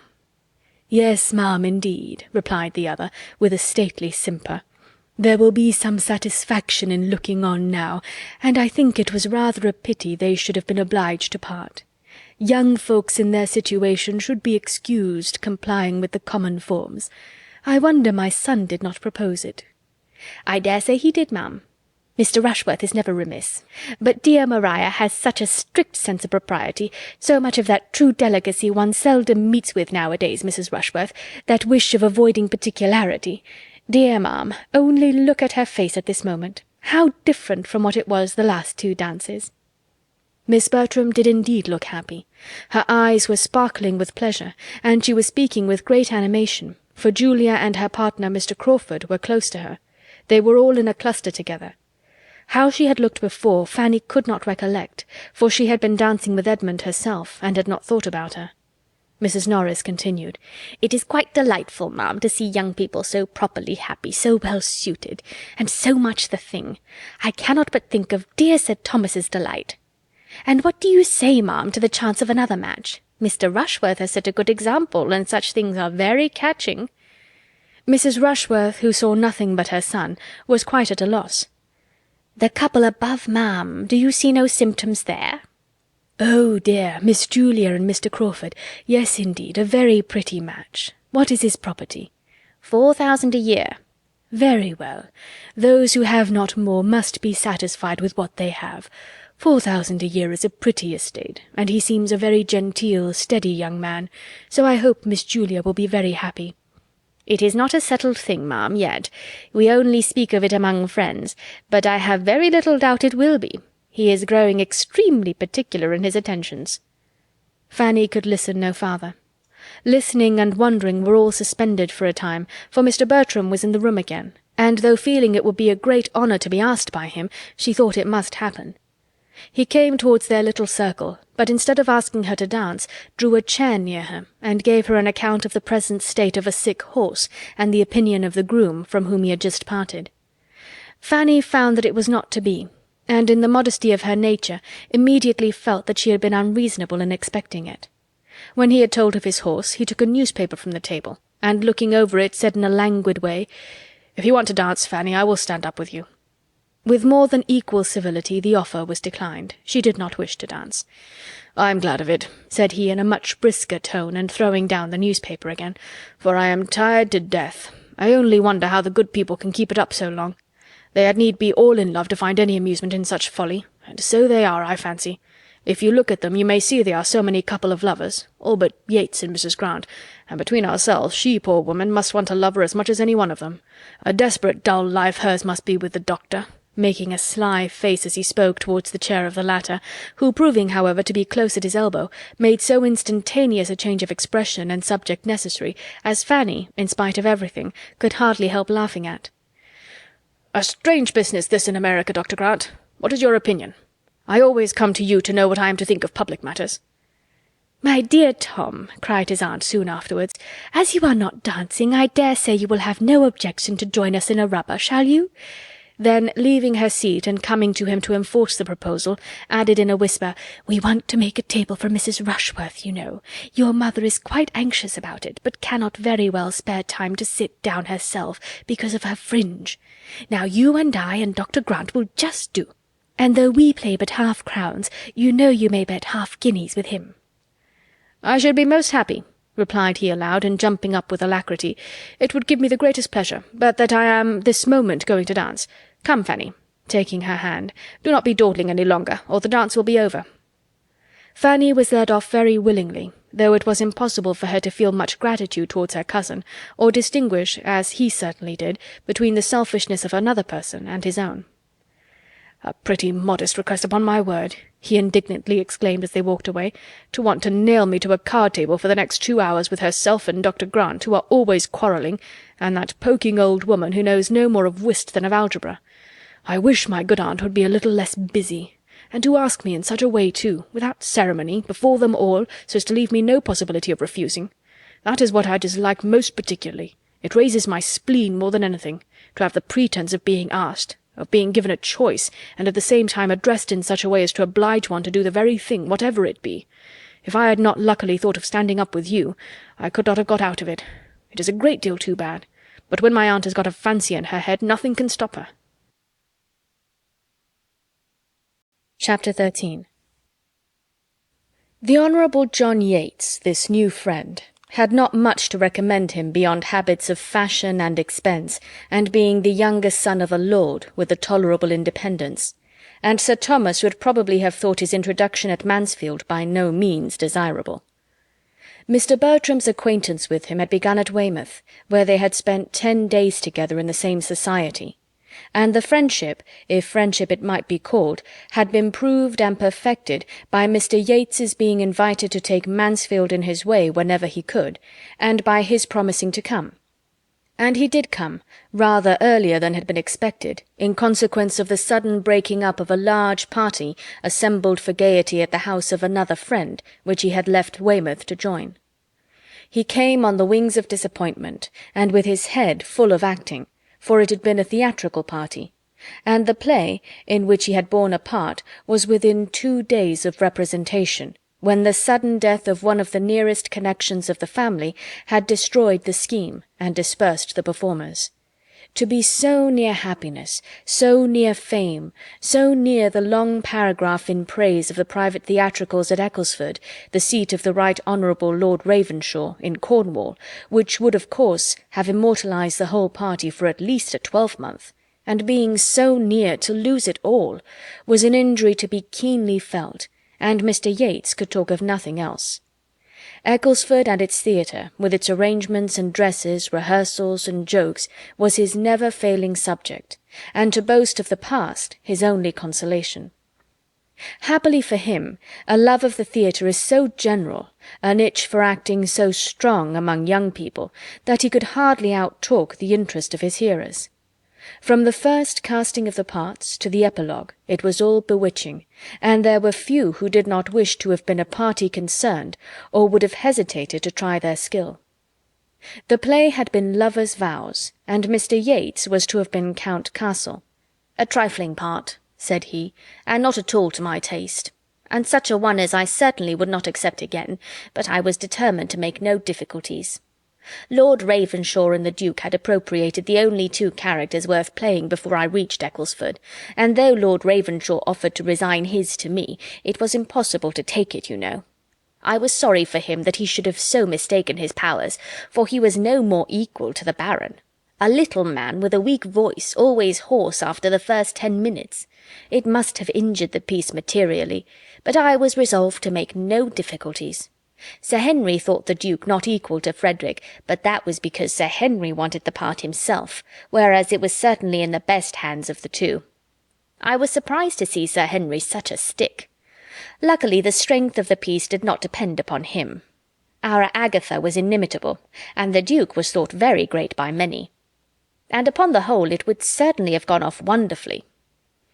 It was a hard case, upon my word, and I do think you were very much to be pitied, were the kind responses of listening sympathy. It is not worth complaining about, but to be sure the poor old dowager could not have died at a worse time, and it is impossible to help wishing that the news could have been suppressed for just the 3 days we wanted. It was but 3 days, and being only a grandmother, and all happening 200 miles off, I think there would have been no great harm, and it was suggested, I know, but Lord Ravenshaw, who I suppose is one of the most correct men in England, would not hear of it. "An afterpiece instead of a comedy," said Mr. Bertram. "Lovers' vows were at an end, and Lord and Lady Ravenshaw left to act my grandmother by themselves. Well, the jointure may comfort him, and perhaps, between friends, he began to tremble for his credit and his lungs in the Baron, and was not sorry to withdraw. And to make you amends, Yates, I think we must raise a little theatre at Mansfield, and ask you to be our manager." This, though the thought of the moment, did not end with the moment, for the inclination to act was awakened, and in no one more strongly than in him who was now master of the house, and who, having so much leisure as to make almost any novelty a certain good, had likewise such a degree of lively talents and comic taste as were exactly adapted to the novelty of acting. The thought returned again and again, "Oh, for the Ecclesford Theatre and scenery to try something with!" Each sister could echo the wish, and Henry Crawford, to whom, in all the riot of his gratifications, it was yet an untasted pleasure, was quite alive at the idea. "I really believe," said he, "I could be fool enough at this moment to undertake any character that ever was written, from Shylock or Richard III down to the singing hero of a farce, in his scarlet coat and cocked hat. I feel as if I could be anything or everything, as if I could rant and storm, or sigh, or cut capers in any tragedy or comedy in the English language. Let us be doing something, be it only half a play, an act, a scene. What should prevent us? Not these countenances, I am sure," looking towards the Miss Bertrams, "and for a theatre, what signifies a theatre? We shall be only amusing ourselves. Any room in this house might suffice." "We must have a curtain," said Tom Bertram, "a few yards of green baize for a curtain, and perhaps that may be enough." "Oh, quite enough," cried Mr. Yates, "with only just a side wing or two to run up, doors in flat, and 3 or 4 scenes to be let down. Nothing more would be necessary on such a plan as this. For mere amusement among ourselves we should want nothing more." "I believe we must be satisfied with less," said Maria. "There would not be time, and other difficulties would arise. We must rather adopt Mr. Crawford's views, and make the performance, not the theatre, our object. Many parts of our best plays are independent of scenery." "Nay," said Edmund, who began to listen with alarm, "let us do nothing by halves. If we are to act, let it be in a theatre completely fitted up with pit, box, and gallery, and let us have a play entire from beginning to end. So as it be a German play, no matter what, with a good tricking, shifting afterpiece, and a figure dance, and a hornpipe, and a song between the acts. If we do not outdo Ecclesford, we do nothing." "Now, Edmund, do not be disagreeable," said Julia. "Nobody loves a play better than you do, or can have gone much farther to see one." "True, to see real acting, good hardened real acting, but I would hardly walk from this room to the next to look at the raw efforts of those who have not been bred to the trade, a set of gentlemen and ladies who have all the disadvantages of education and decorum to struggle through." After a short pause, however, the subject still continued, and was discussed with unabated eagerness, every one's inclination increasing by the discussion, and a knowledge of the inclination of the rest. And though nothing was settled but that Tom Bertram would prefer a comedy, and his sisters and Henry Crawford a tragedy, and that nothing in the world could be easier than to find a piece which would please them all, the resolution to act something or other seemed so decided as to make Edmund quite uncomfortable. He was determined to prevent it if possible, though his mother, who equally heard the conversation which passed at table, did not evince the least disapprobation. The same evening afforded him an opportunity of trying his strength. Maria, Julia, Henry Crawford, and Mr. Yates were in the billiard-room. Tom, returning from them into the drawing-room, where Edmund was standing thoughtfully by the fire, while Lady Bertram was on the sofa at a little distance, and Fanny close beside her arranging her work, thus began as he entered. Such a horribly vile billiard-table as ours is not to be met with, I believe, above ground. I can stand it no longer, and I think, I may say, that nothing shall ever tempt me to it again. But one good thing I have just ascertained. It is the very room for a theatre, precisely the shape and length for it, and the doors at the farther end, communicating with each other as they may be made to do in 5 minutes by merely moving the bookcase in my father's room, is the very thing we could have desired if we had sat down to wish for it. And my father's room will be an excellent green-room. It seems to join the billiard-room on purpose." "You are not serious, Tom, in meaning to act," said Edmund in a low voice as his brother approached the fire. "Not serious? Never more so, I assure you. What is there to surprise you in it?" "I think it would be very wrong. In a general light, private theatricals are open to some objections, but as we are circumstanced, I must think it would be highly injudicious, and more than injudicious, to attempt anything of the kind. It would show great want of feeling on my father's account, absent as he is, and in some degree of constant danger. And it would be imprudent, I think, with regard to Maria, whose situation is a very delicate one, considering everything extremely delicate." "You take up a thing so seriously, as if we were going to act 3 times a week till my father's return, and invite all the country. But it is not to be a display of that sort. We mean nothing but a little amusement among ourselves, just to vary the scene, and exercise our powers in something new. We want no audience, no publicity. We may be trusted, I think, in choosing some play most perfectly unexceptionable, and I can conceive no greater harm or danger to any of us in conversing in the elegant written language of some respectable author than in chattering in words of our own. I have no fears and no scruples. And as to my father's being absent, it is so far from an objection that I consider it rather as a motive, for the expectation of his return must be a very anxious period to my mother, and if we can be the means of amusing that anxiety and keeping up her spirits for the next few weeks, I shall think our time very well spent, and so I am sure will he. It is a very anxious period for her." As he said this, each looked towards their mother. Lady Bertram, sunk back in one corner of the sofa, the picture of health, wealth, ease, and tranquillity, was just falling into a gentle doze, while Fanny was getting through the few difficulties of her work for her. Edmund smiled and shook his head. "By Jove, this won't do," cried Tom, throwing himself into a chair with a hearty laugh. "To be sure, my dear mother, your anxiety, I was unlucky there." "What is the matter?" asked her ladyship in the heavy tone of one half-roused. "I was not asleep." "Oh, dear no, ma'am. Nobody suspected you.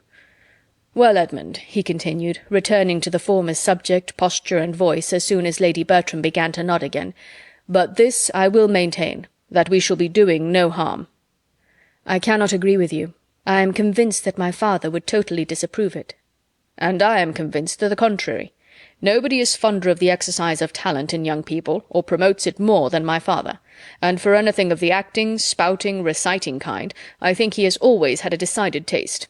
I am sure he encouraged it in us as boys. How many a time have we mourned over the dead body of Julius Caesar, and to bead and not to bead, in this very room for his amusement?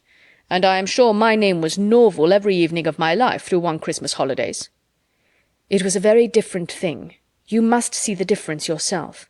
My father wished us, as schoolboys, to speak well, but he would never wish his grown-up daughters to be acting plays.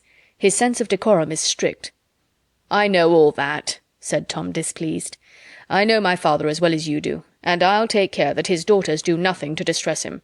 Manage your own concerns, Edmund, and I'll take care of the rest of the family." "If you are resolved on acting," replied the persevering Edmund, "I must hope it will be in a very small and quiet way. And I think a theatre ought not to be attempted. It would be taking liberties with my father's house in his absence, which could not be justified." "For everything of that nature I will be answerable," said Tom in a decided tone. "His house shall not be hurt. I have quite as great an interest in being careful of his house as you can have. And as to such alterations as I was suggesting just now, such as moving a bookcase or unlocking a door, or even as using the billiard-room for the space of a week without playing at billiards in it, you might just as well suppose he would object to our sitting more in this room and less in the breakfast-room than we did before he went away, or to my sister's pianoforte being moved from one side of the room to the other. Absolute nonsense." "The innovation, if not wrong as an innovation, will be wrong as an expense." "Yes, the expense of such an undertaking would be prodigious. Perhaps it might cost a whole £20.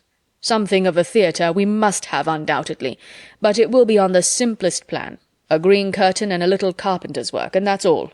And as the carpenter's work may be all done at home by Christopher Jackson himself, it will be too absurd to talk of expense. And as long as Jackson is employed, everything will be right with Sir Thomas. Don't imagine that nobody in this house can see or judge but yourself. Don't act yourself if you do not like it, but don't expect to govern everybody else." "No, as to acting myself," said Edmund, "that I absolutely protest against." Tom walked out of the room as he said it, and Edmund was left to sit down and stir the fire in thoughtful vexation. Fanny, who had heard it all, and borne Edmund company in every feeling throughout the whole, now ventured to say, in her anxiety to suggest some comfort, "Perhaps they may not be able to find any play to suit them. Your brother's taste and your sister's seem very different." "I have no hope there, Fanny. If they persist in the scheme, they will find something. I shall speak to my sisters and try to dissuade them, and that is all I can do." "I should think my Aunt Norris would be on your side." "I dare say she would, but she has no influence with either Tom or my sisters that could be of any use, and if I cannot convince them myself, I shall let things take their course, without attempting it through her. Family squabbling is the greatest evil of all, and we had better do anything than be altogether by the ears." His sisters, to whom he had an opportunity of speaking the next morning, were quite as impatient of his advice, quite as unyielding to his representation, quite as determined in the cause of pleasure as Tom. Their mother had no objection to the plan, and they were not in the least afraid of their father's disapprobation. There could be no harm in what had been done in so many respectable families, and by so many women of the first consideration, and it must be scrupulousness run mad that could see anything to censure in a plan like theirs, comprehending only brothers and sisters and intimate friends, which could never be heard of beyond themselves.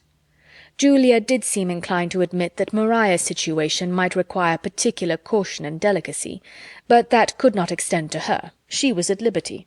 And Maria evidently considered her engagement as only raising her so much more above restraint, and leaving her less occasion than Julia to consult either father or mother.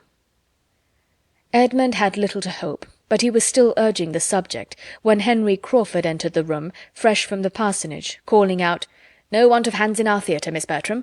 No want of understrapper. My sister desires her love, and hopes to be admitted into the company, and will be happy to take the part of any old duenna or tame confidant that you may not like to do yourselves."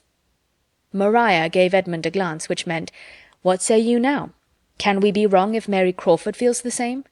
And Edmund, silenced, was obliged to acknowledge that the charm of acting might well carry fascination to the mind of genius, and with the ingenuity of love to dwell more on the obliging, accommodating purport of the message than on anything else. The scheme advanced. Opposition was vain, and as to Mrs. Norris, he was mistaken in supposing she would wish to make any. She started no difficulties that were not talked down in 5 minutes by her eldest nephew and niece, who were all powerful with her. And as the whole arrangement was to bring very little expense to anybody, and none at all to herself, as she foresaw in it all the comforts of hurry, bustle, and importance, and derived the immediate advantage of fancying herself obliged to leave her own house, where she had been living a month at her own cost, and take up her abode in theirs, that every hour might be spent in their service, she was, in fact, exceedingly delighted with the project. Chapter 14. Fanny seemed nearer being right than Edmund had supposed. The business of finding a play that would suit everybody proved to be no trifle, and the carpenter had received his orders and taken his measurements, had suggested and removed at least 2 sets of difficulties, and having made the necessity of an enlargement of plan and expense fully evident, was already at work, while a play was still to seek. Other preparations were also in hand. An enormous roll of green baize had arrived from Northampton, and been cut out by Mrs. Norris, with a saving, by her good management, of full 3/4 of a yard, and was actually forming into a curtain by the housemaids, and still the play was wanting. And as 2 or 3 days passed away in this manner, Edmund began almost to hope that none might ever be found.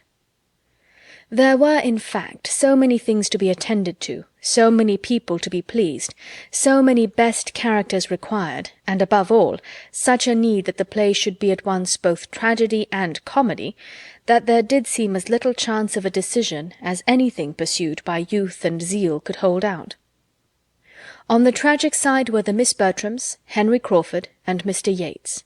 On the comic, Tom Bertram, not quite alone, because it was evident that Mary Crawford's wishes, though politely kept back, inclined the same way.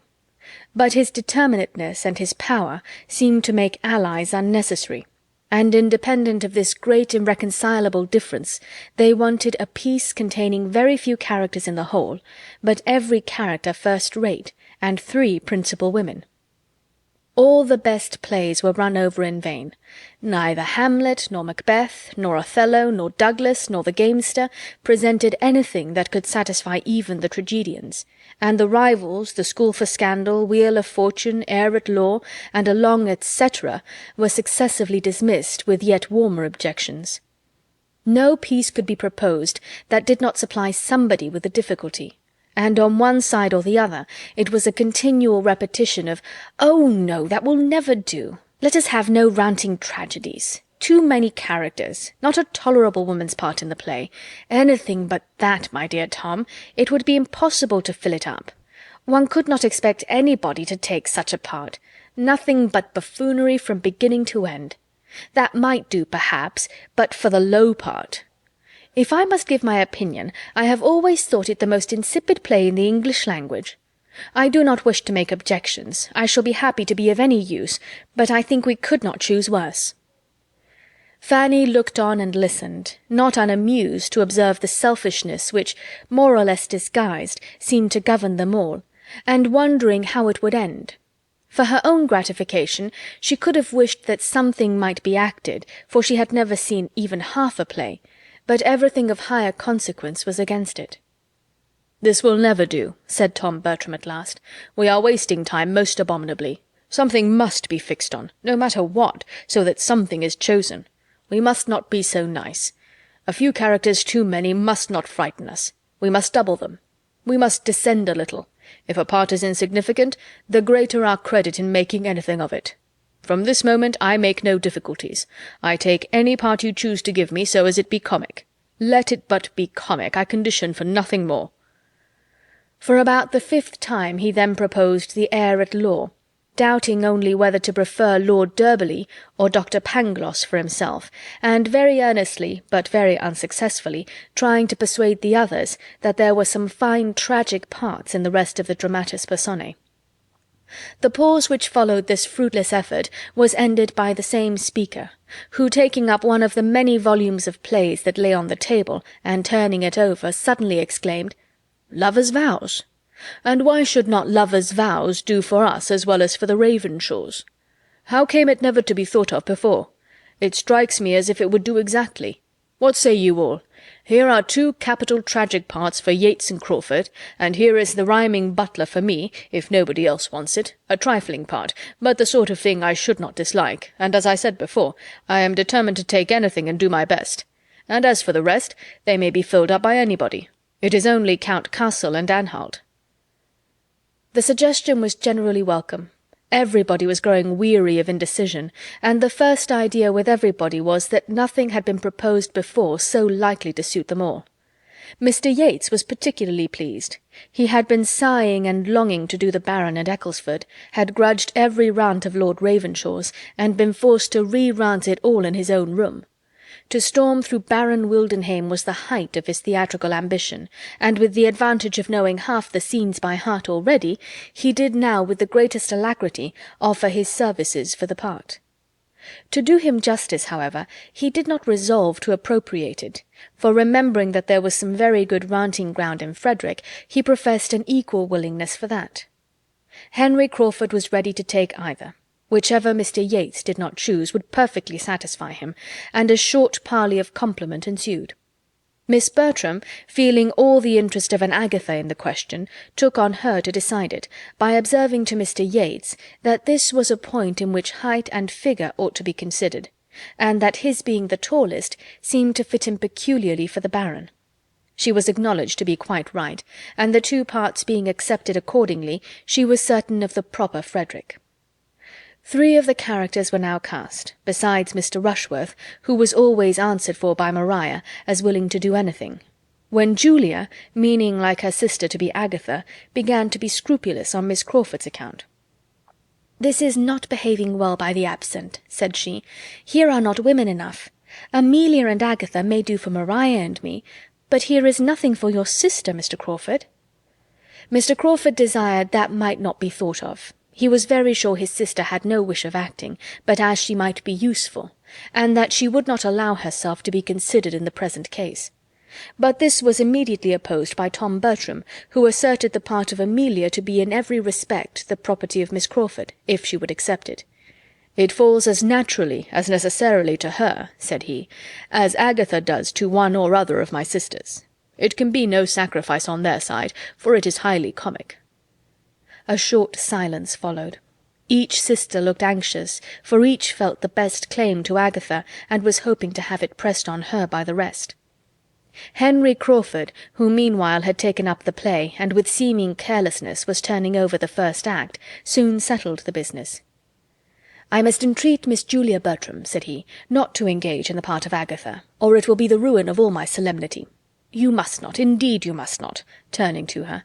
"I could not stand your countenance dressed up in woe and paleness. The many laughs we have had together would infallibly come across me now, and Frederick and his knapsack would be obliged to run away."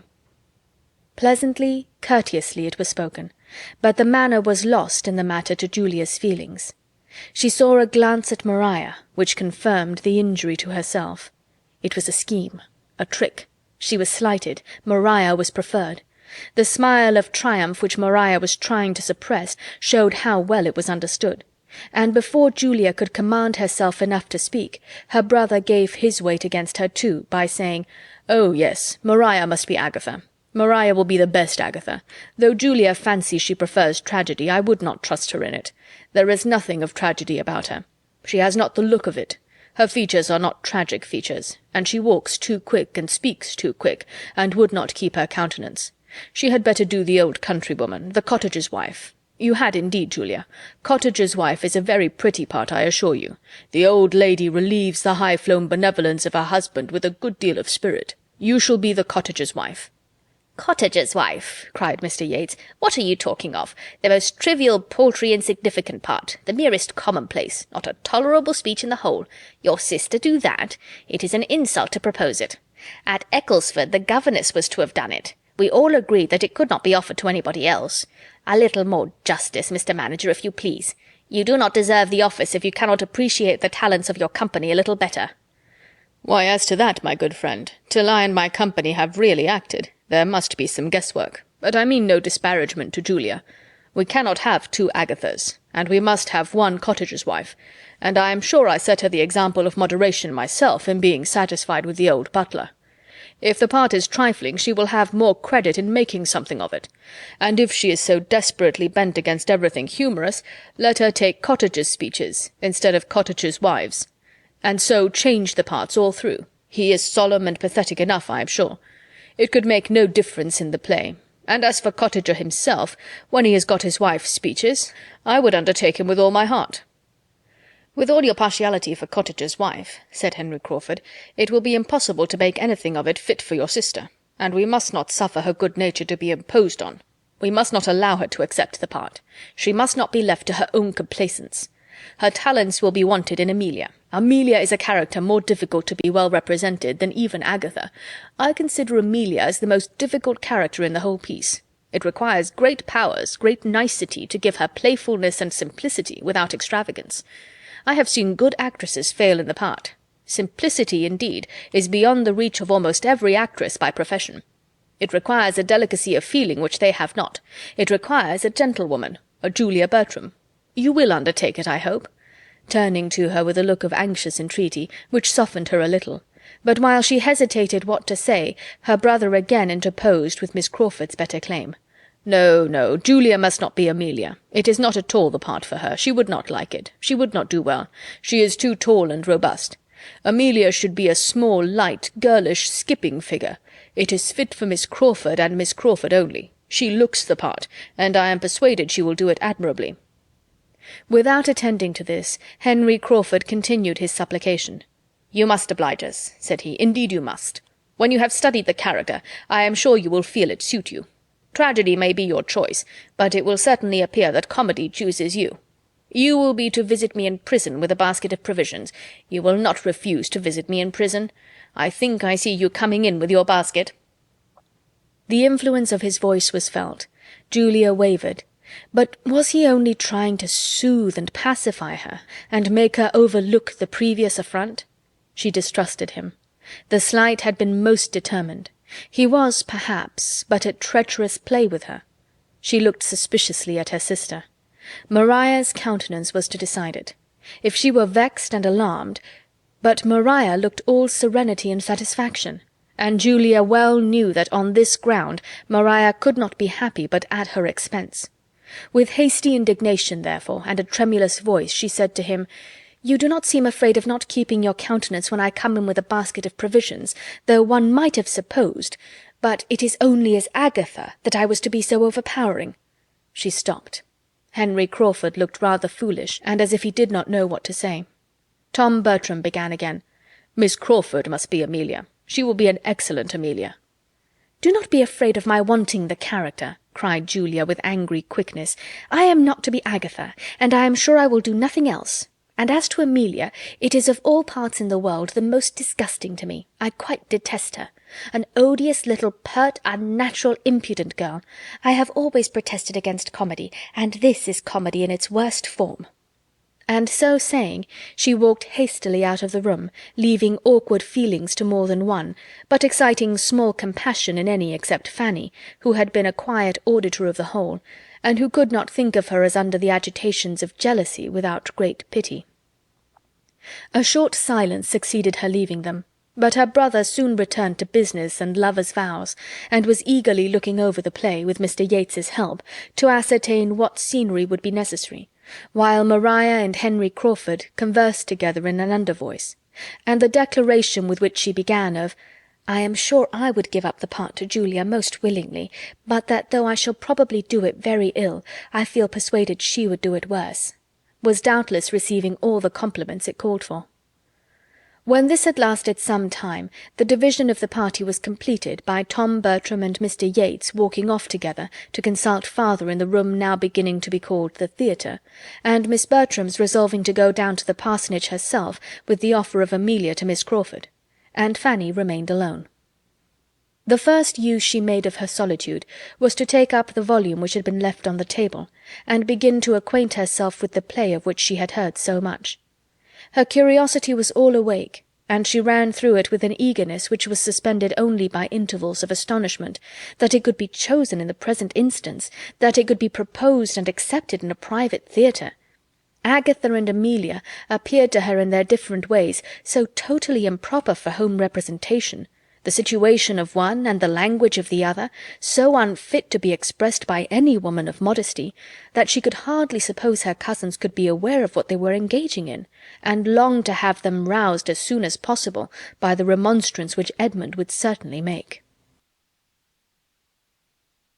Chapter 15.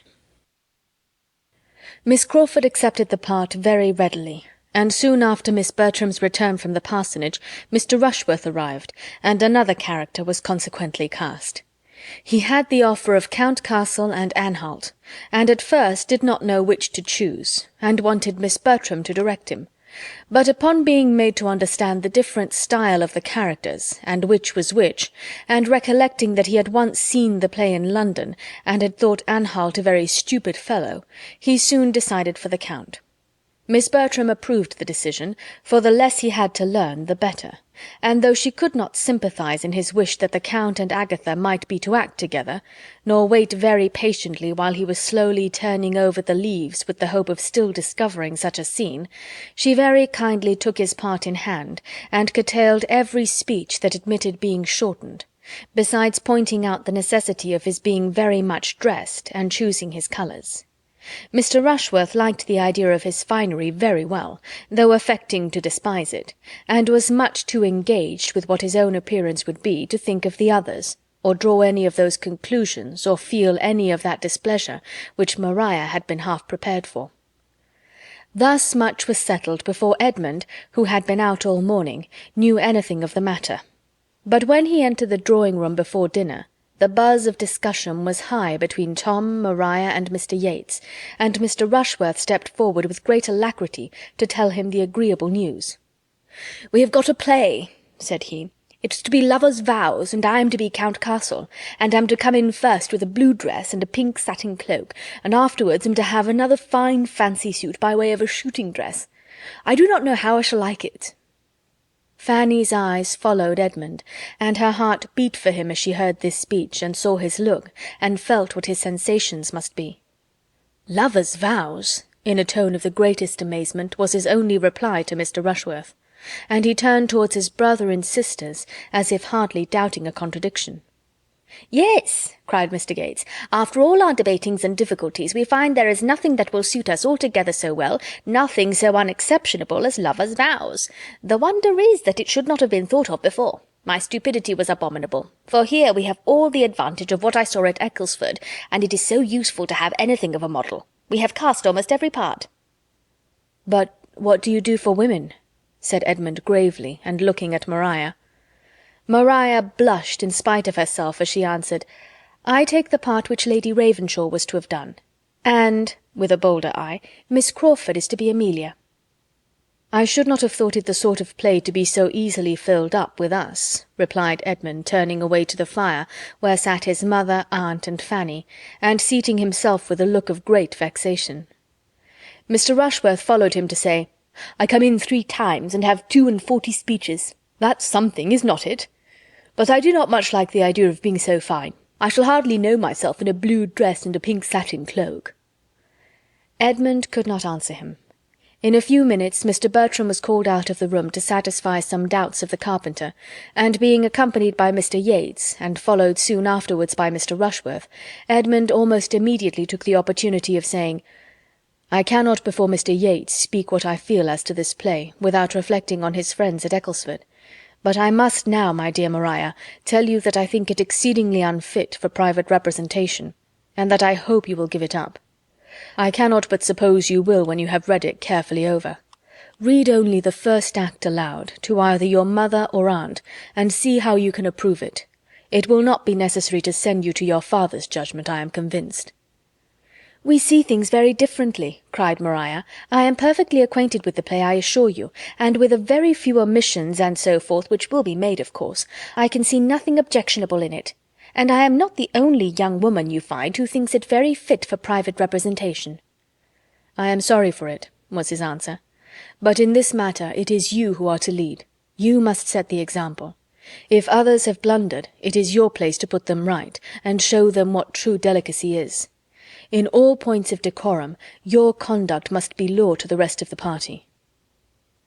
This picture of her consequence had some effect, for no one loved better to lead than Maria, and with far more good humour she answered, "I am much obliged to you, Edmund. You mean very well, I am sure, but I still think you see things too strongly, and I really cannot undertake to harangue all the rest upon a subject of this kind. There would be the greatest indecorum, I think." "Do you imagine that I could have such an idea in my head? No. Let your conduct be the only harangue. Say that, on examining the part, you feel yourself unequal to it, that you find it requiring more exertion and confidence than you can be supposed to have. Say this with firmness, and it will be quite enough. All who can distinguish will understand your motive. The play will be given up, and your delicacy honoured as it ought." "Do not act anything improper, my dear," said Lady Bertram. "Sir Thomas would not like it. Fanny, ring the bell. I must have my dinner. To be sure, Julia is dressed by this time." "I am convinced, madam," said Edmund, preventing Fanny, "that Sir Thomas would not like it." "There, my dear, do you hear what Edmund says?" "If I were to decline the part," said Maria with renewed zeal, "Julia would certainly take it." "What?" cried Edmund. "If she knew your reasons—" "Oh, she might think the difference between us, the difference in our situations, that she need not be so scrupulous as I might feel necessary. I am sure she would argue so. "No, you must excuse me. I cannot retract my consent. It is far too settled. Everybody would be so disappointed. Tom would be quite angry. And if we are so very nice, we shall never act anything." "I was just going to say the very same thing," said Mrs. Norris. "If every play is to be objected to, you will act nothing, and the preparations will all be so much money thrown away, and I am sure that would be a discredit to us all. I do not know the play, but as Maria says, if there is anything a little too warm, and it is so with most of them, it can be easily left out. We must not be over-precise, Edmund. As Mr. Rushworth is to act too, there can be no harm. I only wish Tom had known his own mind when the carpenters began, for there was the loss of half a day's work about those side doors. The curtain will be a good job, however. The maids do their work very well, and I think we shall be able to send back some dozens of the rings. There is no occasion to put them so very close together. I am of some use, I hope, in preventing waste and making the most of things. There should always be one steady head to superintend so many young ones. I forgot to tell Tom of something that happened to me this very day. I had been looking about me in the poultry-yard, and was just coming out, when who should I see but Dick Jackson making up to the servants' hall with 2 bits of deal board in his hand, bringing them to father, you may be sure. Mother had chanced to send him of a message to father, and then father had bid him bring up 2 bits of board, for he could not know how to do without them. I knew what all this meant, for the servants' dinner bell was ringing at that very moment over our heads, and as I hate such encroaching people— the Jacksons are very encroaching, I have always said so, just the sort of people to get all they can— I said to the boy directly, a great lubberly fellow of 10 years old, you know, who ought to be ashamed of himself, "I'll take the boards to your father, Dick, so get you home again as fast as you can." The boy looked very silly and turned away without offering a word, for I believe I might speak pretty sharp. And I dare say it will cure him of coming marauding about the house for one while. I hate such greediness. So good as your father is to the family, employing the man all the year round." Nobody was at the trouble of an answer. The others soon returned, and Edmund found that to have endeavoured to set them right must be his only satisfaction. Dinner passed heavily. Mrs. Norris related again her triumph over Dick Jackson, but neither play nor preparation were otherwise much talked of, for Edmund's disapprobation was felt even by his brother, though he would not have owned it. Maria, wanting Henry Crawford's animating support, thought the subject better avoided. Mr. Yates, who was trying to make himself agreeable to Julia, found her gloom less impenetrable on any topic than that of his regret at her secession from their company. And Mr. Rushworth, having only his own part and his own dress in his head, had soon talked away all that could be said of either. But the concerns of the theatre were suspended only for an hour or two. There was still a great deal to be settled, and the spirits of evening giving fresh courage, Tom, Maria, and Mr. Yates, soon after their being reassembled in the drawing-room, seated themselves in committee at a separate table with the play open before them, and were just getting deep in the subject when a most welcome interruption was given by the entrance of Mr. and Miss Crawford, who, late and dark and dirty as it was, could not help coming, and were received with the most grateful joy. "Well, how do you go on?" and "What have you settled?" and "Oh, we can do nothing without you," followed the first salutations, and Henry Crawford was soon seated with the other 3 at the table, while his sister made her way to Lady Bertram, and with pleasant attention was complimenting her. "I must really congratulate your ladyship," said she, "on the play being chosen, for though you have borne it with exemplary patience, I am sure you must be sick of all our noise and difficulties. The actors may be glad, but the bystanders must be infinitely more thankful for a decision, and I do sincerely give you joy, madam, as well as Mrs. Norris, and everybody else who is in the same predicament," glancing half fearfully, half slyly beyond Fanny to Edmund. She was very civilly answered by Lady Bertram, but Edmund said nothing. His being only a bystander was not disclaimed. After continuing in chat with the party round the fire a few minutes, Miss Crawford returned to the party round the table, and standing by them, seemed to interest herself in their arrangements, till, as if struck by a sudden recollection, she exclaimed, "My good friends, you are most composedly at work upon these cottages and alehouses, inside and out, but pray let me know my fate in the meanwhile. Who is to be Anhalt? What gentleman among you am I to have the pleasure of making love to?" For a moment no one spoke, and then many spoke together to tell the same melancholy truth, that they had not yet got any Anhalt. Mr. Rushworth was to be Count Castle, but no one had yet undertaken Anhalt. "I had my choice of the parts," said Mr. Rushworth, "but I thought I should like the Count best, though I do not much relish the finery I am to have." "You chose very wisely, I am sure," replied Miss Crawford, with a brightened look. "Anhalt is a heavy part." "The Count has 42 speeches," returned Mr. Rushworth, "which is no trifle." "I am not at all surprised," said Miss Crawford after a short pause, "at this want of an Anhalt. Amelia deserves no better. Such a forward young lady may well frighten the men." "I should be but too happy in taking the part if it were possible," cried Tom, "but unluckily the butler and Anhalt are in together. I will not entirely give it up, however. I will try what can be done. I will look it over again." "Your brother should take the part," said Mr. Yates in a low voice. "Do not you think he would?" "I shall not ask him," replied Tom, in a cold, determined manner. Miss Crawford talked of something else, and soon afterwards rejoined the party at the fire. "They do not want me at all," said she, seating herself. "I only puzzle them, and oblige them to make civil speeches. Mr. Edmund Bertram, as you do not act yourself, you will be a disinterested adviser, and therefore I apply to you. What shall we do for an Anhalt? Is it practicable for any of the others to double it? What is your advice?" "My advice," said he calmly, "is that you change the play." "I should have no objection," she replied, "for though I should not particularly dislike the part of Amelia if well supported, that is, if everything went well, I shall be sorry to be an inconvenience. But as they do not choose to hear your advice at that table," looking round, "it certainly will not be taken." Edmund said no more. "If any part could tempt you to act, I suppose it would be Anhalt," observed the lady archly after a short pause, "for he is a clergyman, you know." "That circumstance would by no means tempt me," he replied, "for I should be sorry to make the character ridiculous by bad acting. It must be very difficult to keep Anhalt from appearing a formal, solemn lecturer, and the man who chooses the profession itself is, perhaps, one of the last who would wish to represent it on the stage." Miss Crawford was silenced, and with some feelings of resentment and mortification moved her chair considerably nearer the tea-table, and gave all her attention to Mrs. Norris, who was presiding there. "Fanny," cried Tom Bertram from the other table, where the conference was eagerly carrying on and the conversation incessant, "we want your services."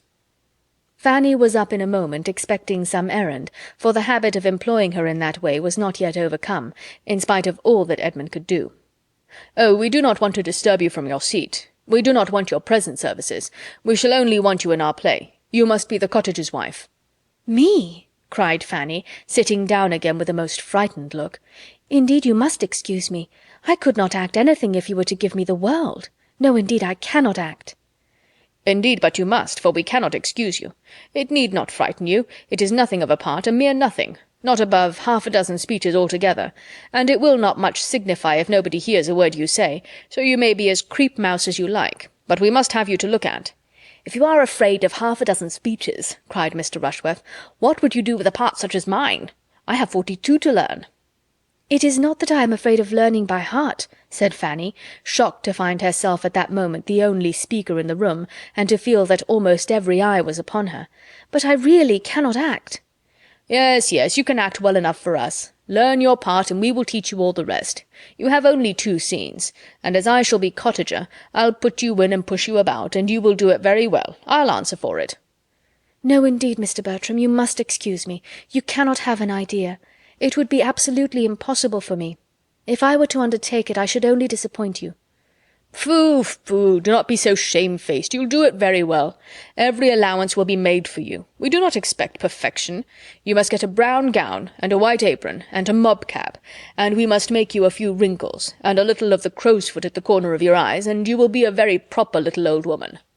"You must excuse me, indeed you must excuse me," cried Fanny, growing more and more red from excessive agitation, and looking distressfully at Edmund, who was kindly observing her, but unwilling to exasperate his brother by interference, gave her only an encouraging smile.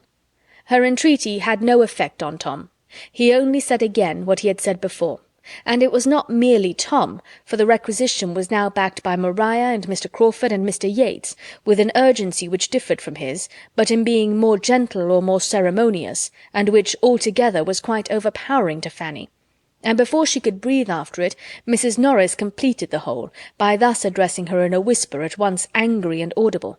"What a piece of work here is about nothing! I am quite ashamed of you, Fanny, to make such a difficulty of obliging your cousins in a trifle of this sort, so kind as they are to you. Take the part with a good grace, and let us hear no more of the matter, I entreat." "Do not urge her, madam," said Edmund. "It is not fair to urge her in this manner. You see she does not like to act. Let her choose for herself, as well as the rest of us. Her judgment may be quite as safely trusted. Do not urge her any more." "I am not going to urge her," replied Mrs. Norris sharply, "but I shall think her a very obstinate, ungrateful girl, if she does not do what her aunt and cousins wish her. Very ungrateful indeed, considering who and what she is." Edmund was too angry to speak, but Miss Crawford, looking for a moment with astonished eyes at Mrs. Norris, and then at Fanny, whose tears were beginning to show themselves, immediately said with some keenness, "I do not like my situation. This place is too hot for me," and moved away her chair to the opposite side of the table, close to Fanny, saying to her in a kind, low whisper as she placed herself, "Never mind, my dear Miss Price. This is a cross evening. Everybody is cross and teasing. But do not let us mind them," and with pointed attention continued to talk to her and endeavour to raise her spirits, in spite of being out of spirits herself. By a look at her brother she prevented any farther entreaty from the theatrical board, and the really good feelings by which she was almost purely governed were rapidly restoring to her all the little she had lost in Edmund's favour. Fanny did not love Miss Crawford, but she felt very much obliged to her for her present kindness, and when, from taking notice of her work, and wishing she could work as well, and begging for the pattern, and supposing Fanny was now preparing for her appearance, as of course she would come out when her cousin was married, Miss Crawford proceeded to inquire if she had heard lately from her brother at sea, and said that she had quite a curiosity to see him, and imagined him a very fine young man, and advised Fanny to get his picture drawn before he went to sea again. She could not help admitting it to be very agreeable flattery, or help listening and answering with more animation than she had intended. The consultation upon the play still went on, and Miss Crawford's attention was first called from Fanny by Tom Bertram's telling her, with infinite regret, that he found it absolutely impossible for him to undertake the part of Anhalt, in addition to the butler. He had been most anxiously trying to make it out to be feasible, but it would not do. He must give it up. "But there will be not the smallest difficulty in filling it," he added. "We have but to speak the word. We may pick and choose. I could name at this moment at least 6 young men within 6 miles of us, who are wild to be admitted into our company, and there are 1 or 2 that would not disgrace us. I should not be afraid to trust either of the Olivers or Charles Maddox. Tom Oliver is a very clever fellow, and Charles Maddox is as gentlemanlike a man as you will see anywhere. So I will take my horse early tomorrow morning, and ride over to Stoke, and settle with one of them." While he spoke, Maria was looking apprehensively round at Edmund in full expectation that he must oppose such an enlargement of the plan as this, so contrary to all their first protestations, but Edmund said nothing. After a moment's thought, Miss Crawford calmly replied, "As far as I am concerned, I can have no objection to anything that you all think eligible. Have I ever seen either of the gentlemen? Yes, Mr. Charles Maddox dined at my sister's one day, did not he, Henry? A quiet-looking young man, I remember him. Let him be applied to, if you please, for it will be less unpleasant to me than to have a perfect stranger." Charles Maddox was to be the man. Tom repeated his resolution of going to him early on the morrow, and though Julia, who had scarcely opened her lips before, observed in a sarcastic manner, and with a glance, first at Maria and then at Edmund, that the Mansfield theatricals would enliven the whole neighbourhood exceedingly, Edmund still held his peace, and showed his feelings only by a determined gravity. "I am not very sanguine as to our play," said Miss Crawford in an undervoice to Fanny, after some consideration, "and I can tell Mr. Maddox that I shall shorten some of his speeches, and a great many of my own, before we rehearse together. It will be very disagreeable, and by no means what I expected." Chapter 16. It was not in Miss Crawford's power to talk Fanny into any real forgetfulness of what had passed. When the evening was over, she went to bed full of it, her nerves still agitated by the shock of such an attack from her cousin Tom, so public and so persevered in, and her spirits sinking under her aunt's unkind reflection and reproach. To be called into notice in such a manner, to hear that it was but the prelude to something so infinitely worse, to be told that she must do what was so impossible as to act, and then to have the charge of obstinacy and ingratitude follow it, enforced with such a hint at the dependence of her situation, had been too distressing at the time to make the remembrance when she was alone much less so, especially with the superadded dread of what the morrow might produce in continuation of the subject. Miss Crawford had protected her only for the time, and if she were applied to again among themselves, with all the authoritative urgency that Tom and Maria were capable of, and Edmund perhaps away, what should she do? She fell asleep before she could answer the question, and found it quite as puzzling when she awoke the next morning. The little white attic, which had continued her sleeping-room ever since her first entering the family, proving incompetent to suggest any reply, she had recourse, as soon as she was dressed, to another apartment, more spacious and more meet for walking about in and thinking, and of which she had now for some time been almost equally mistress. It had been their schoolroom, so called till the Miss Bertrams would not allow it to be called so any longer, and inhabited as such to a later period. There Miss Lee had lived, and there they had read and written and talked and laughed till within the last 3 years, when she had quitted them. The room had then become useless, and for some time was quite deserted, except by Fanny, when she visited her plants or wanted one of the books which she was still glad to keep there, from the deficiency of space and accommodation in her little chamber above. But gradually, as her value for the comforts of it increased, she had added to her possessions, and spent more of her time there, and having nothing to oppose her, had so naturally and so artlessly worked herself into it, that it was now generally admitted to be hers. The East Room, as it had been called ever since Maria Bertram was 16, was now considered Fanny's, almost as decidedly as the white attic, the smallness of the one making the use of the other so evidently reasonable, that the Miss Bertrams, with every superiority in their own apartments which their own sense of superiority could demand, were entirely approving it, and Mrs. Norris having stipulated for there never being a fire in it on Fanny's account, was tolerably resigned to her having the use of what nobody else wanted, though the terms in which she sometimes spoke of the indulgence seemed to imply that it was the best room in the house. The aspect was so favourable that even without a fire it was habitable in many an early spring and late autumn morning, to such a willing mind as Fanny's, and while there was a gleam of sunshine she hoped not to be driven from it entirely, even when winter came. The comfort of it in her hours of leisure was extreme. She could go there after anything unpleasant below, and find immediate consolation in some pursuit or some train of thought at hand. Her plants, her books, of which she had been a collector from the first hour of her commanding a shilling, her writing-desk, and her works of charity and ingenuity were all within her reach, or if indisposed for employment, if nothing but musing would do, she could scarcely see an object in that room which had not an interesting remembrance connected with it. Everything was a friend, or bore her thoughts to a friend, and though there had sometimes been much of suffering to her, though her motives had often been misunderstood, her feelings disregarded, and her comprehension undervalued, though she had known the pains of tyranny, of ridicule and neglect, yet almost every recurrence of either had led to something consolatory. Her Aunt Bertram had spoken for her, or Miss Lee had been encouraging, or, what was yet more frequent or more dear, Edmund had been her champion and her friend.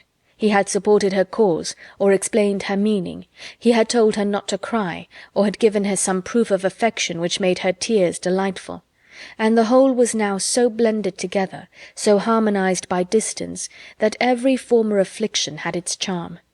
The room was most dear to her, and she would not have changed its furniture for the handsomest in the house, though what had been originally plain had suffered all the ill usage of children, and its greatest elegancies and ornaments were a faded footstool of Julia's work, too ill done for the drawing-room, 3 transparencies, made in a rage for transparencies, for the 3 lower panes of one window, where Tintern Abbey held its station between a cave in Italy and a moonlight lake in Cumberland, a collection of family profiles thought unworthy of being anywhere else over the mantelpiece, and by their side and pinned against the wall a small sketch of a ship sent 4 years ago from the Mediterranean by William, with HMS Antwerp at the bottom, in letters as tall as the mainmast. To this nest of comforts Fanny now walked down to try its influence on an agitated, doubting spirit, to see if by looking at Edmund's profile she could catch any of his counsel, or by giving air to her geraniums she might inhale a breeze of mental strength herself. But she had more than fears of her own perseverance to remove.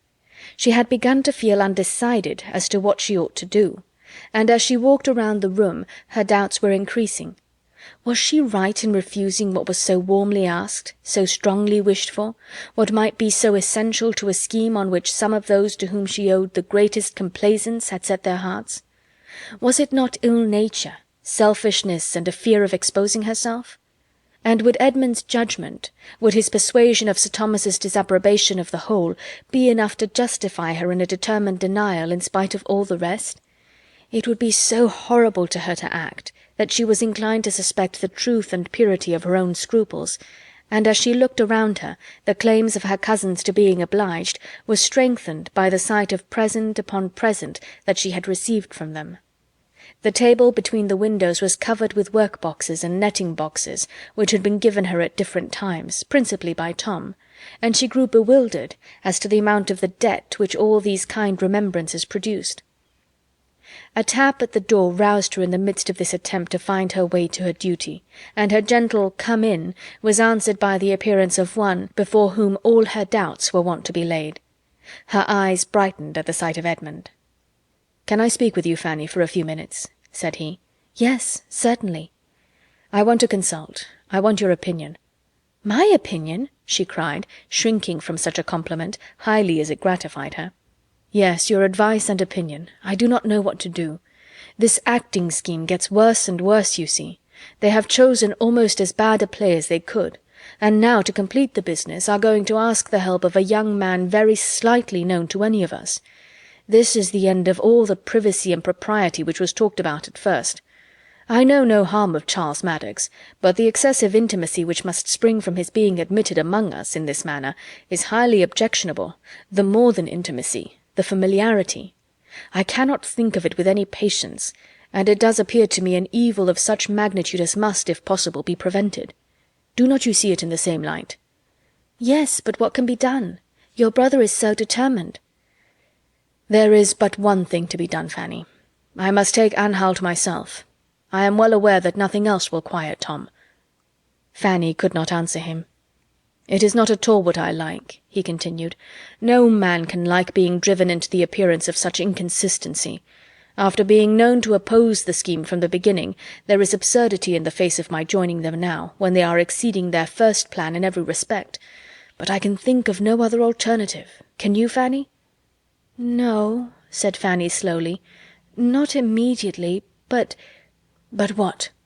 I see your judgment is not with me. Think it a little over.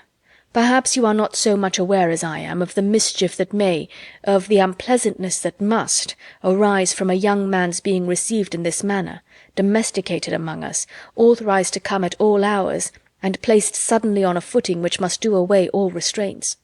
To think only of the license which every rehearsal must tend to create. It is all very bad. Put yourself in Miss Crawford's place, Fanny. Consider what it would be like to act Amelia with a stranger. She has a right to be felt for, because she evidently feels for herself. I heard enough of what she said to you last night to understand her unwillingness to be acting with a stranger, and as she probably engaged in the part with different expectations, perhaps without considering the subject enough to know what was likely to be, it would be ungenerous, it would be really wrong to expose her to it. Her feelings ought to be respected. Does not it strike you so, Fanny? You hesitate." "I am sorry for Miss Crawford, but I am more sorry to see you drawn into what you had resolved against, and what you are known to think will be disagreeable to my uncle. It will be such a triumph to the others."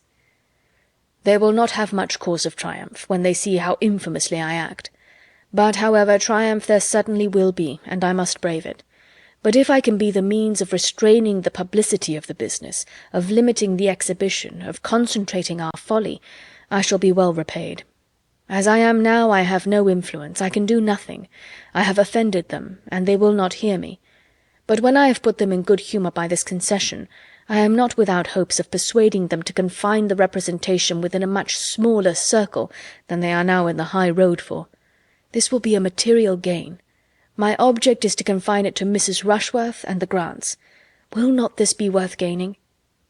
"Yes, it will be a great point." "But still it has not your approbation. Can you mention any other measure by which I have a chance of doing equal good?" "No, I cannot think of anything else." "Give me your approbation, then, Fanny. I am not comfortable without it." "Oh, cousin!" "If you are against me, I ought to distrust myself. And yet— But it is absolutely impossible to let Tom go on in this way, riding about the country in quest of anybody who can be persuaded to act, no matter whom. The look of a gentleman is to be enough. I thought you would have entered more into Miss Crawford's feelings." "No doubt she will be very glad. It must be a great relief to her," said Fanny, trying for greater warmth of manner. "She never appeared more amiable than in her behaviour to you last night. It gave her a very strong claim on my goodwill." "She was very kind indeed, and I am glad to have her spared." She could not finish the generous effusion. Her conscience stopped her in the middle, but Edmund was satisfied. "I shall walk down immediately after breakfast," said he, "and am sure of giving pleasure there. And now, dear Fanny, I will not interrupt you any longer. You want to be reading. But I could not be easy till I had spoken to you and come to a decision. Sleeping or waking, my head has been full of this matter all night. It is an evil, but I am certainly making it less than it might be. If Tom is up, I shall go to him directly and get it over. And when we meet at breakfast, we shall all be in high good humour at the prospect of acting the fool together with such unanimity. You, in the meanwhile, will be taking a trip into China, I suppose. How does Lord Macartney go on?" Opening a volume on the table and then taking up some others. "And here are Crabbe's Tales and The Idler at hand to relieve you if you tire of your great book. I admire your little establishment exceedingly, and as soon as I am gone, you will empty your head of all this nonsense of acting, and sit comfortably down to your table. But do not stay here to be cold." He went, but there was no reading, no china, no composure for Fanny. He had told her the most extraordinary, the most inconceivable, the most unwelcome news, and she could think of nothing else. To be acting!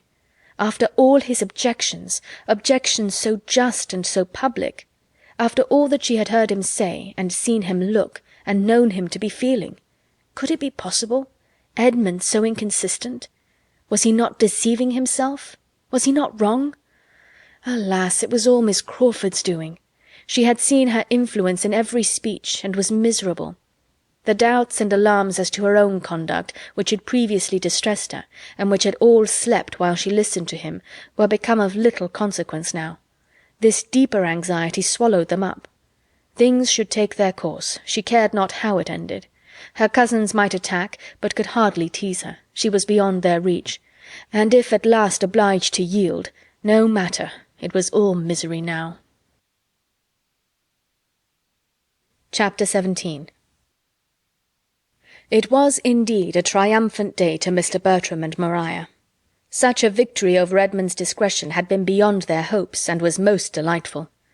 There was no longer anything to disturb them in their darling project, and they congratulated each other in private on the jealous weakness to which they attributed the change, with all the glee of feelings gratified in every way. Edmund might still look grave, and say he did not like the scheme in general, and must disapprove the play in particular. Their point was gained, he was to act, and he was driven to it by the force of selfish inclinations only. Edmund had descended from that moral elevation which he had maintained before, and they were both as much the better as the happier for the descent. They behaved very well, however, to him on the occasion, betraying no exultation beyond the lines about the corners of the mouth, and seemed to think it as great an escape to be quit of the intrusion of Charles Maddox as if they had been forced into admitting him against their inclination. To have it quite in their own family circle was what they had particularly wished. A stranger among them would have been the destruction of all their comfort. And when Edmund, pursuing that idea, gave a hint of his hope as to the limitation of the audience, they were ready, in the complaisance of the moment, to promise anything. It was all good humour and encouragement. Mrs. Norris offered to contrive his dress, Mr. Yates assured him that Anhalt's last scene with the Baron admitted a good deal of action and emphasis, and Mr. Rushworth undertook to count his speeches. "Perhaps," said Tom, "Fanny may be more disposed to oblige us now. Perhaps you may persuade her." "No, she is quite determined. She will certainly not act." "Oh, very well." And not another word was said, but Fanny felt herself again in danger, and her indifference to the danger was beginning to fail her already. There were not fewer smiles at the parsonage than at the park on this change in Edmund. Miss Crawford looked very lovely in hers, and entered with such an instantaneous renewal of cheerfulness into the whole affair as could have but one effect on him. He was certainly right in respecting such feelings, he was glad he had determined on it, and the morning wore away in satisfactions very sweet, if not very sound. One advantage resulted from it to Fanny. At the earnest request of Miss Crawford, Mrs. Grant had with her usual good humour agreed to undertake the part for which Fanny had been wanted, and this was all that occurred to gladden her heart during the day, and even this, when imparted by Edmund, brought a pang with it, for it was Miss Crawford to whom she was obliged, it was Miss Crawford whose kind exertions were to excite her gratitude, and whose merit in making them was spoken of with a glow of admiration. She was safe, but peace and safety were unconnected here. Her mind had never been farther from peace. She could not feel that she had done wrong herself, but she was disquieted in every other way. Her heart and her judgment were equally against Edmund's decision. She could not acquit his unsteadiness, and his happiness under it made her wretched. She was full of jealousy and agitation. Miss Crawford came with looks of gaiety which seemed an insult, with friendly expressions towards herself which she could hardly answer calmly. Everybody around her was gay and busy, prosperous and important. Each had their object of interest, their part, their dress, their favourite scene, their friends and confederates. All were finding employment in consultations and comparisons, or diversion in the playful conceits they suggested. She alone was sad and insignificant. She had no share in anything. She might go or stay. She might be in the midst of their noise, or retreat from it to the solitude of the east room, without being seen or missed. She could almost think anything would have been preferable to this. Mrs. Grant was of consequence, her good nature had honourable mention, her taste and her time were considered, her presence was wanted, she was sought for and attended, and praised, and Fanny was at first in some danger of envying her the character she had accepted. But reflection brought better feelings, and showed her that Mrs. Grant was entitled to respect which could never have belonged to her, and that had she received even the greatest, she could never have been easy in joining a scheme which, considering only her uncle, she must condemn altogether. Fanny's heart was not absolutely the only saddened one amongst them, as she soon began to acknowledge herself. Julia was a sufferer too, though not quite so blamelessly. Henry Crawford had trifled with her feelings, but she had very long allowed and even sought his attentions with a jealousy of her sister so reasonable as ought to have been their cure, and now that the conviction of his preference for Maria had been forced on her, she submitted to it without any alarm for Maria's situation, or any endeavour at rational tranquillity for herself. She either sat in gloomy silence, wrapped in such gravity as nothing could subdue, no curiosity touch, no wit amuse, or allowing the attentions of Mr. Yates, was talking with forced gaiety to him alone, and ridiculing the acting of the others. For a day or two after the affront was given, Henry Crawford had endeavoured to do it away by the usual attack of gallantry and compliment, but he had not cared enough about it to persevere against a few repulses, and becoming soon too busy with his play to have time for more than one flirtation, he grew indifferent to the quarrel, or rather thought it a lucky occurrence, as quietly putting an end to what might ere long have raised expectations in more than Mrs. Grant. She was not pleased to see Julia excluded from the play, and sitting by disregarded, but as it was not a matter which really involved her happiness, as Henry must be the best judge of his own, and as he did assure her, with a most persuasive smile, that neither he nor Julia had ever had a serious thought of each other, she could only renew her former caution as to the elder sister, entreat him not to risk his tranquillity by too much admiration there, and then gladly take her share in anything that brought cheerfulness to the young people in general, and that did so particularly promote the pleasure of the two so dear to her. "I rather wonder Julia is not in love with Henry," was her observation to Mary. "I dare say she is," replied Mary coldly. "I imagine both sisters are. "Both? No, no, that must not be. Do not give him a hint of it. Think of Mr. Rushworth." "You had better tell Miss Bertram to think of Mr. Rushworth. It may do her some good. I often think of Mr. Rushworth's property and independence, and wish them in other hands, but I never think of him. A man might represent the county with such an estate. A man might escape a profession and represent the county. I dare say he will be in Parliament soon. When Sir Thomas comes, I dare say he will be in for some borough, but there has been nobody to put him in the way of doing anything yet." "Sir Thomas is to achieve mighty things when he comes home," said Mary after a pause. "Do you remember Hawkins Brown's Address to Tobacco, in imitation of Pope's Blessed Leaf, whose aromatic gales dispense to Templars modesty, to parsons sense? I will parody them. Blessed night, whose dictatorial looks dispense to children affluence, to Rushworth sense. Will not that do, Mrs. Grant? Everything seems to depend upon Sir Thomas's return." "You will find his consequence very just and reasonable when you see him in his family, I assure you.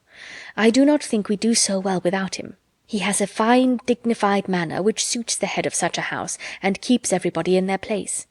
Lady Bertram seems more of a cipher now than when he is at home, and nobody else can keep Mrs. Norris in order. But, Mary, do not fancy that Maria Bertram cares for Henry. I am sure Julia does not, or she would not have flirted as she did last night with Mr. Yates. And though he and Maria are very good friends, I think she likes Southerton too well to be inconstant." "I would not give much for Mr. Rushworth's chance if Henry stepped in before the articles were signed." "If you have such a suspicion, something must be done, and as soon as the play is all over we will talk to him seriously, and make him know his own mind, and if he means nothing, we will send him off, though he is Henry, for a time." Julia did suffer, however, though Mrs. Grant discerned it not, and though it escaped the notice of many of her own family likewise. She had loved, she did love still, and she had all the suffering which a warm temper and a high spirit were likely to endure under the disappointment of a dear, though irrational hope, with a strong sense of ill usage. Her heart was sore and angry, and she was capable only of angry consolations. The sister with whom she was used to be on easy terms was now become her greatest enemy. They were alienated from each other, and Julia was not superior to the hope of some distressing end to the attentions which were still carrying on there, some punishment to Maria for conduct so shameful towards herself, as well as towards Mr. Rushworth.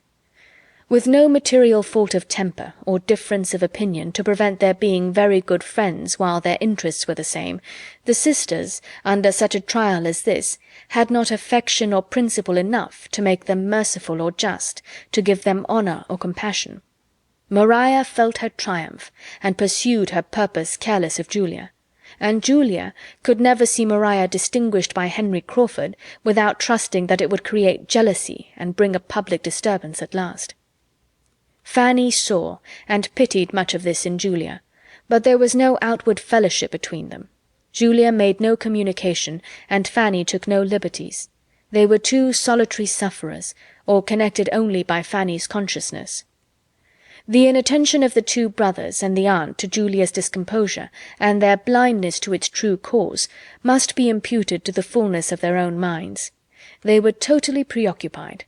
Tom was engrossed by the concerns of his theatre, and saw nothing that did not immediately relate to it. Edmund, between his theatrical and his real part, between Miss Crawford's claims and his own conduct, between love and consistency, was equally unobservant, and Mrs. Norris was too busy in contriving and directing the general little matters of the company, superintending their various dresses with economical expedient, for which nobody thanked her, and saving, with delighted integrity, half a crown here and there to the absent Sir Thomas, to have leisure for watching the behaviour or guarding the happiness of his daughters. Chapter 18. Everything was now in a regular train. Theatre, actors, actresses, and dressers were all getting forward, but though no other great impediments arose, Fanny found, before many days were past, that it was not all uninterrupted enjoyment to the party themselves, and that she had not to witness the continuance of such unanimity and delight as had been almost too much for her at first. Everybody began to have their vexation. Edmund had many. Entirely against his judgment, a scene-painter arrived from town, and was at work, much to the increase of the expenses, and, what was worse, of the eclat of their proceedings. And his brother, instead of being really guided by him as to the privacy of the representation, was giving an invitation to every family who came in his way. Tom himself began to fret over the scene-painter's slow progress, and to feel the miseries of waiting. He had learned his part, all his parts, for he took every trifling one that could be united with the butler, and began to be impatient to be acting, and every day thus unemployed was tending to increase his sense of the insignificance of all his parts together, and make him more ready to regret that some other play had not been chosen. Fanny, being always a very courteous listener, and often the only listener at hand, came in for the complaints and distresses of most of them.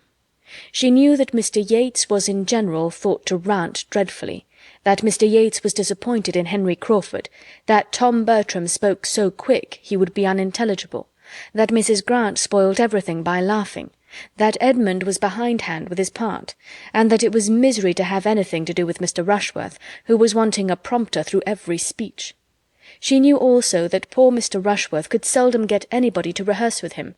His complaint came before her as well as the rest, and so decided to her eye was her cousin Maria's avoidance of him, and so needlessly often the rehearsal of the first scene between her and Mr. Crawford, that she had soon all the terror of other complaints from him. So far from being all satisfied and all enjoying, she found everybody requiring something they had not, and giving occasion of discontent to the others. Everybody had a part either too long or too short. Nobody would attend as they ought, nobody would remember on which side they were to come in, nobody but the complainer would observe any directions. Fanny believed herself to derive as much innocent enjoyment from the play as any of them. Henry Crawford acted well, and it was a pleasure to her to creep into the theatre and attend the rehearsal of the first act, in spite of the feelings it excited in some speeches from Maria. Maria she also thought acted well, too well. After the first rehearsal or two, Fanny began to be their only audience, and sometimes as prompter, sometimes as spectator, was often very useful. As far as she could judge, Mr. Crawford was considerably the best actor of all. He had more confidence than Edmund, more judgment than Tom, more talent and taste than Mr. Yates. She did not like him as a man, but she must admit him to be the best actor, and on this point there were not many who differed from her. Mr. Yates, indeed, exclaimed against his tameness and insipidity, and the day came at last when Mr. Rushworth turned to her with a black look and said, "Do you think there's anything so very fine in all this? For the life and soul of me, I cannot admire him, and between ourselves, to see such an undersized little mean-looking man set up for a fine actor is very ridiculous in my opinion." From this moment there was a return of his former jealousy, which Maria, from increasing hopes of Crawford, was at little pains to remove, and the chances of Mr. Rushworth's ever attaining to the knowledge of his 42 speeches became much less. As to his ever making anything tolerable of them, nobody had the smallest idea of that, except his mother. She, indeed, regretted that his part was not more considerable, and deferred coming over to Mansfield till they were forward enough in their rehearsal to comprehend all his scenes. But the others aspired at nothing beyond his remembering the catchword, and the first line of his speech, and being able to follow the prompter through the rest. Fanny, in her pity and kind-heartedness, was at great pains to teach him how to learn, giving him all the helps and directions in her power, trying to make an artificial memory for him, and learning every word of his part herself, but without his being the much forwarder. Many uncomfortable, anxious, apprehensive feelings she certainly had, but with all these, and other claims on her time and attention, she was as far from finding herself without employment or utility amongst them as without a companion in uneasiness, quite as far from having no demand on her leisure as on her compassion. The gloom of her first anticipations was proved to have been unfounded. She was occasionally useful to all. She was, perhaps, as much at peace as any. There was a great deal of needlework to be done, moreover, in which her help was wanted, and that Mrs. Norris thought her quite as well off as the rest was evident by the manner in which she claimed it. "Come, Fanny," she cried, "these are fine times for you, but you must not always be walking from one room to the other and doing the lookings-on, at your ease, in this way. I want you here. I have been slaving myself till I can hardly stand to contrive Mr. Rushworth's cloak without sending for any more satin, and now I think you may give me your help in putting it together. There are but 3 seams, you may do them in a trice. It would be lucky for me if I had nothing but the executive part to do.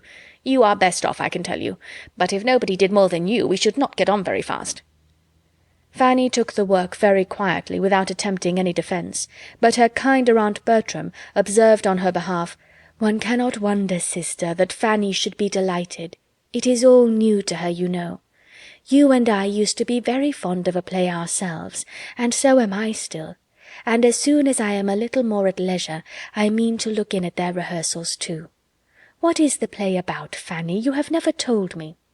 "Oh, sister, pray do not ask her now, for Fanny is not one of those who can talk and work at the same time. It is about lovers' vows." "I believe," said Fanny to her Aunt Bertram, "there will be 3 acts rehearsed tomorrow evening, and that will give you an opportunity of seeing all the actors at once." "You had better stay till the curtain is hung," interposed Mrs. Norris. "The curtain will be hung in a day or 2. There is very little sense in a play without a curtain, and I am much mistaken if you do not find it draw up into very handsome festoons." Lady Bertram seemed quite resigned to waiting. Fanny did not share her aunt's composure. She thought of the morrow a great deal, for if the 3 acts were rehearsed, Edmund and Miss Crawford would then be acting together for the first time. The 3rd act would bring a scene between them which interested her most particularly, and which she was longing and dreading to see how they would perform. The whole subject of it was love. A marriage of love was to be described by the gentleman, and very little short of a declaration of love be made by the lady. She had read and read the scene again with many painful, many wondering emotions, and looked forward to their representation of it as a circumstance almost too interesting. She did not believe they had yet rehearsed it, even in private. The morrow came, the plan for the evening continued, and Fanny's consideration of it did not become less agitated. She worked very diligently under her aunt's directions, but her diligence and her silence concealed a very absent, anxious mind. And about noon she made her escape with her work to the east room, that she might have no concern in another, and as she deemed it, most unnecessary rehearsal of the 1st act, which Henry Crawford was just proposing, desirous at once of having her time to herself, and of avoiding the sight of Mr. Rushworth. A glimpse, as she passed through the hall, of the 2 ladies walking up from the parsonage, made no change in her wish of retreat, and she worked and meditated in the east room undisturbed for a quarter of an hour, when a gentle tap at the door was followed by the entrance of Miss Crawford. "Am I right? Yes, this is the east room.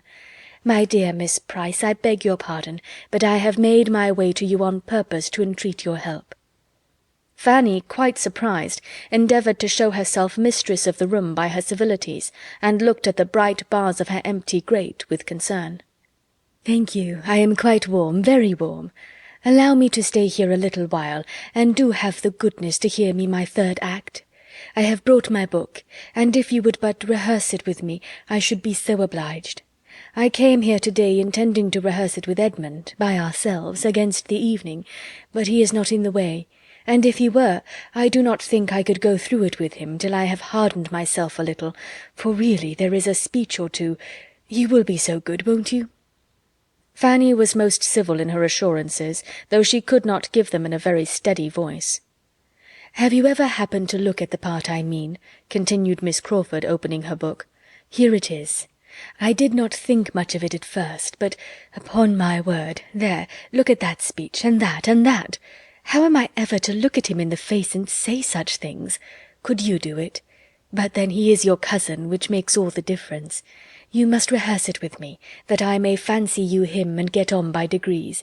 You have a look of his sometimes." "Have I? I will do my best with the greatest readiness, but I must read the part, for I can say very little of it." "None of it, I suppose. You are to have the book, of course. Now for it. We must have 2 chairs at hand for you to bring forward to the front of the stage. There, very good schoolroom chairs, not made for a theatre, I dare say, much more fitted for little girls to sit in and kick their feet against when they are learning a lesson. What would your governess and uncle say to see them used for such a purpose? Could Sir Thomas look in upon us just now, he would bless himself, for we are rehearsing all over the house. Yates is storming away in the dining-room. I heard him as I came upstairs, and the theatre is engaged, of course, by those indefatigable rehearsers, Agatha and Frederick. If they are not perfect, I shall be surprised. By the by, I looked in upon them 5 minutes ago, and it happened to be exactly at one of the times when they were trying not to embrace, and Mr. Rushworth was with me. I thought he began to look a little queer, so I turned it off as well as I could by whispering to him, "We shall have an excellent Agatha. There is something so maternal in her manner, so completely maternal in her voice and countenance. Was not that well done of me?" He brightened up directly. Now for my soliloquy. She began, and Fanny joined in with all the modest feeling which the idea of representing Edmund was so strongly calculated to inspire, but with looks and voice so truly feminine as to be no very good picture of a man. With such an Anhalt, however, Miss Crawford had courage enough, and they had got through half the scene when a tap at the door brought a pause, and the entrance of Edmund the next moment suspended it all. Surprise, consciousness, and pleasure appeared in each of the three on this unexpected meeting, and as Edmund was come on the very same business that had brought Miss Crawford, consciousness and pleasure were likely to be more than momentary in them. He too had his book, and was seeking Fanny to ask her to rehearse with him, and help him prepare for the evening, without knowing Miss Crawford to be in the house. And great was the joy and animation of being thus thrown together, of comparing schemes, and sympathizing in praise of Fanny's kind offices. She could not equal them in their warmth. Her spirits sank under the glow of theirs, and she felt herself becoming too nearly nothing to both to have any comfort in having been sought by either. They must now rehearse together. Edmund proposed, urged, entreated it, till the lady, not very unwilling at first, could refuse no longer, and Fanny was wanted only to prompt and observe them. She was invested, indeed, with the office of judge and critic, and earnestly desired to exercise it, and tell them all their faults. But from doing so every feeling within her shrank. She could not, would not, dared not attempt it. Had she been otherwise qualified for criticism, her conscience must have restrained her from venturing at disapprobation. She believed herself to feel too much of it in the aggregate for honesty or safety in particulars. To prompt them must be enough for her, and it was sometimes more than enough, for she could not always pay attention to the book. In watching them she forgot herself, and, agitated by the increasing spirit of Edmund's manner, had once closed the page and turned away exactly as he wanted help. It was imputed to very reasonable weariness, and she was thanked and pitied, but she deserved their pity more than she hoped they would ever surmise. At last the scene was over, and Fanny forced herself to add her praise to the compliments each was giving the other. And when again alone, and able to recall the whole, she was inclined to believe their performance would indeed have such nature and feeling in it as must ensure their credit, and make it a very suffering exhibition to herself. Whatever might be its effect, however, she must stand the brunt of it again that very day. The first regular rehearsal of the 3 first acts was certainly to take place in the evening. Mrs. Grant and the Crawfords were engaged to return for that purpose as soon as they could after dinner, and everyone concerned was looking forward with eagerness. There seemed a general diffusion of cheerfulness on the occasion. Tom was enjoying such an advance towards the end, Edmund was in spirits from the morning's rehearsal, and little vexation seemed everywhere smoothed away.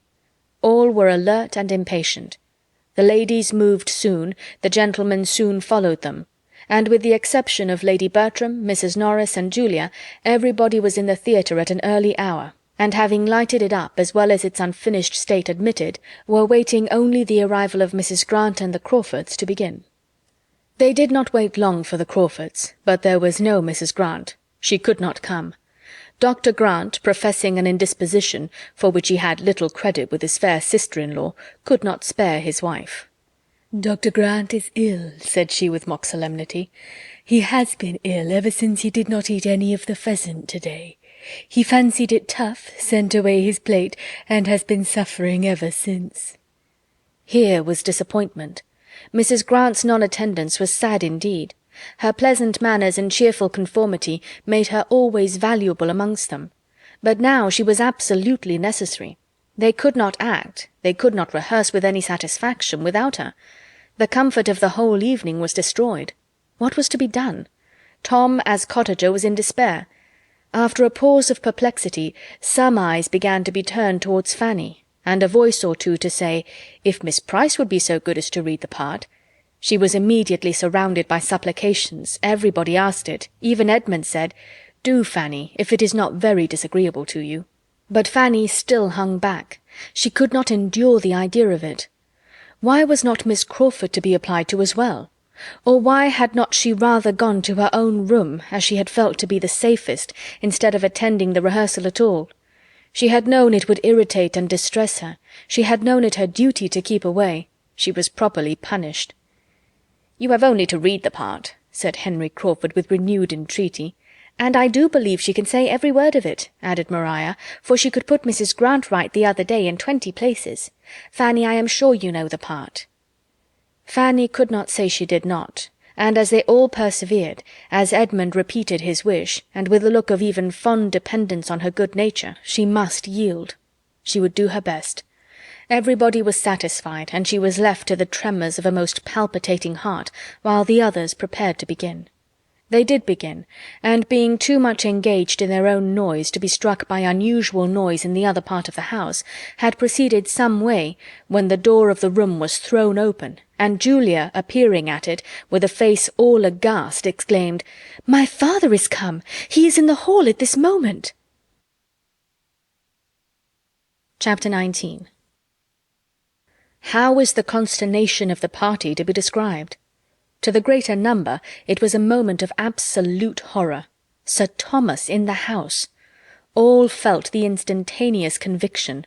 Not a hope of imposition or mistake was harboured anywhere. Julia's looks were an evidence of the fact that made it indisputable. And after the first starts and exclamations, not a word was spoken for half a minute. Each with an altered countenance was looking at some other, and almost each was feeling it a stroke the most unwelcome, most ill-timed, most appalling. Mr. Yates might consider it only as a vexatious interruption for the evening, and Mr. Rushworth might imagine it a blessing, but every other heart was sinking under some degree of self-condemnation or undefined alarm. Every other heart was suggesting, "What will become of us? What is to be done now?" It was a terrible pause, and terrible to every ear, with the corroborating sounds of opening doors and passing footsteps. Julia was the first to move and speak again. Jealousy and bitterness had been suspended.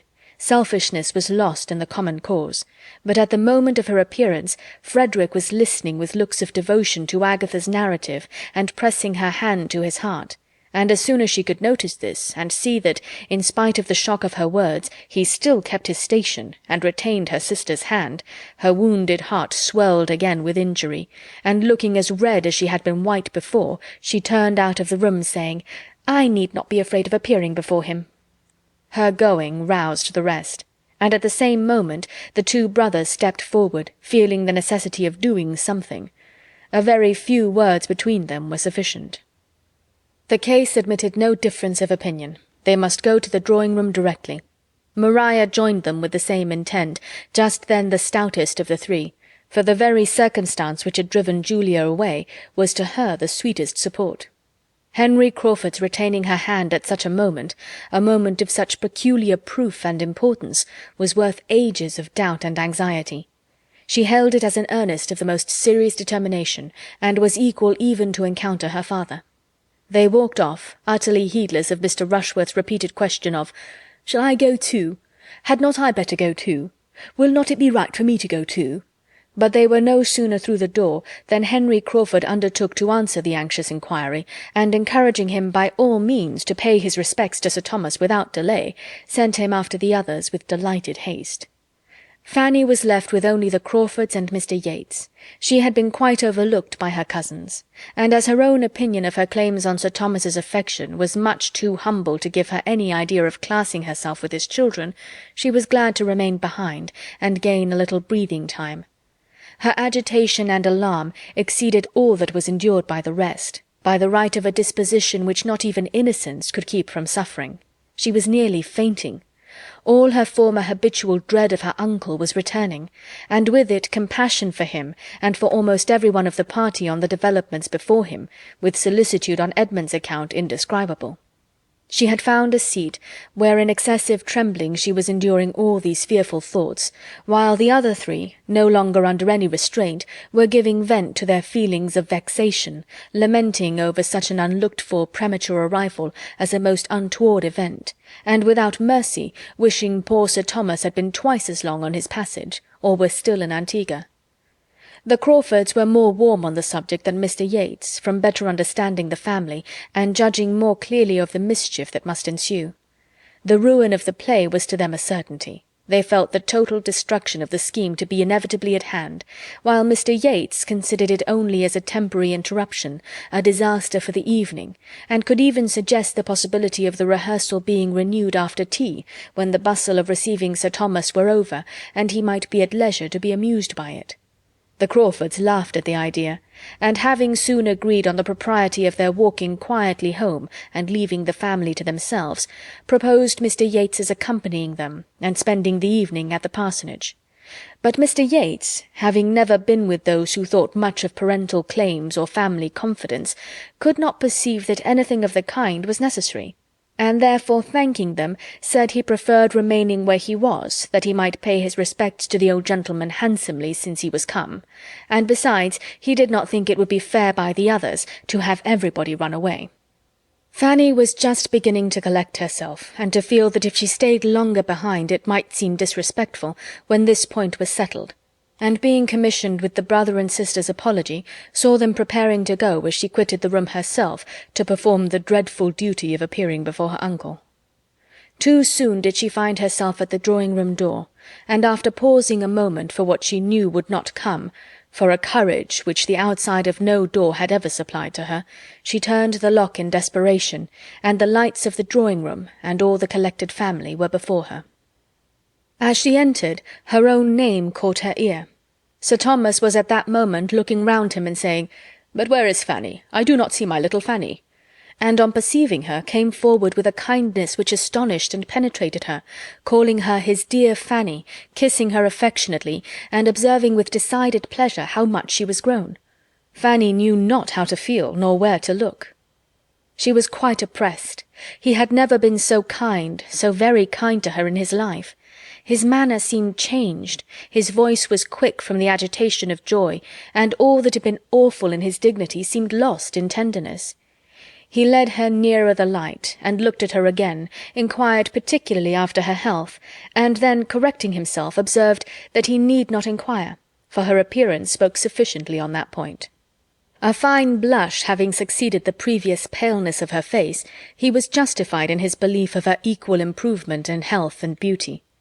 He inquired next after her family, especially William, and his kindness altogether was such as made her reproach herself for loving him so little, and thinking his return a misfortune.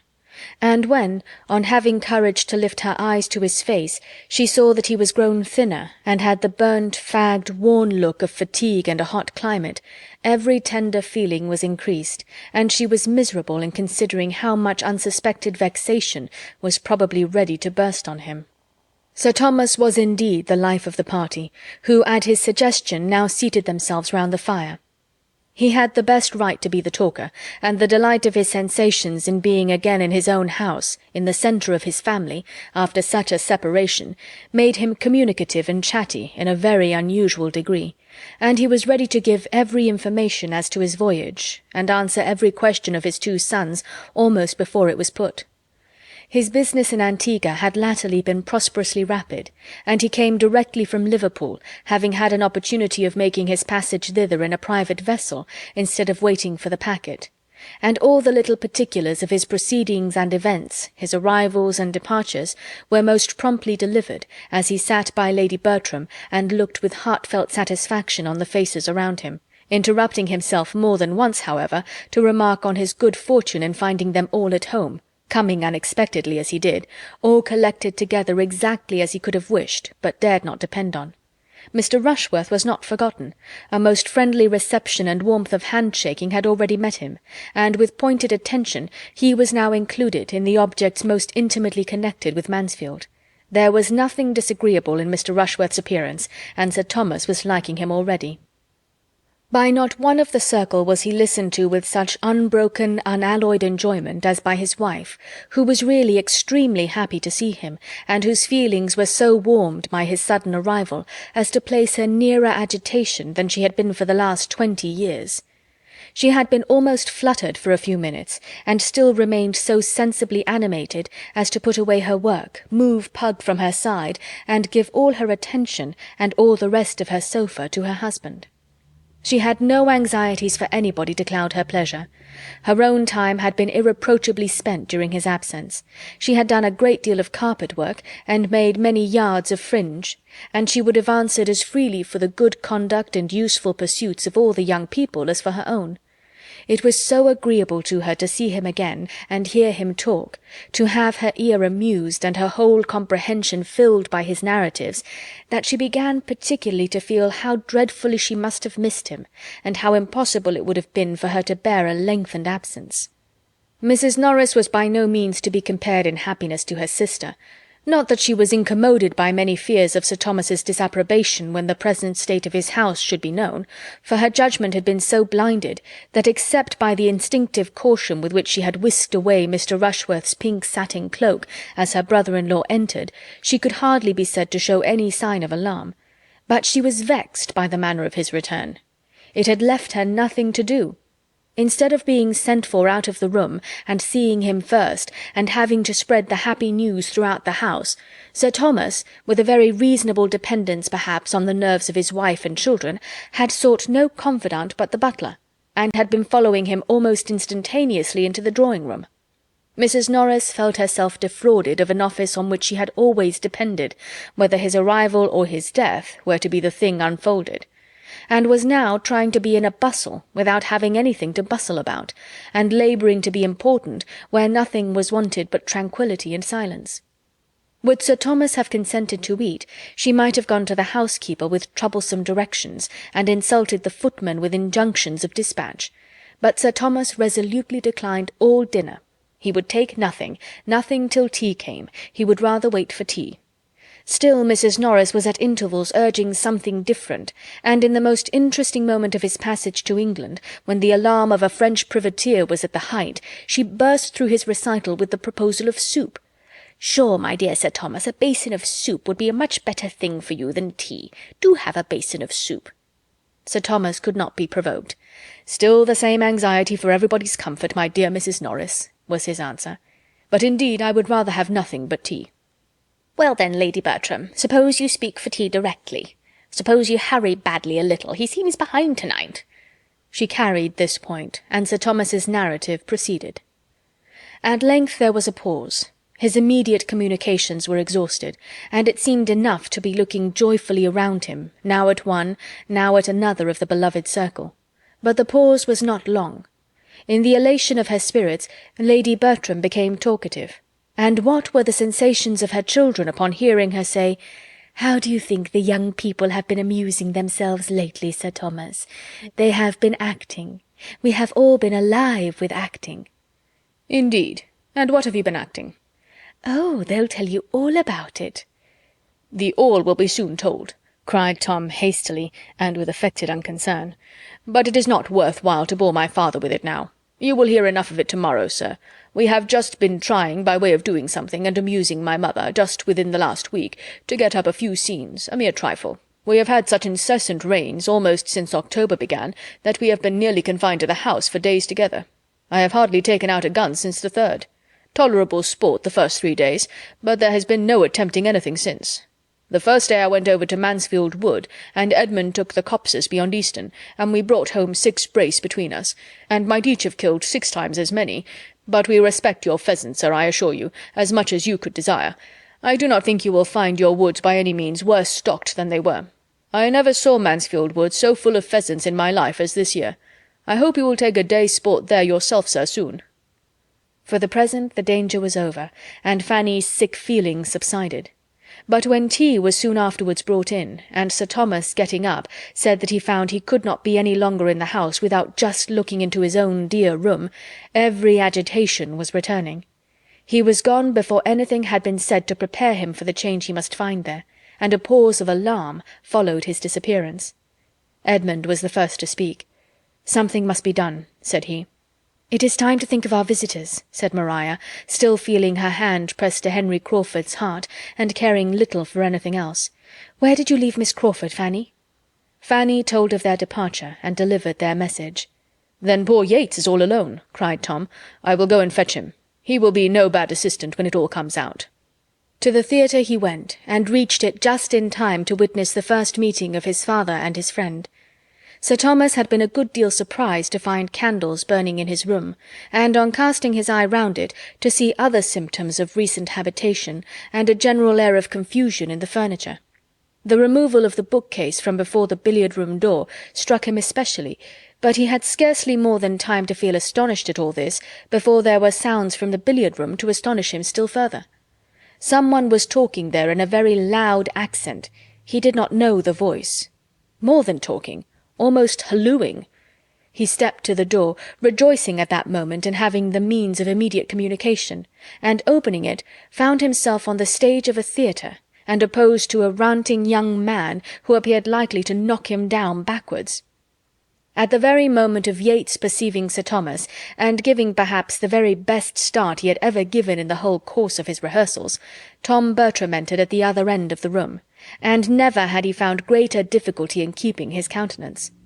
His father's looks of solemnity and amazement on this his first appearance on any stage, and the gradual metamorphosis of the impassioned Baron Wildenheim into the well-bred and easy Mr. Yates, making his bow and apology to Sir Thomas Bertram, was such an exhibition, such a piece of true acting, as he would not have lost upon any account. It would be the last, in all probability, the last scene on that stage, but he was sure there could not be a finer. The house would close with the greatest éclat. There was little time, however, for the indulgence of any images of merriment. It was necessary for him to step forward too and assist the introduction, and with many awkward sensations he did his best. Sir Thomas received Mr. Yates with all the appearance of cordiality which was due to his own character, but was really as far from pleased with the necessity of the acquaintance as with the manner of its commencement.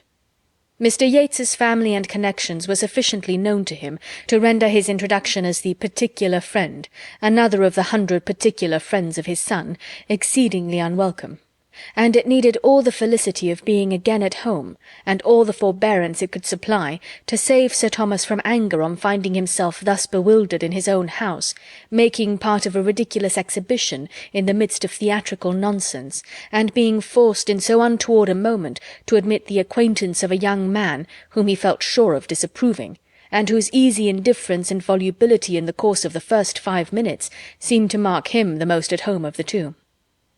Tom understood his father's thoughts, and heartily wishing he might always be as well disposed to give them but partial expression, began to see more clearly than he had ever done before that there might be some ground of offence, that there might be some reason for the glance his father gave towards the ceiling and stucco of the room, and that when he inquired with mild gravity after the fate of the billiard-table, he was not proceeding beyond a very allowable curiosity.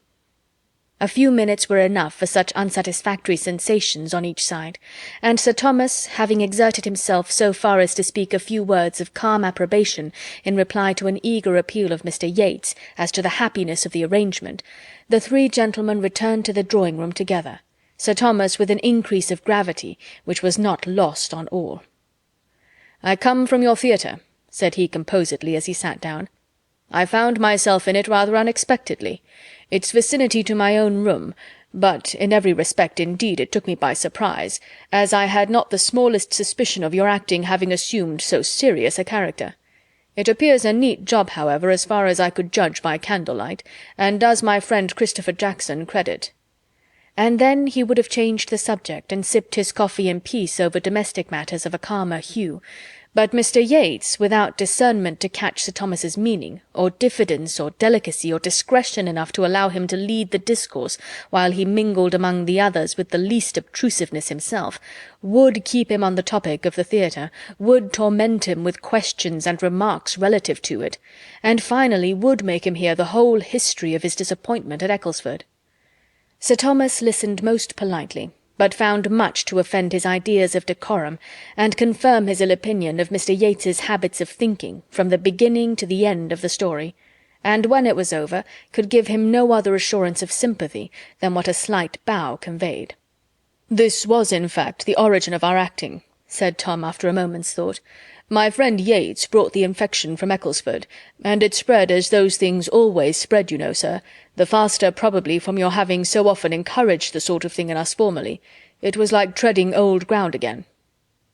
Mr. Yates took the subject from his friend as soon as possible, and immediately gave Sir Thomas an account of what they had done and were doing, told him of the gradual increase of their views, the happy conclusion of their first difficulties, and present promising state of affairs, relating everything with so blind an interest as made him not only totally unconscious of the uneasy movements of many of his friends as they sat, the change of countenance, the fidget, the hem of unquietness, but prevented him even from seeing the expression of the face on which his own eyes were fixed, from seeing Sir Thomas's dark brow contract as he looked with inquiring earnestness at his daughters and Edmund, dwelling particularly on the latter, and speaking a language, a remonstrance, a reproof, which he felt at his heart.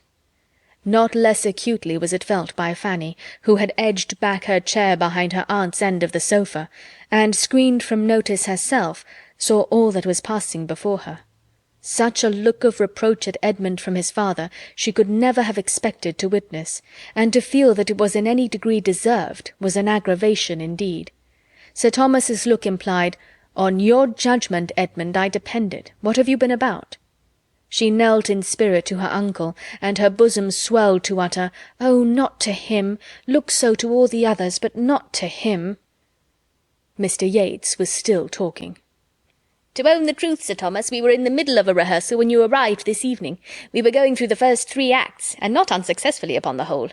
Our company is now so dispersed from the Crawfords being gone home that nothing more can be done tonight, but if you will give us the honour of your company tomorrow evening, I should not be afraid of the result. We bespeak your indulgence, you understand, as young performers. We bespeak your indulgence." "My indulgence shall be given, sir," replied Sir Thomas gravely, "but without any other rehearsal." And with a relenting smile he added, "I come home to be happy and indulgent." Then turning away towards any or all of the rest, he tranquilly said, "Mr. and Miss Crawford were mentioned in my last letters from Mansfield. Do you find them agreeable acquaintance?" Tom was the only one at all ready with an answer, but he being entirely without particular regard for either, without jealousy either in love or acting, could speak very handsomely of both. Mr. Crawford was a most pleasant gentlemanlike man, his sister a sweet, pretty, elegant, lively girl. Mr. Rushworth could be silent no longer. "I do not say he is gentlemanlike, considering, but you should tell your father he is not above 5 feet 8, or he will be expecting a well-looking man." Sir Thomas did not quite understand this, and looked with some surprise at the speaker.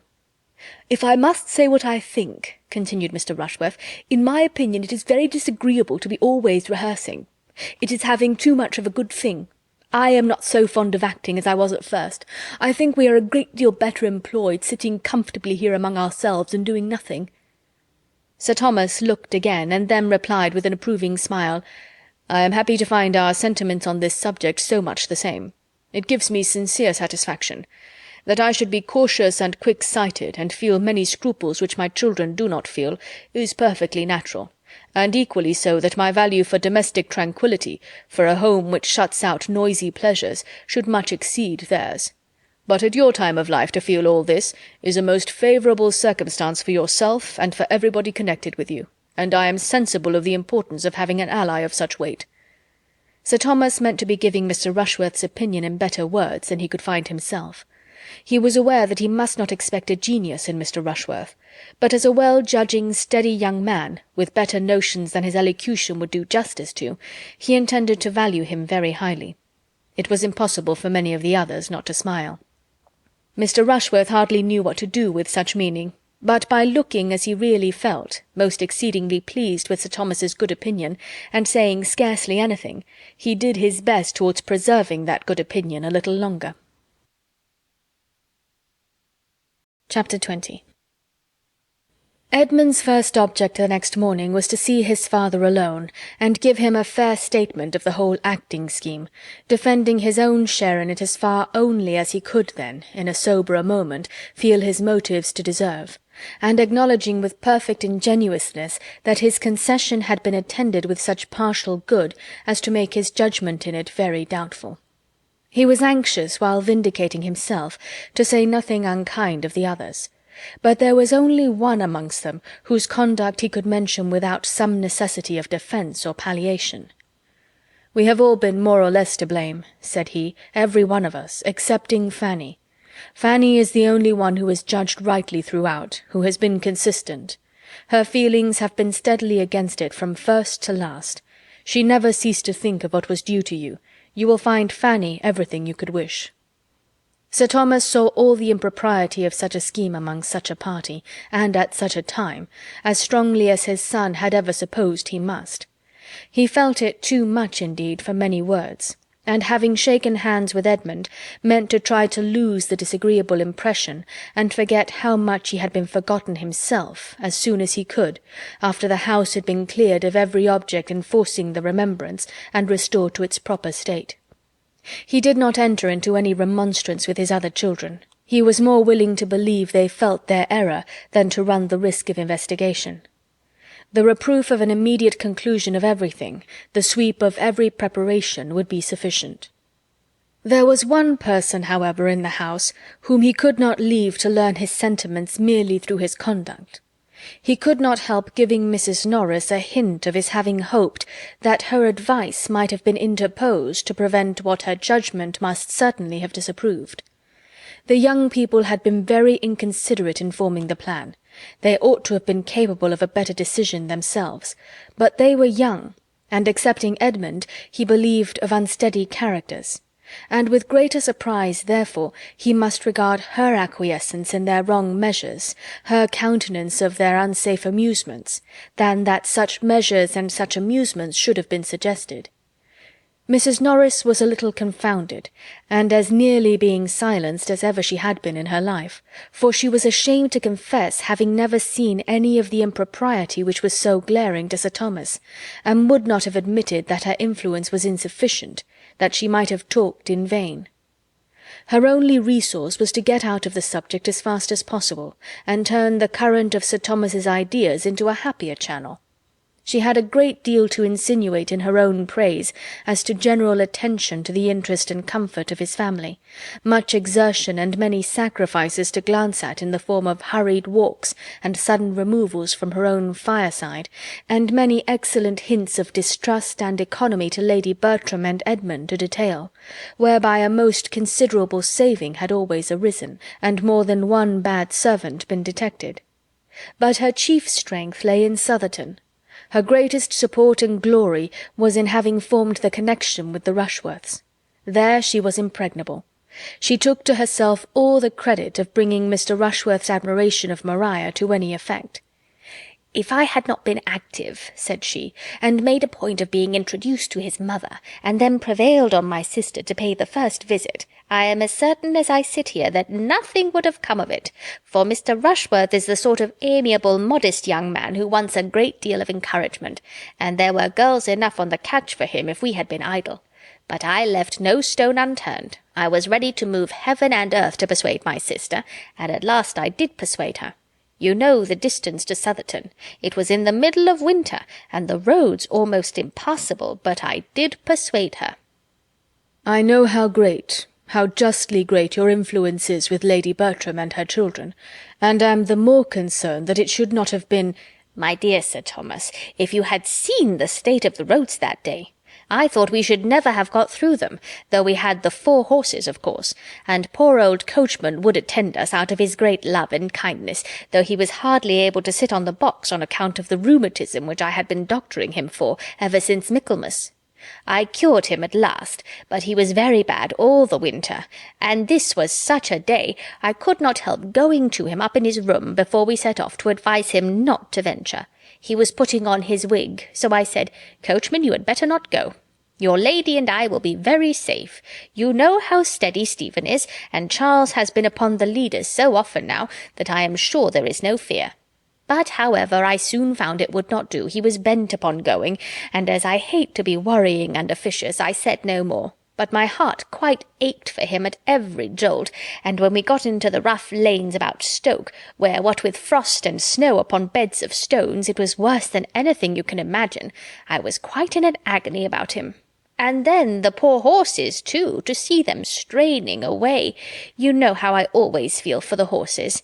And when we got to the bottom of Sandcroft Hill, what do you think I did? You will laugh at me, but I got out and walked up. I did indeed. It might not be saving them much, but it was something, and I could not bear to sit at my ease and be dragged up at the expense of those noble animals. I caught a dreadful cold, but that I did not regard. My object was accomplished in the visit. I hope we shall always think the acquaintance worth any trouble that might be taken to establish it. There is nothing very striking in Mr. Rushworth's manners, but I was pleased last night with what appeared to be his opinion on one subject, his decided preference of a quiet family party to the bustle and confusion of acting. He seemed to feel exactly as one could wish. Yes, indeed, and the more you know of him, the better you will like him. He is not a shining character, but he has 1,000 good qualities, and is so disposed to look up to you that I am quite laughed at about it, for everybody considers it as my doing. Upon my word, Mrs. Norris, said Mrs. Grant the other day, if Mr. Rushworth were a son of your own, he could not hold Sir Thomas in greater respect. Sir Thomas gave up the point, foiled by her evasions, disarmed by her flattery, and was obliged to rest satisfied with the conviction that where the present pleasure of those she loved was at stake, her kindness did sometimes overpower her judgment. It was a busy morning with him. Conversation with any of them occupied but a small part of it. He had to reinstate himself in all the wonted concerns of his Mansfield life, to see his steward and his bailiff, to examine and compute, and, in the intervals of business, to walk into his stables and his gardens and nearest plantations. But, active and methodical, he had not only done all this before he resumed his seat as master of the house at dinner, he had also set the carpenter to work in pulling down what had been so lately put up in the billiard-room, and given the scene-painter his dismissal, long enough to justify the pleasing belief of his being then at least as far off as Northampton. The scene-painter was gone, having spoilt only the floor of one room, ruined all the coachman's sponges, and made 5 of the under-servants idle and dissatisfied. And Sir Thomas was in hopes that another day or 2 would suffice to wipe away every outward memento of what had been, even to the destruction of every unbound copy of Lovers' Vows in the house, for he was burning all that met his eye. Mr. Yates was beginning now to understand Sir Thomas's intentions, though as far as ever from understanding their source.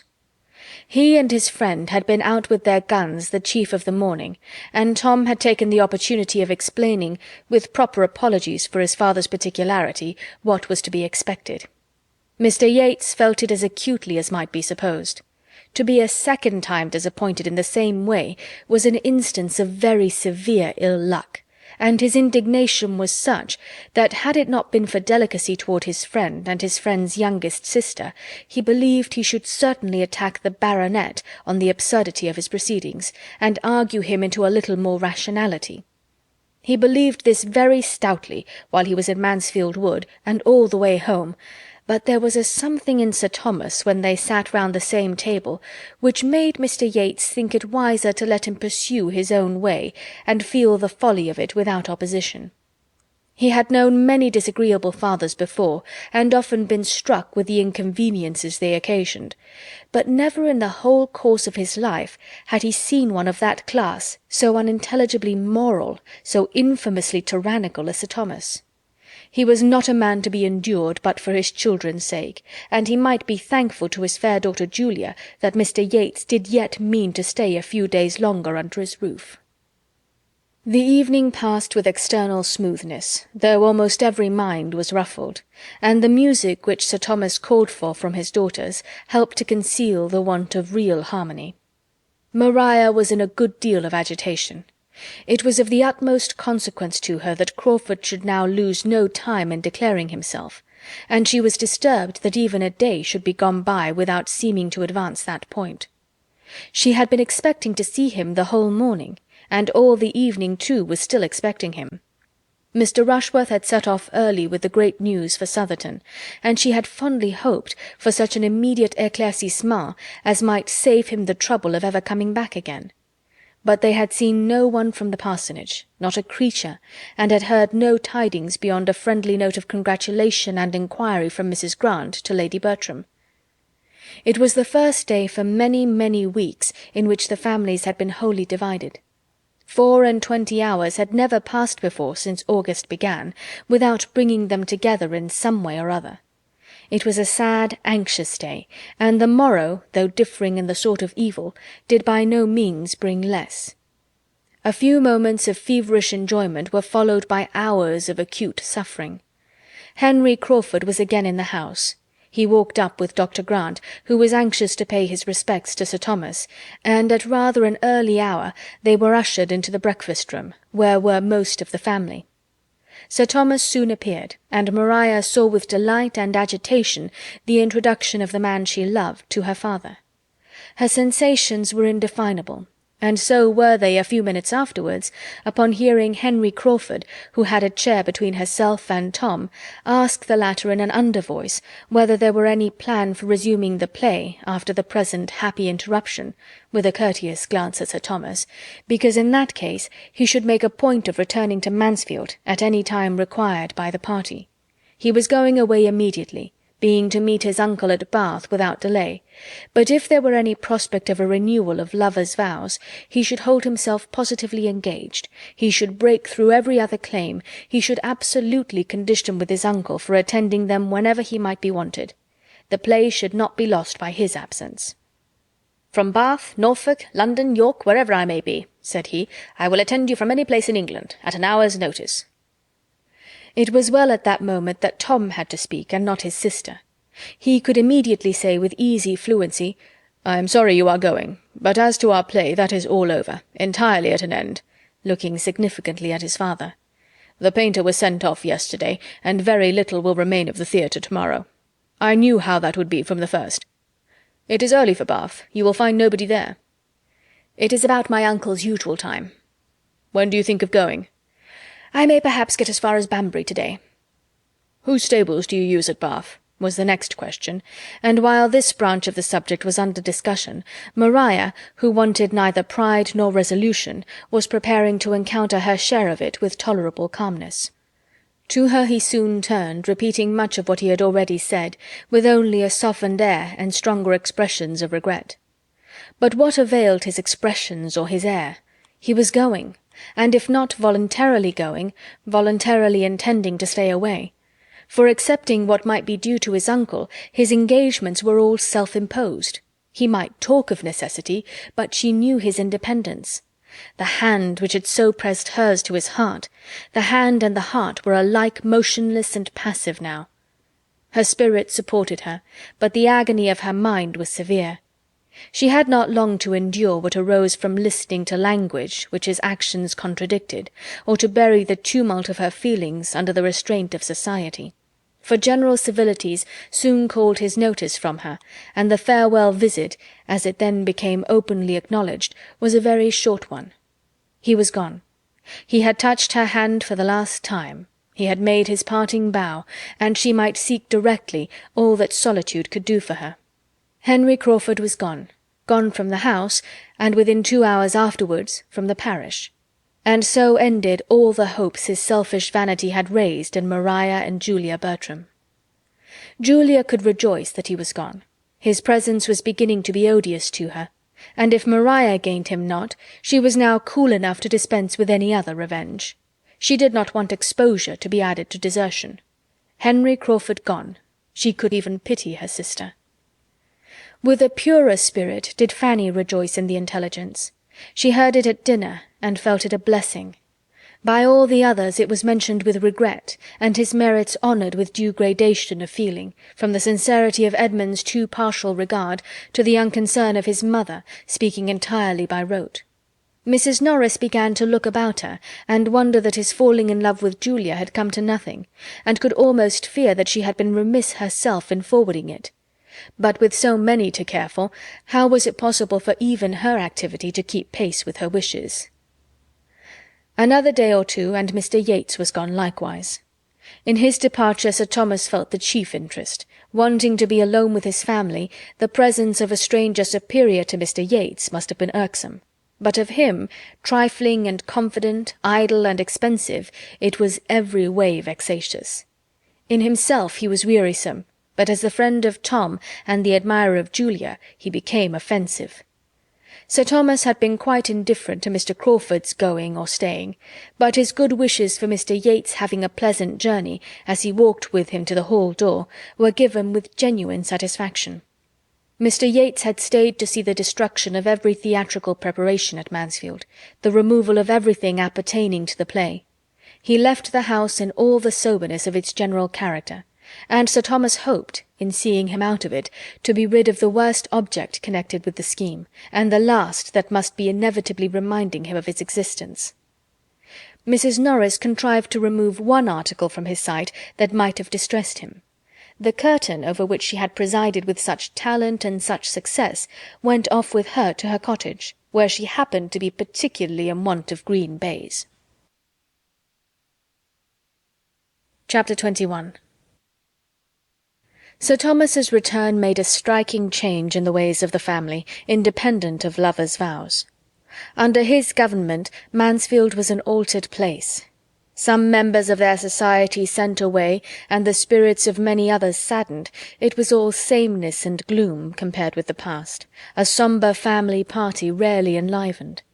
There was little intercourse with the parsonage. Sir Thomas, drawing back from intimacies in general, was particularly disinclined at this time for any engagements but in one quarter. The Rushworths were the only addition to his own domestic circle which he could solicit. Edmund did not wonder that such should be his father's feelings, nor could he regret anything but the exclusion of the Grants. "But they," he observed to Fanny, "have a claim. They seem to belong to us. They seem to be part of ourselves.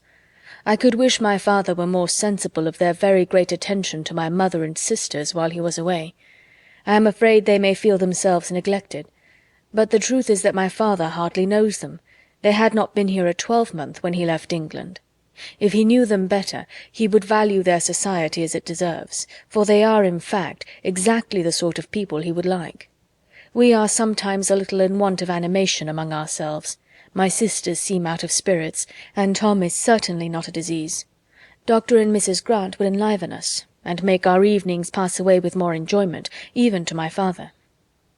"Do you think so?" said Fanny. "In my opinion, my uncle would not like any addition. I think he values the very quietness you speak of, and that the repose of his own family circle is all he wants. And it does not appear to me that we are more serious than we used to be. I mean, before my uncle went abroad. As well as I can recollect, it was always much the same. There was never much laughing in his presence, or if there is any difference, it is not more, I think, than such an absence has a tendency to produce at first. There must be a sort of shyness, but I cannot recollect that our evenings formerly were ever merry, except when my uncle was in town. No young people's are, I suppose, when those they look up to are at home." "I believe you are right, Fanny," was his reply, after a short consideration. "I believe our evenings are rather returned to what they were, than assuming a new character. The novelty was in their being lively. Yet how strong the impression that only a few weeks will give! I have been feeling as if we had never lived so before."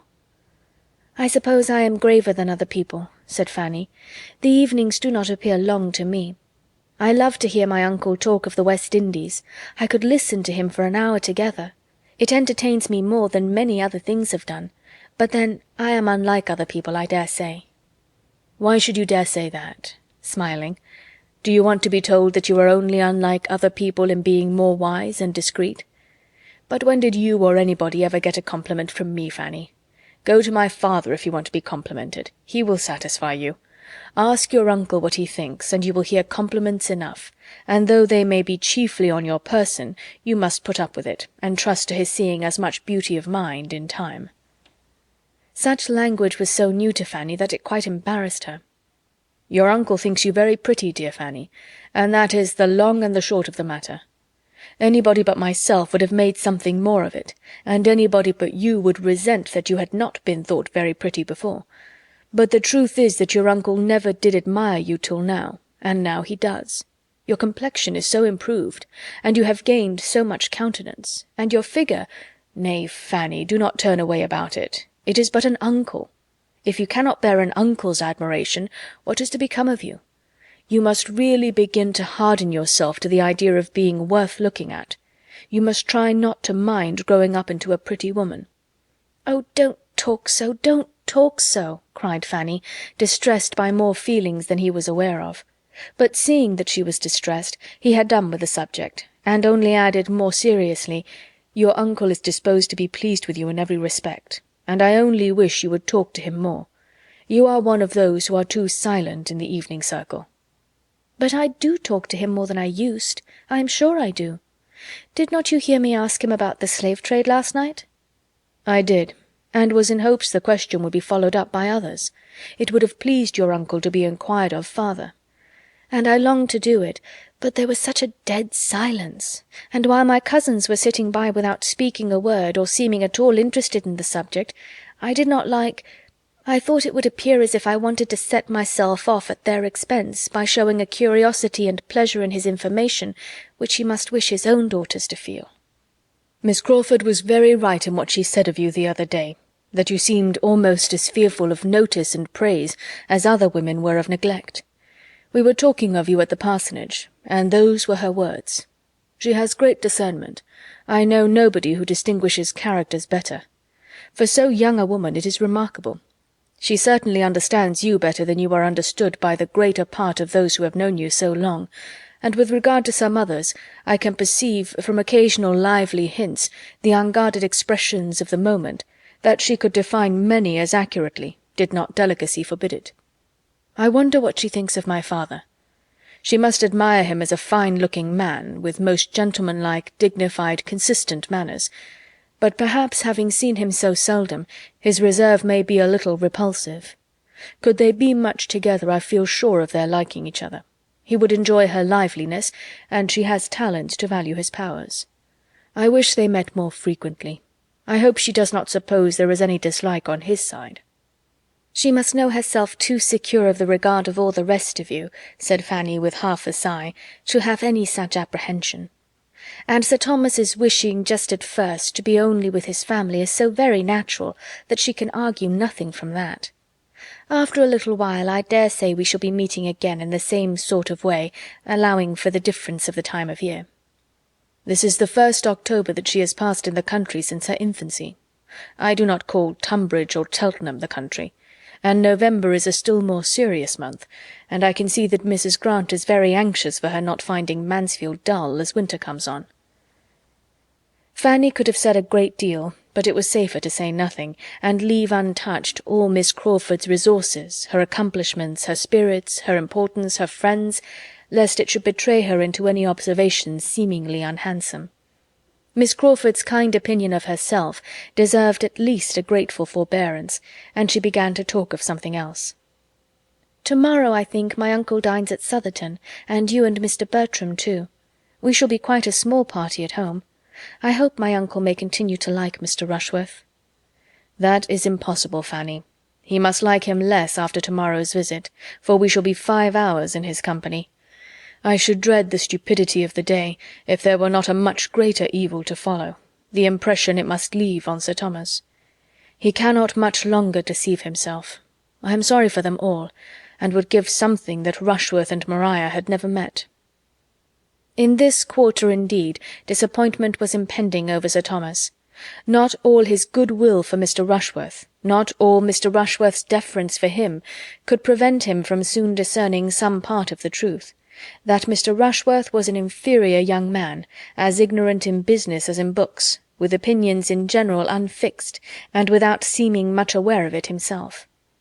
He had expected a very different son-in-law, and beginning to feel grave on Maria's account, tried to understand her feelings. Little observation there was necessary to tell him that indifference was the most favourable state they could be in. Her behaviour to Mr. Rushworth was careless and cold. She could not, did not like him. Sir Thomas resolved to speak seriously to her, Advantageous as would be the alliance, and long-standing and public as was the engagement, her happiness must not be sacrificed to it. Mr. Rushworth had perhaps been accepted on too short an acquaintance, and on knowing him better she was repenting. With solemn kindness Sir Thomas addressed her, told her his fears, inquired into her wishes, entreated her to be open and sincere, and assured her that every inconvenience should be braved, and the connection entirely given up, if she felt herself unhappy in the prospect of it. He would act for her and release her. Maria had a moment's struggle as she listened, and only a moment's. When her father ceased, she was able to give her answer immediately, decidedly, and with no apparent agitation. She thanked him for his great attention, his paternal kindness, but he was quite mistaken in supposing she had the smallest desire of breaking through her engagement, or was sensible of any change of opinion or inclination since her forming it. She had the highest esteem for Mr. Rushworth's character and disposition, and could not have a doubt of her happiness with him. Sir Thomas was satisfied, too glad to be satisfied, perhaps, to urge the matter quite so far as his judgment might have dictated to others. It was an alliance which he could not have relinquished without pain, and thus he reasoned. Mr. Rushworth was young enough to improve. Mr. Rushworth must and would improve in good society. And if Maria could now speak so securely of her happiness with him, speaking certainly without the prejudice, the blindness of love, she ought to be believed.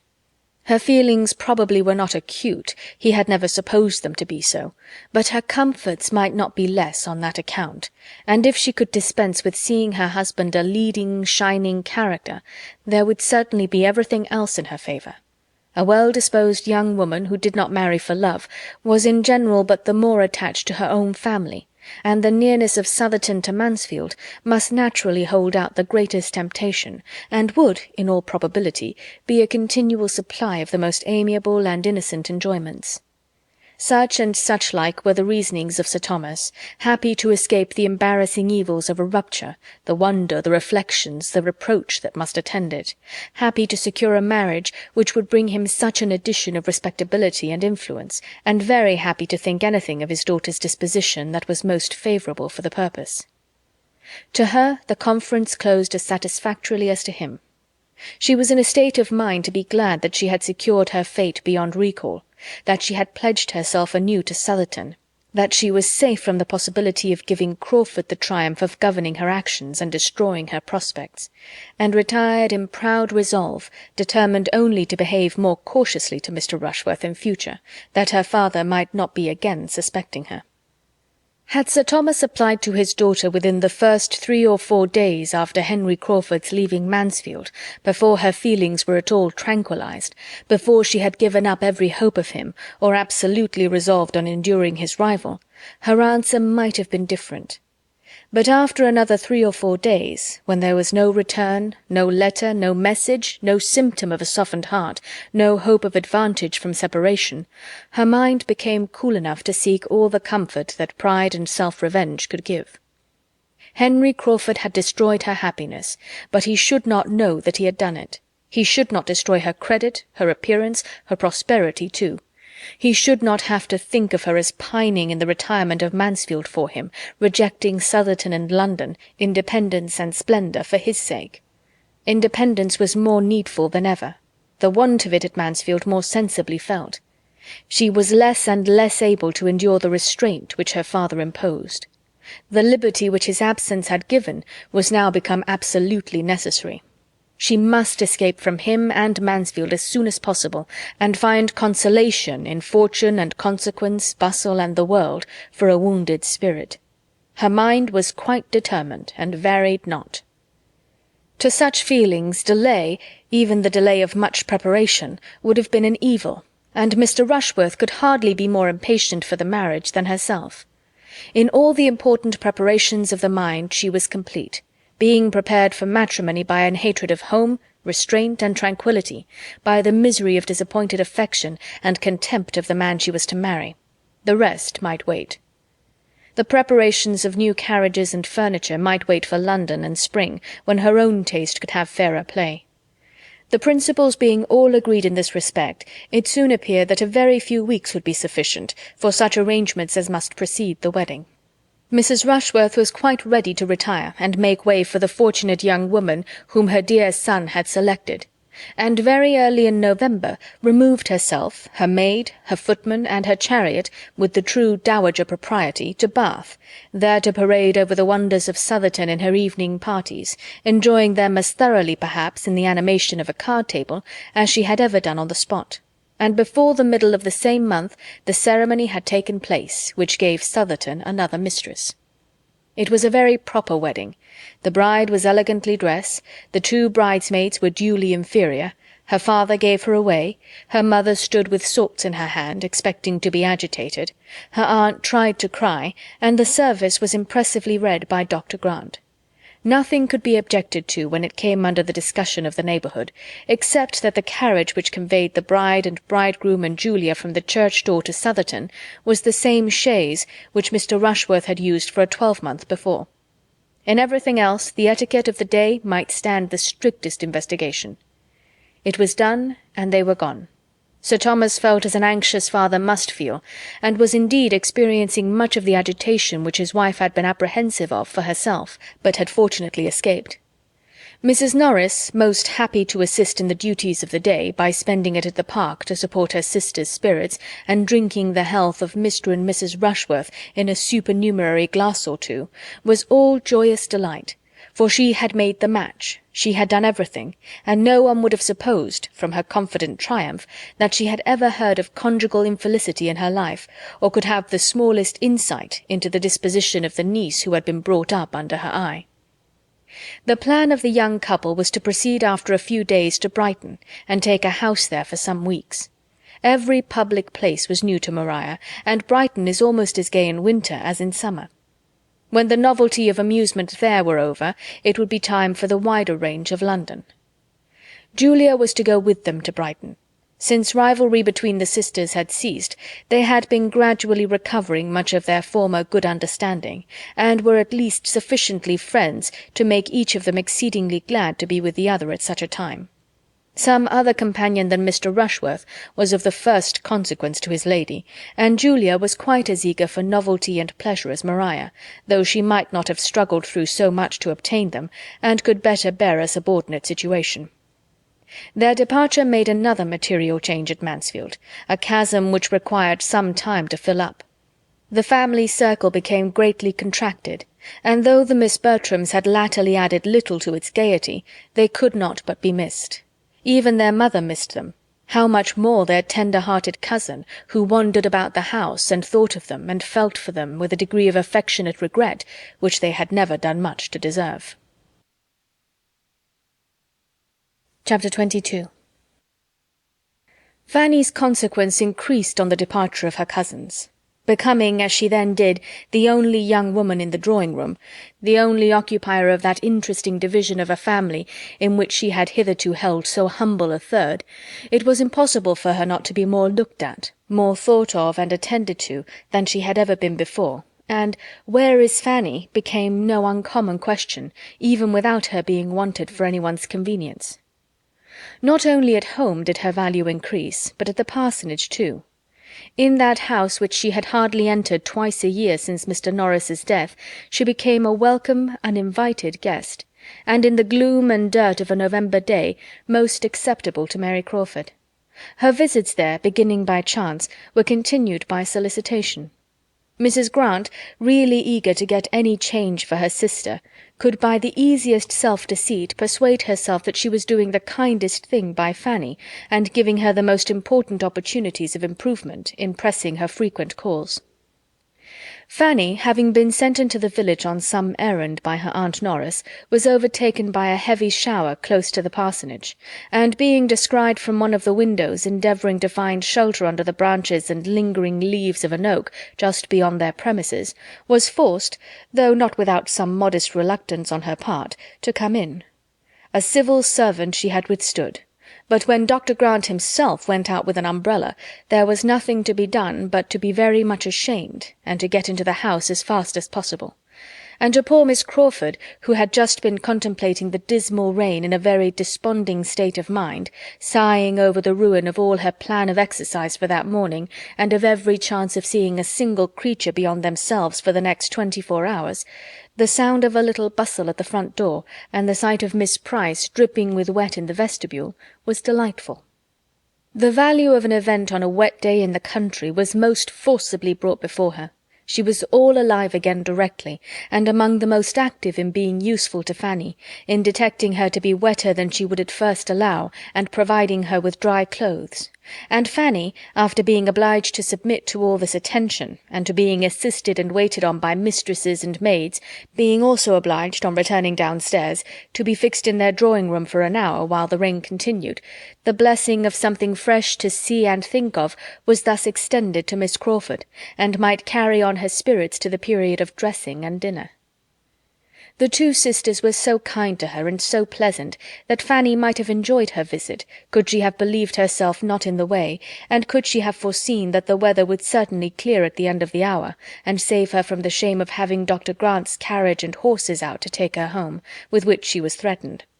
As to anxiety for any alarm that her absence in such weather might occasion at home, she had nothing to suffer on that score, for as her being out was known only to her two aunts, she was perfectly aware that none would be felt, and that in whatever cottage Aunt Norris might choose to establish her during the rain, her being in such cottage would be indubitable to Aunt Bertram.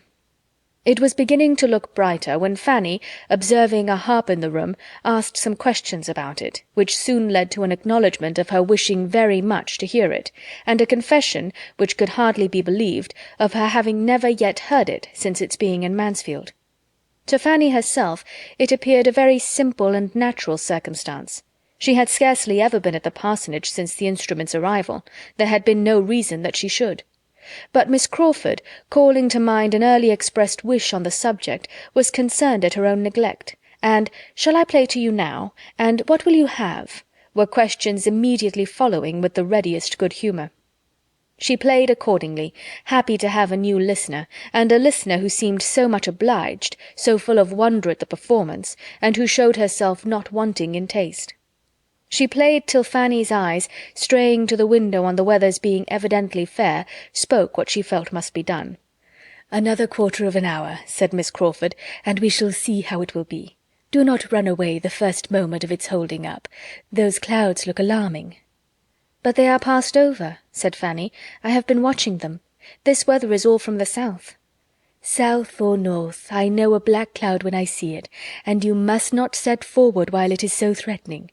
And besides, I want to play something more to you, a very pretty piece, and your cousin Edmund's prime favourite. You must stay and hear your cousin's favourite." Fanny felt that she must, and though she had not waited for that sentence to be thinking of Edmund, such a memento made her particularly awake to his idea, and she fancied him sitting in that room again and again, perhaps in the very spot where she sat now, listening with constant delight to the favourite air played, as it appeared to her, with superior tone and expression. And though pleased with it herself, and glad to like whatever was liked by him, she was more sincerely impatient to go away at the conclusion of it than she had been before.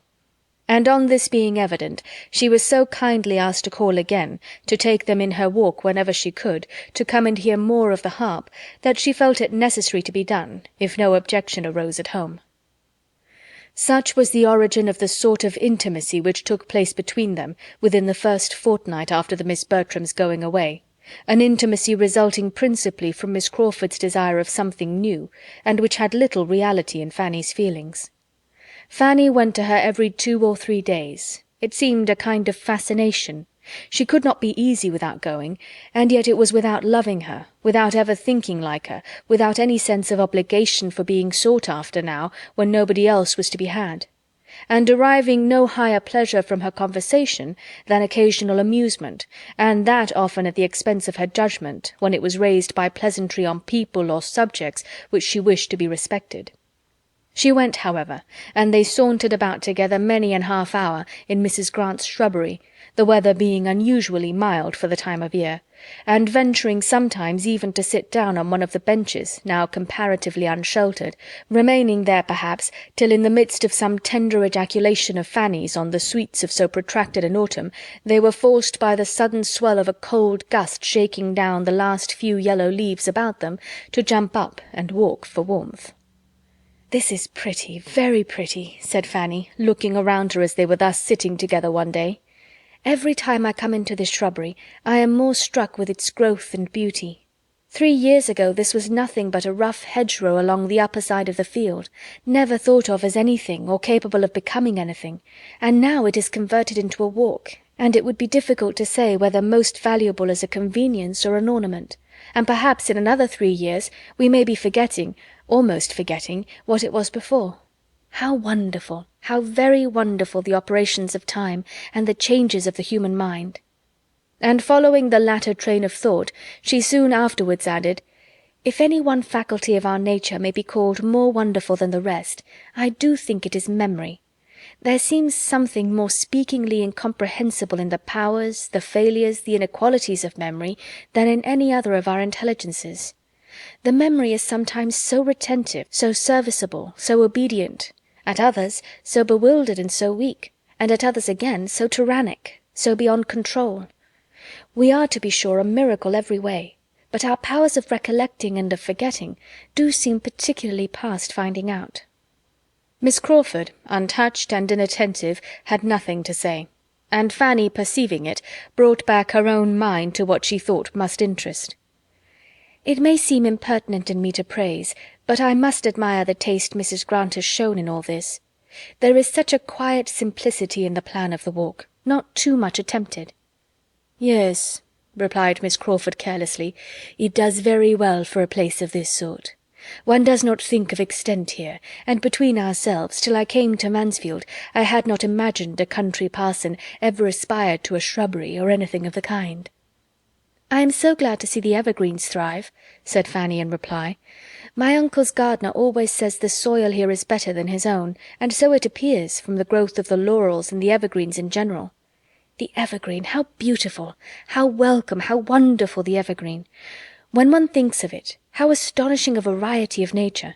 In some countries we know the tree that sheds its leaf is the variety, but that does not make it less amazing, that the same soil and the same sun should nurture plants differing in the first rule and law of their existence.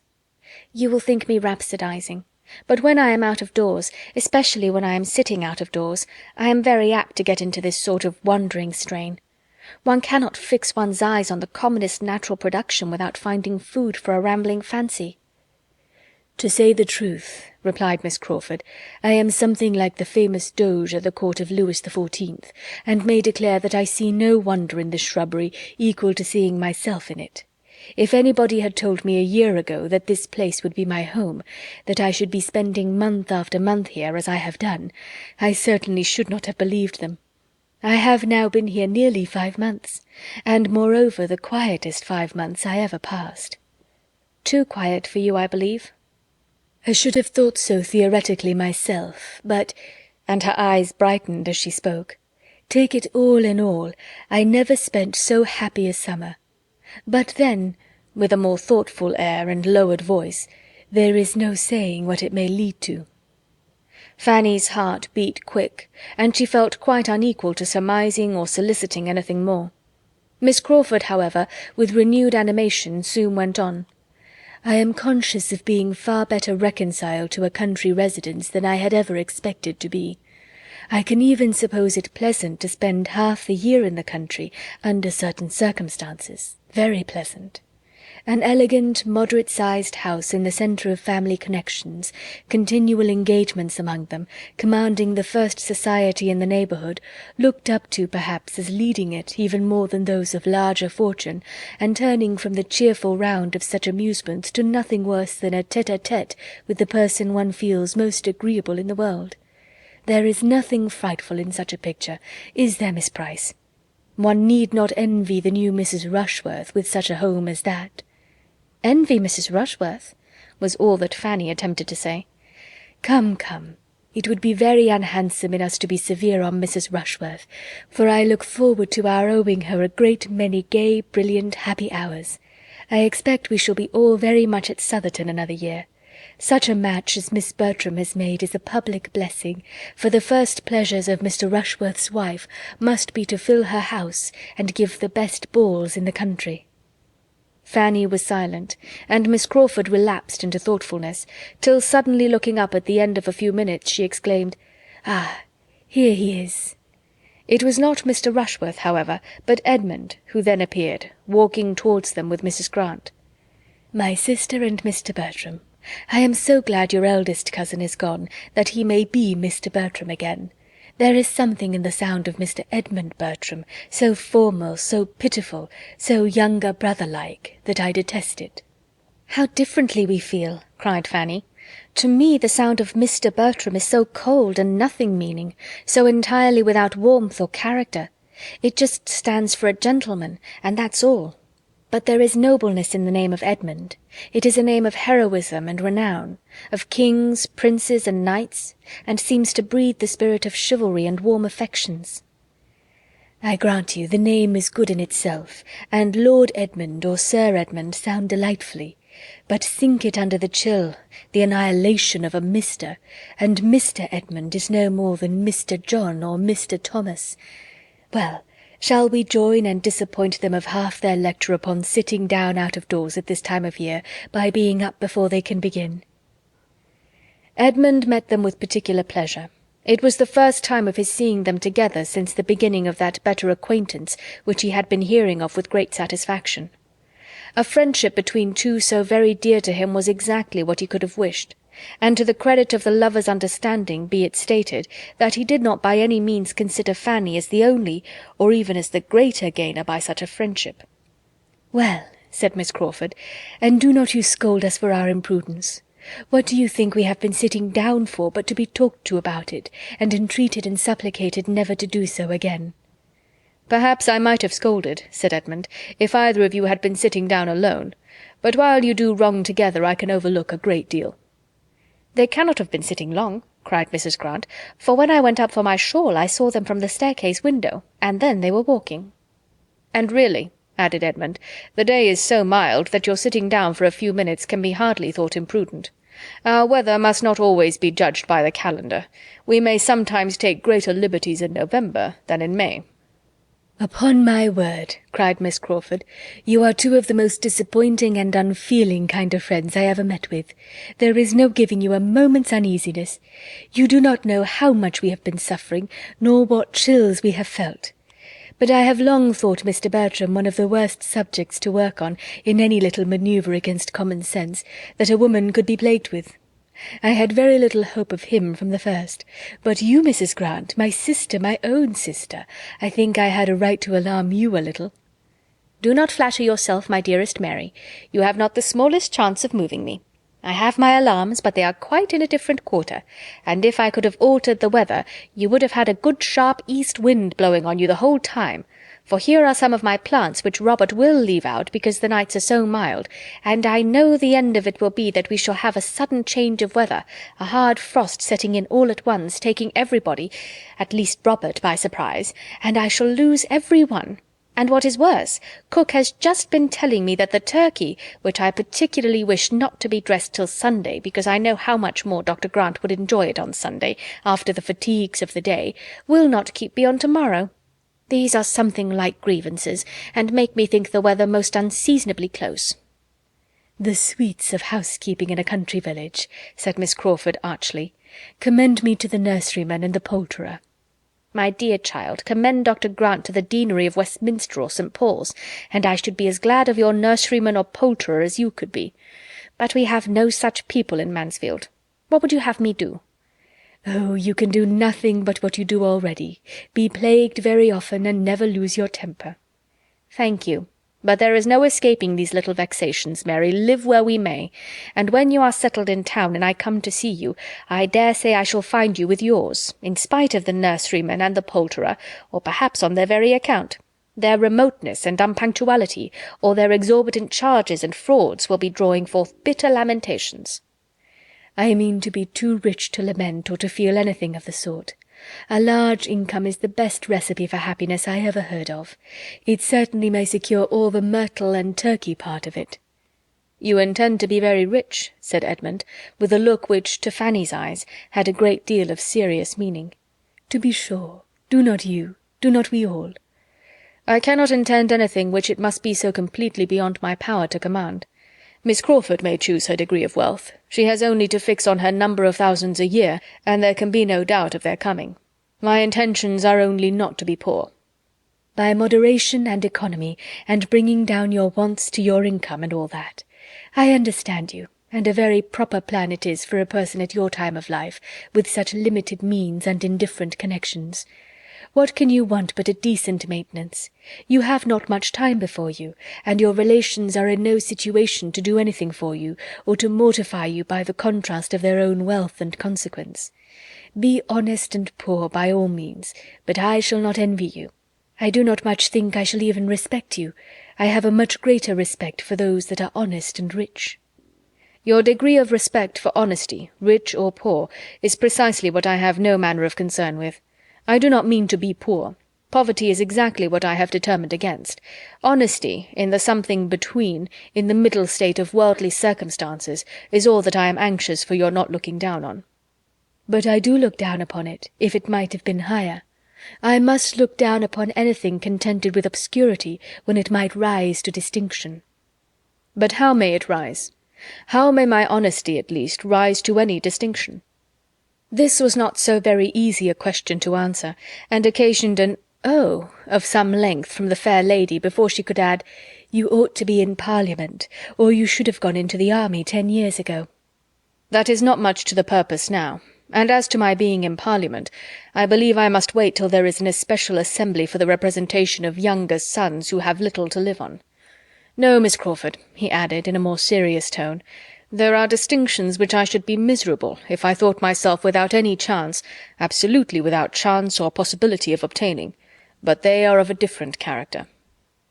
A look of consciousness as he spoke, and what seemed a consciousness of manner on Miss Crawford's side as she made some laughing answer, was sorrowful food for Fanny's observation, and finding herself quite unable to attend as she ought to Mrs. Grant, by whose side she was now following the others, she had nearly resolved on going home immediately, and only waited for courage to say so, when the sound of the great clock at Mansfield Park striking 3 made her feel that she really had been much longer absent than usual, and brought the previous self-inquiry of whether she should take leave or not just then, and how, to a very speedy issue. With undoubting decision she directly began her adieus, and Edmund began at the same time to recollect that his mother had been inquiring for her, and that he had walked down to the parsonage on purpose to bring her back. Fanny's hurry increased, and without in the least expecting Edmund's attendance, she would have hastened away alone, but the general pace was quickened, and they all accompanied her into the house, through which it was necessary to pass. Dr. Grant was in the vestibule, and as they stopped to speak to him, she found from Edmund's manner that he did mean to go with her. He too was taking leave. She could not but be thankful. In the moment of parting, Edmund was invited by Dr. Grant to eat his mutton with him the next day, and Fanny had barely time for an unpleasant feeling on the occasion, when Mrs. Grant, with sudden recollection, turned to her and asked for the pleasure of her company too.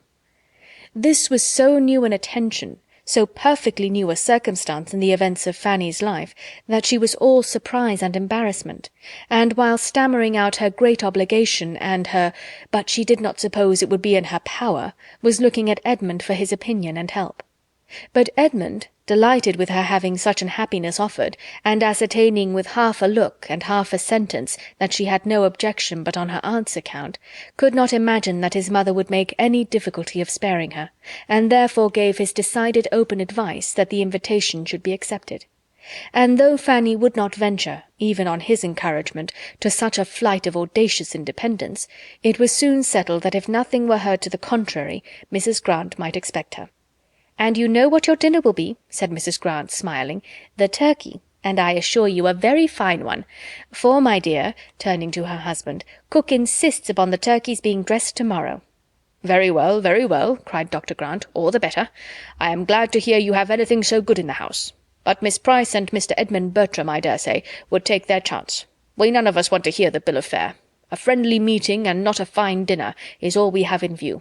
A turkey or a goose or a leg of mutton, or whatever you and your cook choose to give us." The two cousins walked home together, and except in the immediate discussion of this engagement, which Edmund spoke of with the warmest satisfaction, as so particularly desirable for her, in the intimacy which he saw with so much pleasure established, it was a silent walk, for having finished that subject, he grew thoughtful and indisposed for any other. Chapter 23. "But why should Mrs. Grant ask Fanny?" said Lady Bertram. "How came she to think of asking Fanny? Fanny never dines there, you know, in this sort of way. I cannot spare her, and I am sure she does not want to go. Fanny, you do not want to go, do you?" "If you put such a question to her," cried Edmund, preventing his cousin speaking, "Fanny will immediately say no. But I am sure, my dear mother, she would like to go, and I can see no reason why she should not." "I cannot imagine why Mrs. Grant should think of asking her. She never did before. She used to ask your sisters now and then, but she never asked Fanny." "If you cannot do without me, ma'am," said Fanny in a self-denying tone, "but my mother will have my father with her all the evening." "To be sure, so I shall." "Suppose you take my father's opinion, ma'am." "That's well thought of. So I will, Edmund. I will ask Sir Thomas as soon as he comes in whether I can do without her." "As you please, ma'am, on that head, but I meant my father's opinion as to the propriety of the invitation's being accepted or not, and I think he will consider it a right thing by Mrs. Grant, as well as by Fanny, that being the first invitation it should be accepted." "I do not know. We will ask him. But he will be very much surprised that Mrs. Grant should ask Fanny at all." There was nothing more to be said, or that could be said to any purpose, till Sir Thomas were present. But the subject involving, as it did, her own evening's comfort for the morrow, was so much uppermost in Lady Bertram's mind, that half an hour afterwards, on his looking in for a minute in his way from his plantation to his dressing-room, she called him back again, when he had almost closed the door, with, "Sir Thomas, stop a moment, I have something to say to you." Her tone of calm languor, for she never took the trouble of raising her voice, was always heard and attended to, and Sir Thomas came back. Her story began, and Fanny immediately slipped out of the room, for to hear herself the subject of any discussion with her uncle was more than her nerves could bear. She was anxious, she knew, more anxious perhaps than she ought to be, for what was it, after all, whether she went or stayed? But if her uncle were to be a great while considering and deciding, and with very grave looks, and those grave looks directed to her, and at last decide against her, she might not be able to appear properly submissive and indifferent. Her cause, meanwhile, went on well. It began on Lady Bertram's part with, "I have something to tell you which will surprise you. Mrs. Grant has asked Fanny to dinner." "Well," said Sir Thomas, as if waiting more to accomplish the surprise. "Edmund wants her to go, but how can I spare her?" "She will be late," said Sir Thomas, taking out his watch. "But what is your difficulty?" Edmund found himself obliged to speak and fill up the blanks in his mother's story. He told the whole, and she had only to add, "So strange, for Mrs. Grant never used to ask her." "But is it not very natural," observed Edmund, "that Mrs. Grant should wish to procure so agreeable a visitor for her sister?" "Nothing can be more natural," said Sir Thomas, after a short deliberation. "Nor, were there no sister in the case, could anything, in my opinion, be more natural. Mrs. Grant's showing civility to Miss Price, to Lady Bertram's niece, could never want explanation. The only surprise I can feel is that this should be the first time of its being paid. Fanny was perfectly right in giving only a conditional answer. She appears to feel as she ought. But as I conclude that she must wish to go, since all young people like to be together, I can see no reason why she should be denied the indulgence." "But can I do without her, Sir Thomas?" "Indeed, I think you may." "She always makes tea, you know, when my sister is not here." "Your sister perhaps may be prevailed on to spend the day with us, and I shall certainly be at home." "Very well, then. Fanny may go, Edmund." The good news soon followed her. Edmund knocked at her door in his way to his own. "Well, Fanny, it is all happily settled, and without the smallest hesitation on your uncle's side. He had but one opinion. You are to go." "Thank you, I am so glad," was Fanny's instinctive reply. though when she had turned from him and shut the door, she could not help feeling, and yet why should I be glad? For am I not certain of seeing or hearing something there to pain me? In spite of this conviction, however, she was glad. Simple as such an engagement might appear in other eyes, it had novelty and importance in hers, for excepting the day at Southerton, she had scarcely ever dined out before, and though now going only 1/2 mile, and only to 3 people, still it was dining out, and all the little interests of preparation were enjoyments in themselves. She had neither sympathy nor assistance from those who ought to have entered into her feelings and directed her taste, for Lady Bertram never thought of being useful to anybody, and Mrs. Norris, when she came on the morrow, in consequence of an early call and invitation from Sir Thomas, was in a very ill humour, and seemed intent only on lessening her niece's pleasure, both present and future, as much as possible. Upon my word, Fanny, you are in high luck to meet with such attention and indulgence. You ought to be very much obliged to Mrs. Grant for thinking of you, and to your aunt for letting you go, and you ought to look upon it as something extraordinary, for I hope you are aware that there is no real occasion for your going into company in this sort of way, or ever dining out at all, and it is what you must not depend on upon ever being repeated.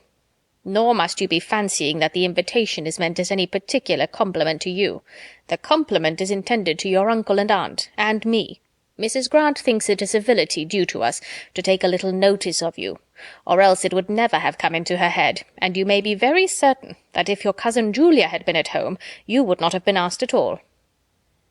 Mrs. Norris had now so ingeniously done away all Mrs. Grant's part of the favour, that Fanny, who found herself expected to speak, could only say that she was very much obliged to her aunt Bertram for sparing her, and that she was endeavouring to put her aunt's evening work in such a state as to prevent her being missed.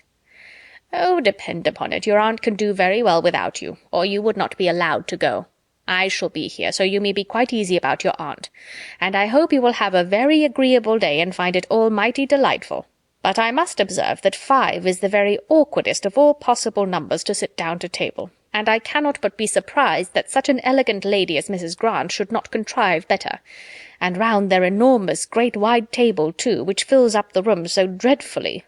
Had the doctor been content to take my dining-table when I came away, as anybody in their senses would have done, instead of having that absurd new one of his own, which is wider, literally wider than the dinner-table here, how infinitely better it would have been, and how much more he would have been respected, for people are never respected when they step out of their proper sphere.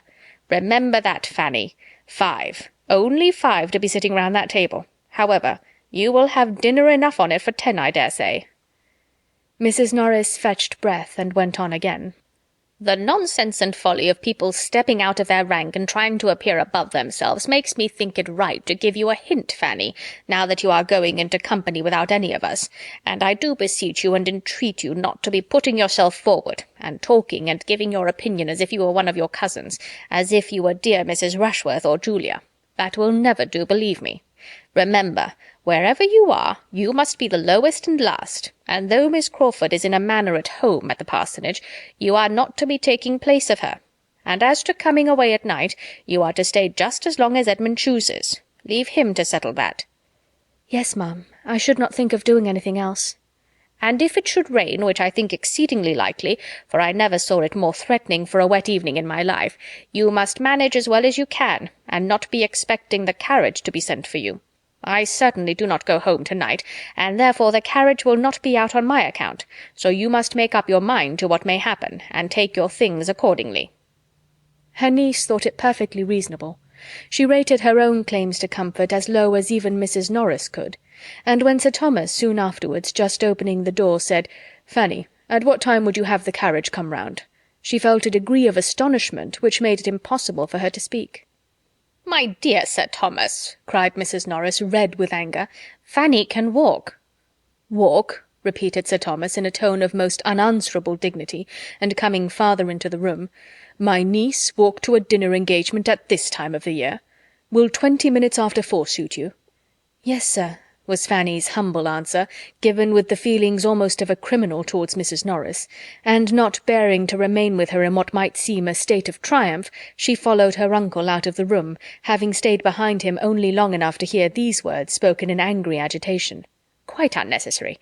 A great deal too kind. But Edmund goes, true, it is upon Edmund's account. I observed he was hoarse on Thursday night." But this could not impose on Fanny. She felt that the carriage was for herself and herself alone, and her uncle's consideration of her, coming immediately after such representations from her aunt, cost her some tears of gratitude when she was alone. The coachman drove round to a minute. Another minute brought down the gentleman, and as the lady had, with a most scrupulous fear of being late, been many minutes seated in the drawing-room, Sir Thomas saw them off in as good time as his own correctly punctual habits required. "Now I must look at you, Fanny," said Edmund, with the kind smile of an affectionate brother, "and tell you how I like you. And as well as I can judge by this light, you look very nicely indeed. What have you got on?" "The new dress that my uncle was so good as to give me on my cousin's marriage. I hope it is not too fine, but I thought I ought to wear it as soon as I could, and that I might not have such another opportunity all the winter. I hope you do not think me too fine." "A woman can never be too fine while she is all in white. No, I see no finery about you, nothing but what is perfectly proper. Your gown seems very pretty. I like these glossy spots. Has not Miss Crawford a gown something the same?" In approaching the parsonage they passed close by the stable-yard and coach-house. "Heyday," said Edmund, "here's company, here's a carriage. Who have they got to meet us?" And letting down the side-glass to distinguish, "'Tis Crawford's barouche, I protest. There are his own 2 men pushing it back into its old quarters. He is here, of course. This is quite a surprise, Fanny. I shall be very glad to see him." There was no occasion, there was no time for Fanny to say how very differently she felt, but the idea of having such another to observe her was a great increase of the trepidation with which she performed the very awful ceremony of walking into the drawing-room. In the drawing-room Mr. Crawford certainly was, having been just long enough arrived to be ready for dinner, and the smiles and pleased looks of the 3 others standing round him showed how welcome was his sudden resolution of coming to them for a few days on leaving Bath. A very cordial meeting passed between him and Edmund, and with the exception of Fanny, the pleasure was general, and even to her there might be some advantage in his presence, since every addition to the party must rather forward her favourite indulgence of being suffered to sit silent and unattended to. She was soon aware of this herself, for though she must submit, as her own propriety of mind directed, in spite of her Aunt Norris's opinion, to being the principal lady in company, and to all the little distinctions consequent thereon, she found, while they were at table, such a happy flow of conversation prevailing in which she was not required to take any part, there was so much to be said between the brother and sister about Bath, so much between the 2 young men about hunting, so much of politics between Mr. Crawford and Dr. Grant, and of everything and altogether between Mr. Crawford and Mrs. Grant, as to leave her the fairest prospect of having only to listen in quiet, and of passing a very agreeable day. She could not compliment the newly arrived gentleman, however, with any appearance of interest, in a scheme for extending his stay at Mansfield, and sending for his hunters from Norfolk, which, suggested by Dr. Grant, advised by Edmund, and warmly urged by the 2 sisters, was soon in possession of his mind, and which he seemed to want to be encouraged even by her to resolve on. Her opinion was sought as to the probable continuance of the open weather, but her answers were as short and indifferent as civility allowed. She could not wish him to stay, and would much rather not have him speak to her. Her 2 absent cousins, especially Maria, were much in her thoughts on seeing him. But no embarrassing remembrance affected his spirits. Here he was again on the same ground where all had passed before, and apparently as willing to stay and be happy without the Miss Bertrams as if he had never known Mansfield in any other state. She heard them spoken of by him only in a general way, till they were all reassembled in the drawing-room, when Edmund, being engaged apart in some matter of business with Dr. Grant, which seemed entirely to engross them, and Mrs. Grant occupied at the tea-table, he began talking of them with more particularity to his other sister. With a significant smile, which made Fanny quite hate him, he said, "So, Rushworth and his fair bride are at Brighton, I understand. Happy man." "Yes, they have been there about a fortnight, Miss Price, have they not? And Julia is with them." "And Mr. Yates, I presume, is not far off." "Mr. Yates? Oh, we hear nothing of Mr. Yates. I do not imagine he figures much in the letters to Mansfield Park. Do you, Miss Price? I think my friend Julia knows better than to entertain her father with Mr. Yates." Poor Rushworth and his 42 speeches," continued Crawford. "Nobody can ever forget them. Poor fellow! I see him now, his toil and his despair. Well, I am much mistaken if his lovely Maria will ever want him to make 42 speeches to her," adding, with a momentary seriousness, "She is too good for him, much too good."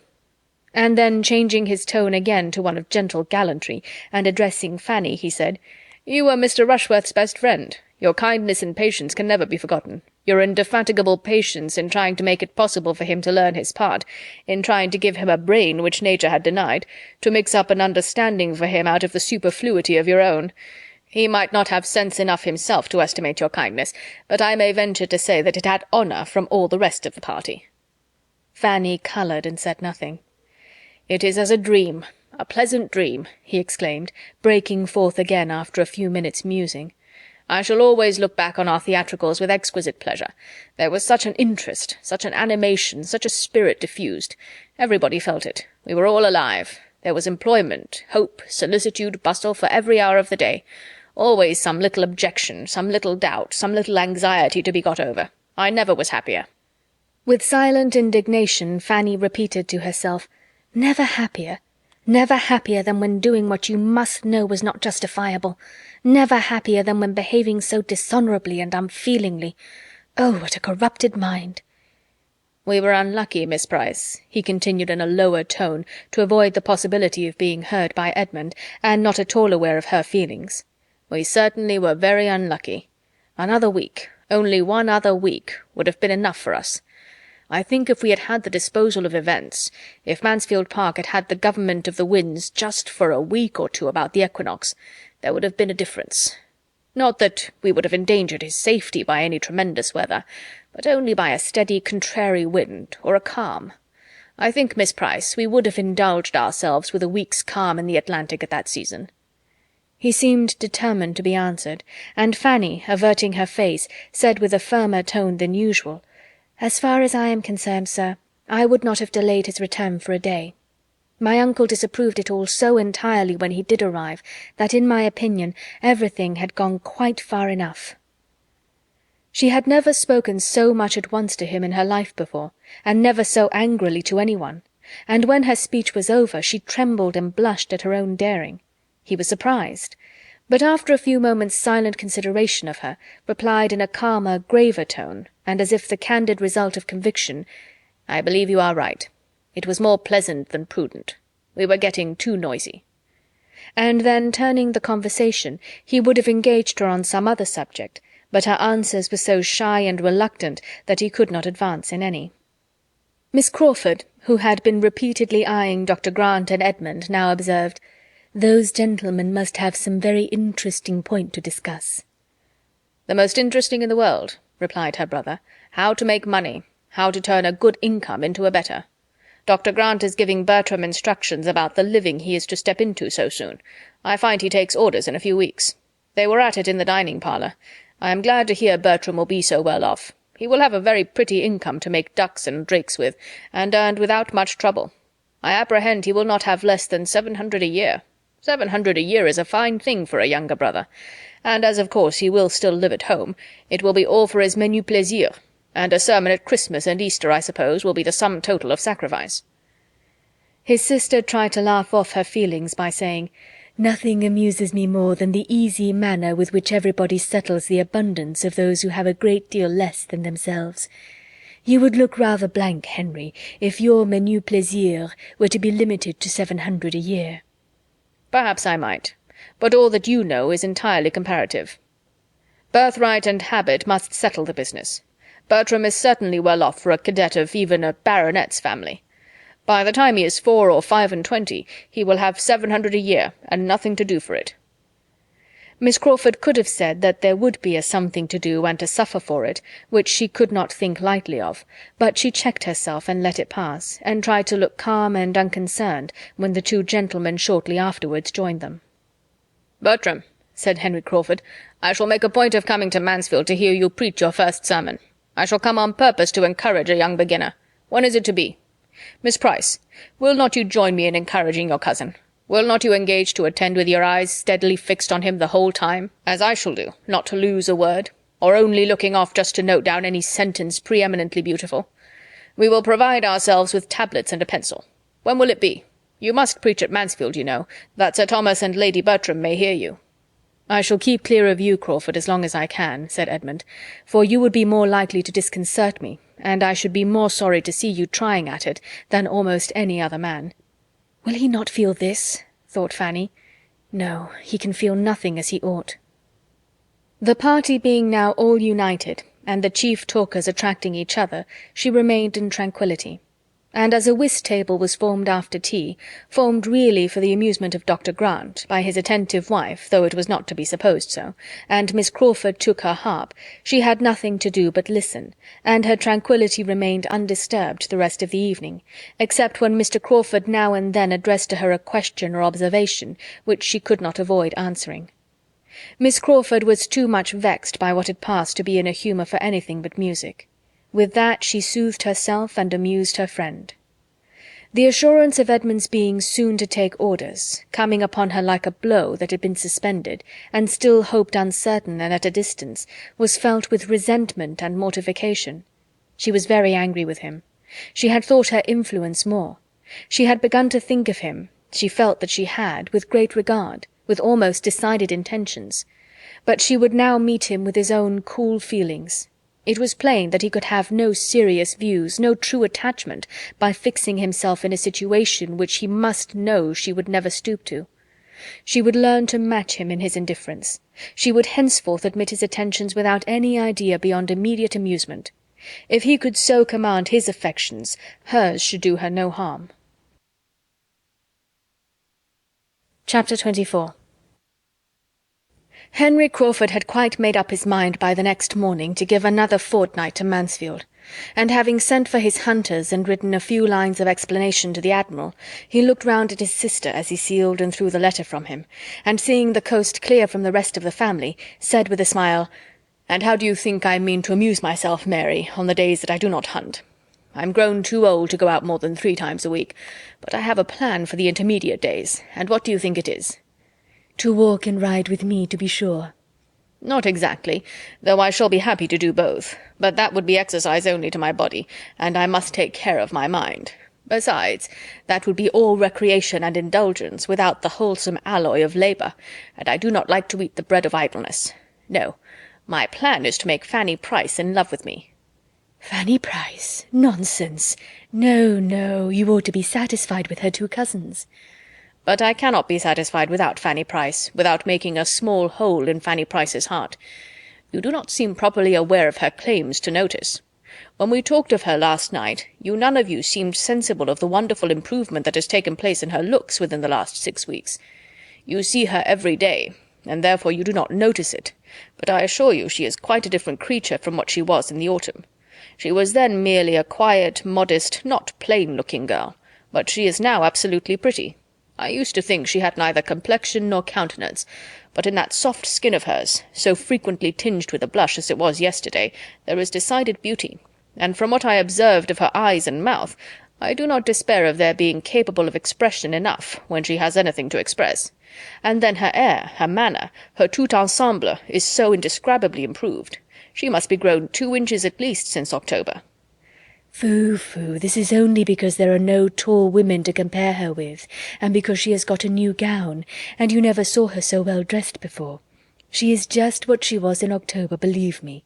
The truth is that she was the only girl in company for you to notice, and you must have a somebody. I have always thought her pretty, not strikingly pretty, but pretty enough, as people say, a sort of beauty that grows on one. Her eyes should be darker, but she has a sweet smile. But as for this wonderful degree of improvement, I'm sure it may all be resolved into a better style of dress, and your having nobody else to look at. And therefore, if you do set about a flirtation with her, you will never persuade me that it is in compliment to her beauty, or that it proceeds from anything but your own idleness and folly." Her brother gave only a smile to this accusation, and soon afterwards said, "I do not quite know what to make of Miss Fanny. I do not understand her. I could not tell what she would be at yesterday. What is her character? Is she solemn? Is she queer? Is she prudish? Why did she draw back and look so grave at me? I could hardly get her to speak. I never was so long in company with a girl in my life, trying to entertain her, and succeed so ill. Never met a girl who looked so grave on me. I must try to get the better of this. Her looks say, I will not like you. I am determined not to like you, and I say she shall." "Foolish fellow! And so this is her attraction after all. This it is, her not caring about you, which gives her such a soft skin, and makes her so much taller, and produces all these charms and graces. I do desire that you will not be making her really unhappy. A little love perhaps may animate and do her good, but I will not have you plunge her deep, for she is as good a little creature as ever lived, and has a great deal of feeling." "It can be but for a fortnight," said Henry, "and if a fortnight can kill her, she must have a constitution which nothing could save. No, I will not do her any harm, dear little soul. I only want her to look kindly on me, to give me smiles as well as blushes, to keep a chair for me by herself wherever we are, and be all animation when I take it and talk to her. To think as I think, be interested in all my possessions and pleasures, try to keep me longer at Mansfield, and feel when I go away that she shall never be happy again. I want nothing more." "Moderation itself," said Mary. "I can have no scruples now. Well, you will have opportunities enough of endeavouring to recommend yourself, for we are a great deal together." And without attempting any further remonstrance, she left Fanny to her fate, a fate which, had not Fanny's heart been guarded in a way unsuspected by Miss Crawford, might have been a little harder than she deserved. For although there doubtless are such unconquerable young ladies of 18, or one should not read about them, as are never to be persuaded into love against their judgment by all that talent, manner, attention, and flattery can do, I have no inclination to believe Fanny one of them, or to think that with so much tenderness of disposition, and so much taste as belonged to her, she could have escaped heart-whole from the courtship, though the courtship only of a fortnight, of such a man as Crawford, in spite of there being some previous ill opinion of him to be overcome, had not her affection been engaged elsewhere. With all the security which love of another and disesteem of him could give to the peace of mind he was attacking, his continued attentions, continued but not obtrusive, and adapting themselves more and more to the gentleness and delicacy of her character, obliged her very soon to dislike him less than formerly.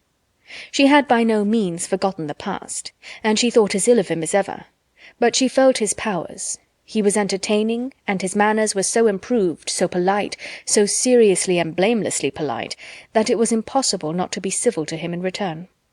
A very few days were enough to effect this, and at the end of those few days circumstances arose which had a tendency rather to forward his views of pleasing her, inasmuch as they gave her a degree of happiness which must dispose her to be pleased with everybody. William, her brother, the so long absent and dearly loved brother, was in England again. She had a letter from him herself, a few hurried, happy lines, written as the ship came up Channel, and sent into Portsmouth, with the first boat that left the Antwerp at anchor in Spithead, and when Crawford walked up with the newspaper in his hand, which he had hoped would bring the first tidings, he found her trembling with joy over this letter, and listening with a glowing, grateful countenance to the kind invitation which her uncle was most collectedly dictating in reply. It was but the day before that Crawford had made himself thoroughly master of the subject, or had in fact become at all aware of her having such a brother, or his being in such a ship. But the interest then excited had been very properly lively, determining him on his return to town to apply for information as to the probable period of the Antwerp's return from the Mediterranean, etc., and the good luck which attended his early examination of ship news the next morning seemed the reward of his ingenuity in finding out such a method of pleasing her, as well as of his dutiful attention to the Admiral in having for many years taken in the paper esteemed to have the earliest naval intelligence. He proved, however, to be too late. All those fine first feelings of which he had hoped to be the exciter were already given. But his intention, the kindness of his intention, was thankfully acknowledged, quite thankfully and warmly, for she was elevated beyond the common timidity of her mind by the flow of her love for William. This dear William would soon be amongst them. There could be no doubt of his obtaining leave of absence immediately, for he was still only a midshipman, and as his parents, from living on the spot, must already have seen him, and be seeing him perhaps daily, his direct holidays might with justice be instantly given to the sister who had been his best correspondent through a period of 7 years, and the uncle who had done most for his support and advancement. And accordingly the reply to her reply, fixing a very early day for his arrival, came as soon as possible, and scarcely 10 days had passed since Fanny had been in the agitation of her first dinner visit when she found herself in an agitation of a higher nature, watching in the hall, in the lobby, on the stairs, for the first sound of the carriage which was to bring her a brother. It came happily while she was thus waiting, and there being neither ceremony nor fearfulness to delay the moment of meeting, she was with him as he entered the house, and the first minutes of exquisite feeling had no interruption and no witnesses, unless the servants, chiefly intent upon opening the proper doors, could be called such. This was exactly what Sir Thomas and Edmund had been separately conniving at, as each proved to the other by the sympathetic alacrity with which they both advised Mrs. Norris's continuing where she was, instead of rushing out into the hall as soon as the noises of the arrival reached them. William and Fanny soon showed themselves, and Sir Thomas had the pleasure of receiving in his protégé certainly a very different person from the one he had equipped 7 years ago, but a young man of an open, pleasant countenance, and frank, unstudied, but feeling and respectful manners, and such as confirmed him his friend. It was long before Fanny could recover from the agitating happiness of such an hour as was formed by the last 30 minutes of expectation and the first of fruition. It was some time even before her happiness could be said to make her happy, before the disappointment inseparable from the alteration of person had vanished, and she could see in him the same William as before, and talk to him as her heart had been yearning to do through many a past year. That time, however, did gradually come, forwarded by an affection on his side as warm as her own, and much less encumbered by refinement or self-distrust. She was the first object of his love, but it was a love which his stronger spirits and bolder temper made it as natural for him to express as to feel. On the morrow they were walking about together with true enjoyment, and every succeeding morrow renewed a tete-a-tete, which Sir Thomas could not but observe with complacency, even before Edmund had pointed it out to him. Excepting the moments of peculiar delight, which any marked or unlooked-for instance of Edmund's consideration of her in the last few months had excited, Fanny had never known so much felicity in her life as in this unchecked, equal, fearless intercourse with the brother and friend who was opening all his heart to her, telling her all his hopes and fears, plans and solicitudes respecting that long-thought-of, dearly earned, and justly valued blessing of promotion, who could give her direct and minute information of the father and mother, brothers and sisters, of whom she very seldom heard, who was interested in all the comforts and all the little hardships of her home at Mansfield, ready to think of every member of that home as she directed, or differing only by a less scrupulous opinion, and more noisy abuse of their Aunt Norris, and with whom, perhaps the dearest indulgence of the whole, all the evil and good of their earliest years could be gone over again, and every former united pain and pleasure retraced with the fondest recollection. An advantage this, a strengthener of love, in which even the conjugal tie is beneath the fraternal. Children of the same family, the same blood, with the same first associations and habits, have some means of enjoyment in their power which no subsequent connections can supply. And it must be by a long and unnatural estrangement, by a divorce which no subsequent connection can justify, if such precious remains of the earliest attachments are ever entirely outlived. Too often, alas, it is so. Fraternal love, sometimes almost everything, is at others worse than nothing. But with William and Fanny Price it was still a sentiment in all its prime and freshness, wounded by no opposition of interest, cooled by no separate attachment, and feeling the influence of time and absence only in its increase. An affection so amiable was advancing each in the opinion of all who had hearts to value anything good. Henry Crawford was as much struck with it as any. He honoured the warm-hearted, blunt fondness of the young sailor, which led him to say, with his hand stretched towards Fanny's head, "Do you know, I begin to like that queer fashion already, though when I first heard of such things being done in England I could not believe it, and when Mrs. Brown and the other women of the commissioners at Gibraltar appeared in the same trim, I thought they were mad. But Fanny can reconcile me to anything," and saw with lively admiration the glow of Fanny's cheek, the brightness of her eye, the deep interest, the absorbed attention, while her brother was describing any of the imminent hazards or terrific scenes which such a period at sea must supply. It was a picture which Henry Crawford had moral taste enough to value. Fanny's attractions increased twofold, for the sensibility which beautified her complexion and illumined her countenance was an attraction in itself. He was no longer in doubt of the capabilities of her heart. She had feeling, genuine feeling. It would be something to be loved by such a girl, to excite the first ardors of her young, unsophisticated mind. She interested him more than he had foreseen. A fortnight was not enough. His stay became indefinite. William was often called on by his uncle to be the talker. His recitals were amusing in themselves to Sir Thomas, but the chief object in seeking them was to understand the reciter, to know the young man by his histories, and he listened to his clear, simple, spirited details with full satisfaction, seeing in them the proof of good principles, professional knowledge, energy, courage, and cheerfulness, everything that could deserve or promise well. Young as he was, William had already seen a great deal. He had been in the Mediterranean, in the West Indies, in the Mediterranean again, had been often taken on shore by the favour of his captain, and in the course of 7 years had known every variety of danger which sea and war together could offer. With such means in his power, he had a right to be listened to, and though Mrs. Norris could fidget about the room and disturb everybody in quest of 2 needlefuls of thread or a second-hand shirt-button in the midst of her nephew's account of a shipwreck or an engagement, everybody else was attentive, and even Lady Bertram could not hear of such horrors unmoved, or without sometimes lifting her eyes from her work to say, "Dear me, how disagreeable! I wonder anybody can ever go to sea." To Henry Crawford they gave a different feeling. He longed to have been at sea, and seen and done and suffered as much.